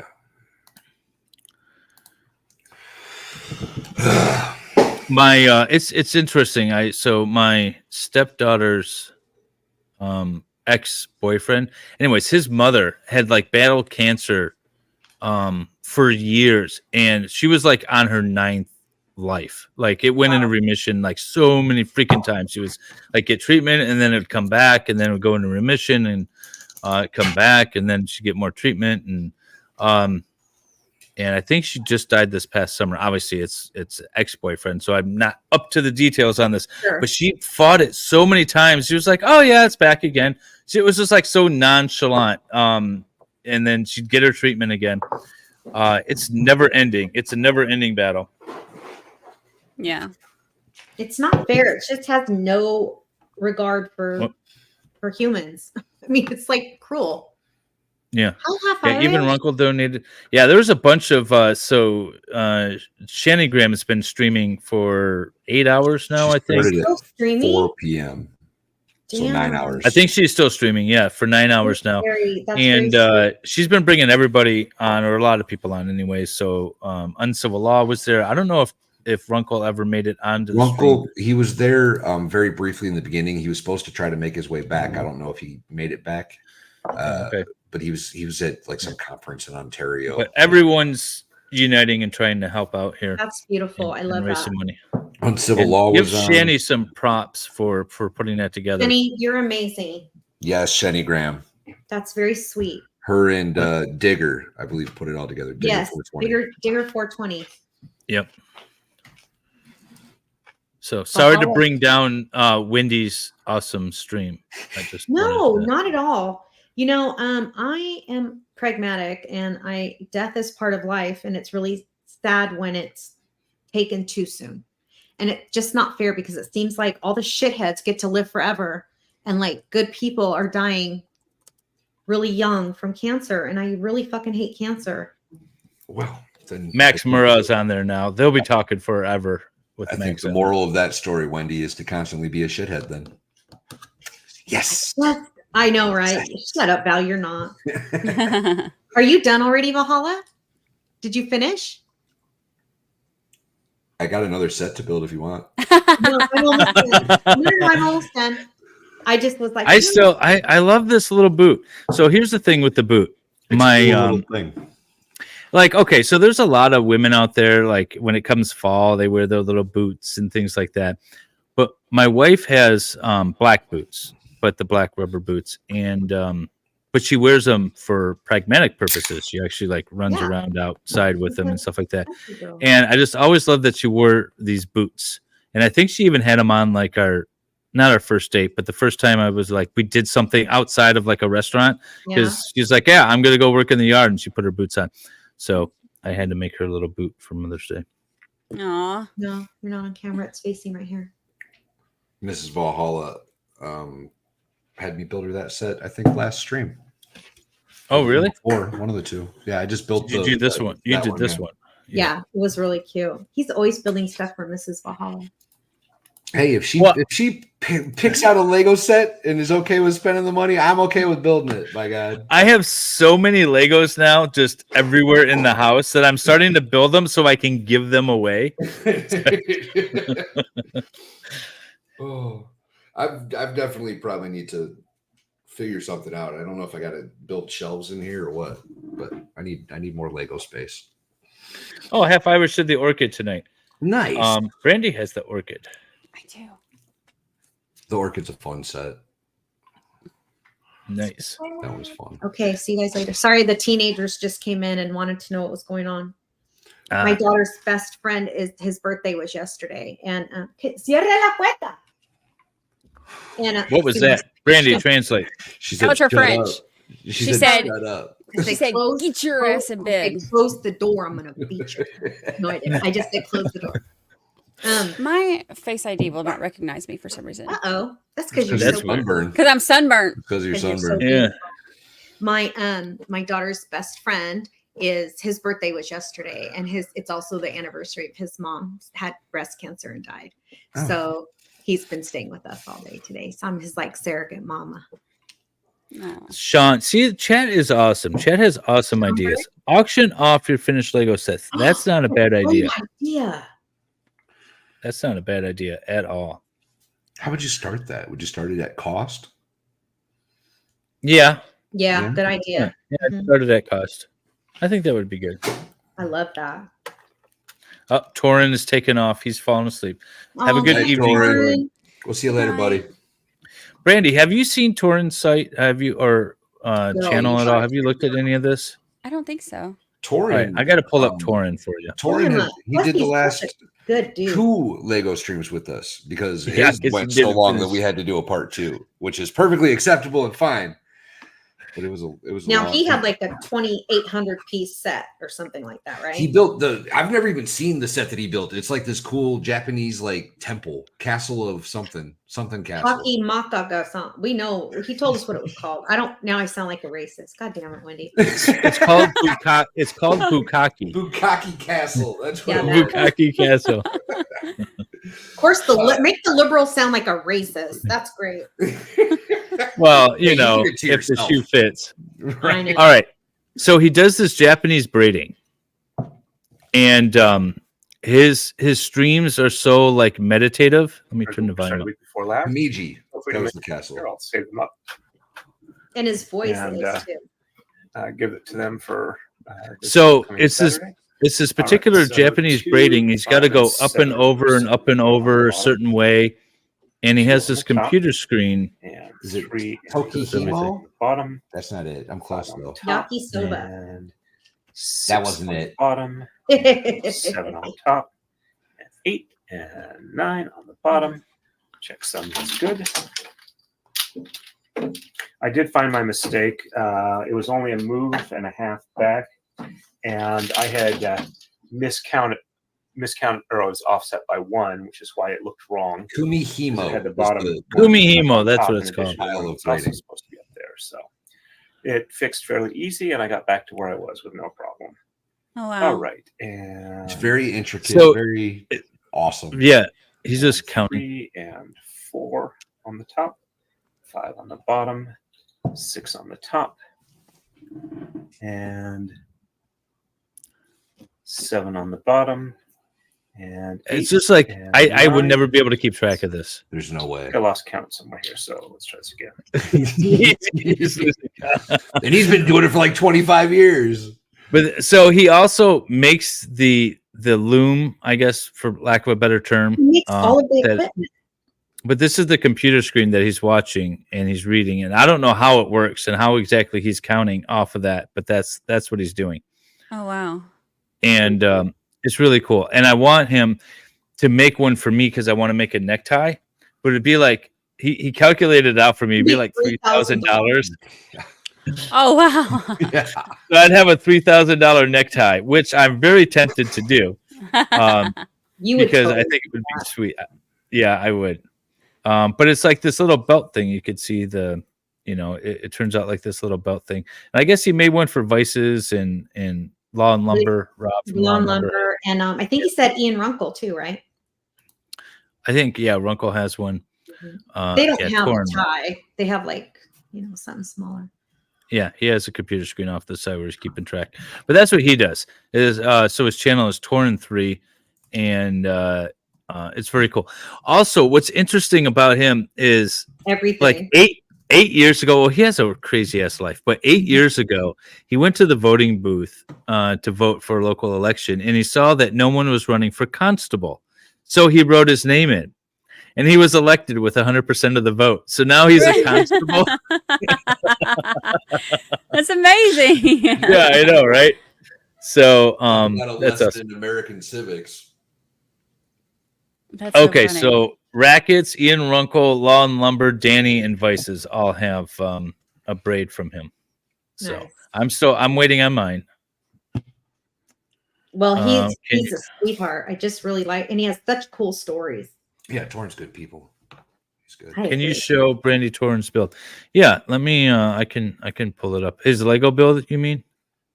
This is really cool. So the teenagers that came and interrupted me, they wanted to know how to find David or Valhalla's channel so they could watch the rest of the Lego stream. Oh, nice. Cute. They said, "Oh my God, Mommy, we're so proud of you. We didn't know you could actually build Lego." Aw. I know. Well, I was going to ask you, Wendy, when's the last time you built Lego? Never Never. in my life have I built a Lego set. Wow. Oh, that's not true. I a couple of months ago when I posted it on my channel on David's Discord, I built a elementary age Lego set for my grandson. We did the everything is awesome. Everybody is awesome. Everything is awesome. Yeah. It was just people on stairs. It was cute. Okay. You never built it like when you were younger or anything? No, I did not. All right. So let me show you his build here. It's pretty awesome. So it's this Japanese castle. I was so nervous. I've never. Wow. That's very cool. Yeah, that's really such a cool build. That's why it took 2 full streams. It was like 12 It doesn't hours. even of look work. like a Lego. It just. I know. Isn't that thing cool? It's this I Japanese was castle. I'm feeling a little bit self-conscious about my freaking orchid right now because it took me so much time and effort. That's amazing. This was almost 6 hour streams, right? It was 11 and a half hours total, something like that. 11 and a half hours total. Like And he didn't build it at all when we were off stream. He just No, put it in a box No. and waited. He had to wait 2 weeks too because we had something else the next week. We weren't available. Yeah, and it was in his bedroom and everything. We've had everyone, including Brandi, has been really good sports on our show. We've had one person that didn't want to participate, but everybody else has just been amazing. Following the rules. Megan Fox almost quit. She was real She close. did. She almost quit. And I was so tired that night. I'm like, and in my brain, I'm going, I wish you guys would let her quit. I want to go to sleep. I got to add her and Torin to our intro. Oh yeah, what the hell, man? I've been slack. I've been busy. If you watch all of my channels, you'll know. David, you've actually been streaming a lot lately for someone who's retired. Right. I've been streaming a trial, and then I've been streaming my little boat building stuff. I like the boat building, and I loved. And then that trial stopped, so you're filming another trial now. Yeah, I like the one that you did with your son. It was really cool. He answered our questions. Jung and I were like asking him a bunch of personal questions. What was funny is, so I let the stream go. I had to go to the store, and but I can watch him.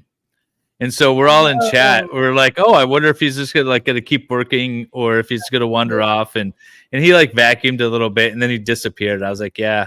So I texted him. I'm like, hey, what you doing? He's like, oh, I was just taking a break.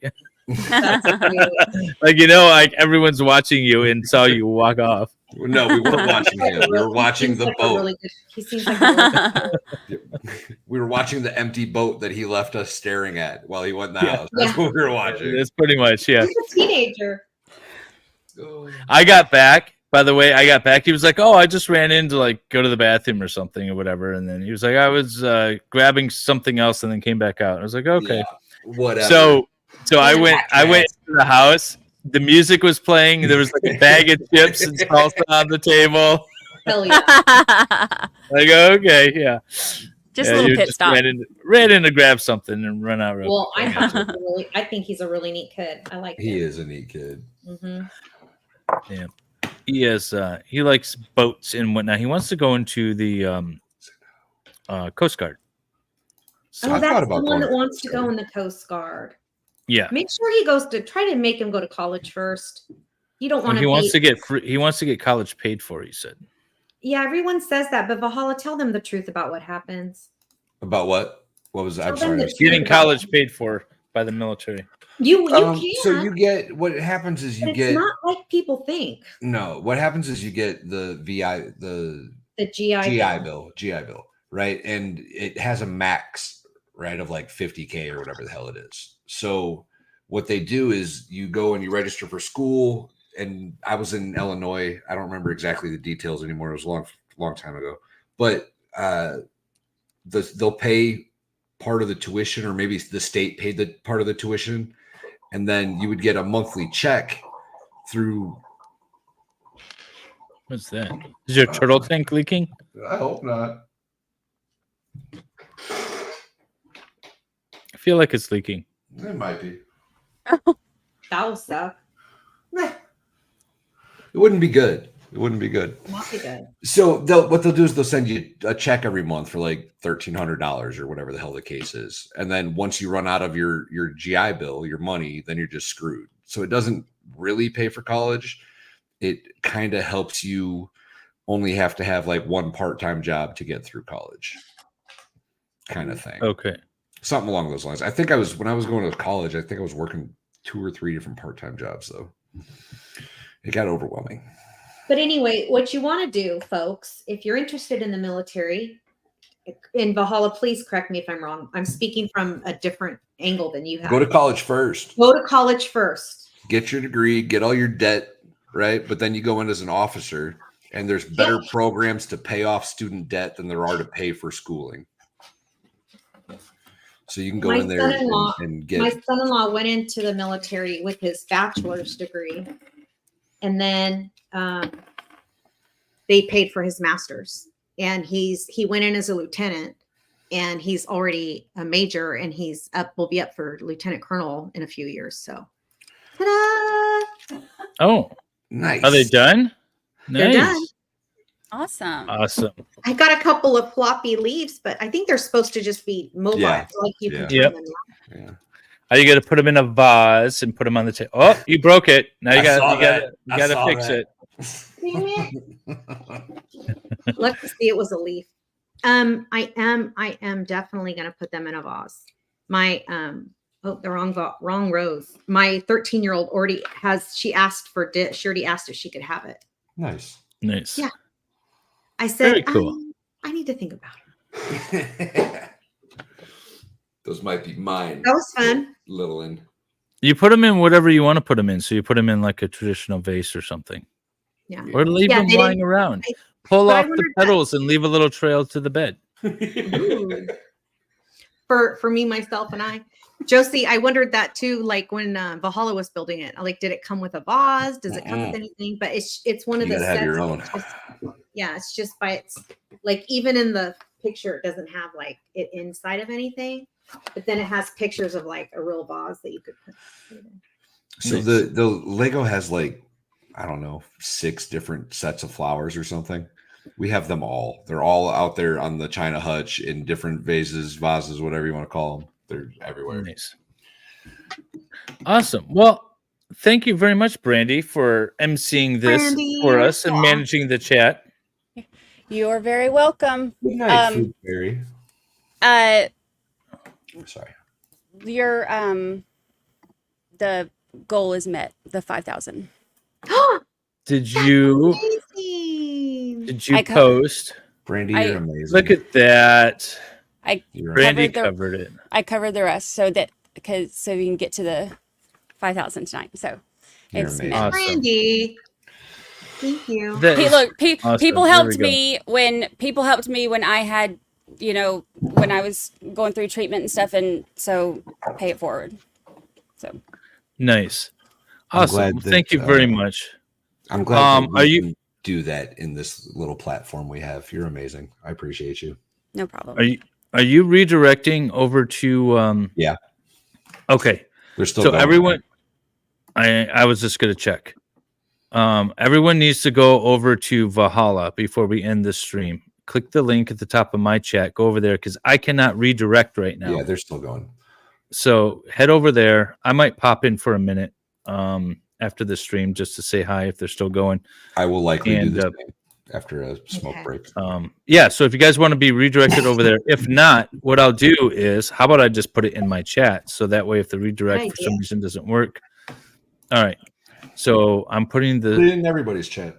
I am. Okay. So there is the link over to Shani's stream. And very cool. Yes. Yeah, Brandy made me cry too. That was very sweet, Brandy. Thank you.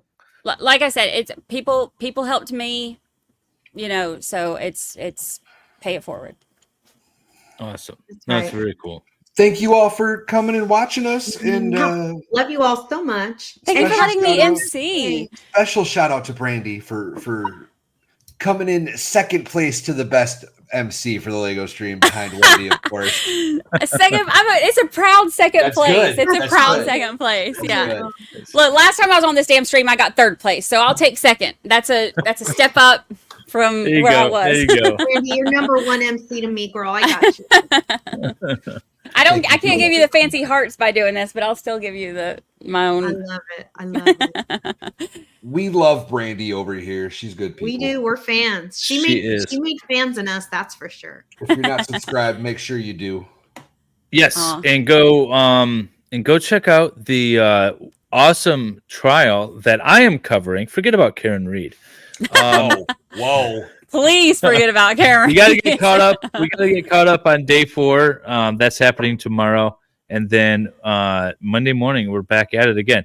This is a local case, a local judge that I know, in a no-body murder case, which is always interesting. So forget about Karen Reed. Take a break from Karen Reed if you're tired of Karen Reed. And come How over. dare you, Elise, sir? that's a very Baker good is- question. Baker is streaming Karen Reed to my channel, and I need people to watch it for me. So that, yeah. If you want to watch Karen Reed, then you can check out Valhalla's or Brandy's channel or whatever. But if you're tired of it like I am, come on over to. What are you doing after Karen Reed, Brandy? We don't. By the way, people are I asking don't when know. our next Vacation. Lego. When is our next Lego stream? We don't have it booked yet, but we will be don't. sure to let you all know.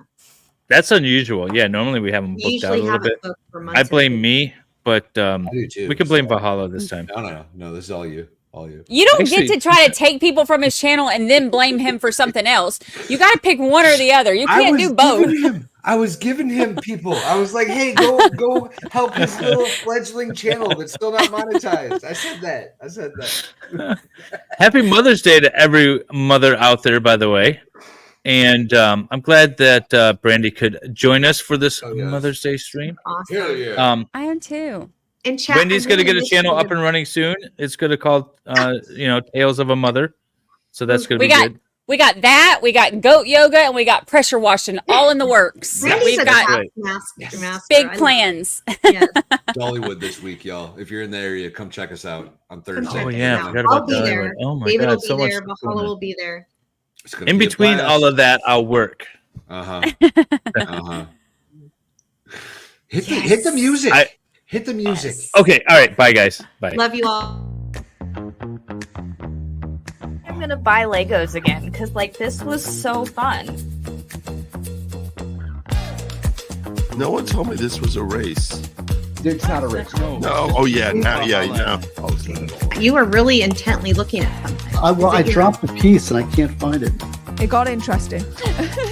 Being interviewed and trying to do Lego at the same time, harder than it seems.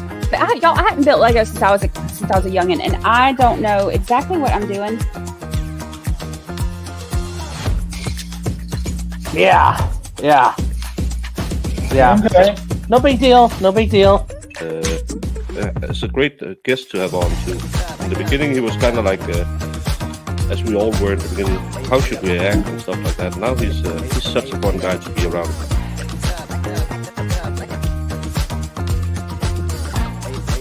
I'm actually enjoying a little bit of wine while we do this because it felt love it. inappropriate to not have libations. I had a great freaking time. I chose a Lego set that was like, don't do the flowers, guys. Don't do the flowers. And then he said something about like a tramp stamp or something, and the girls were like, "Hey, where is that? What's this all about? I'll show you mine if you show me yours." And I'm like, "Whoa, this is not that type of stream."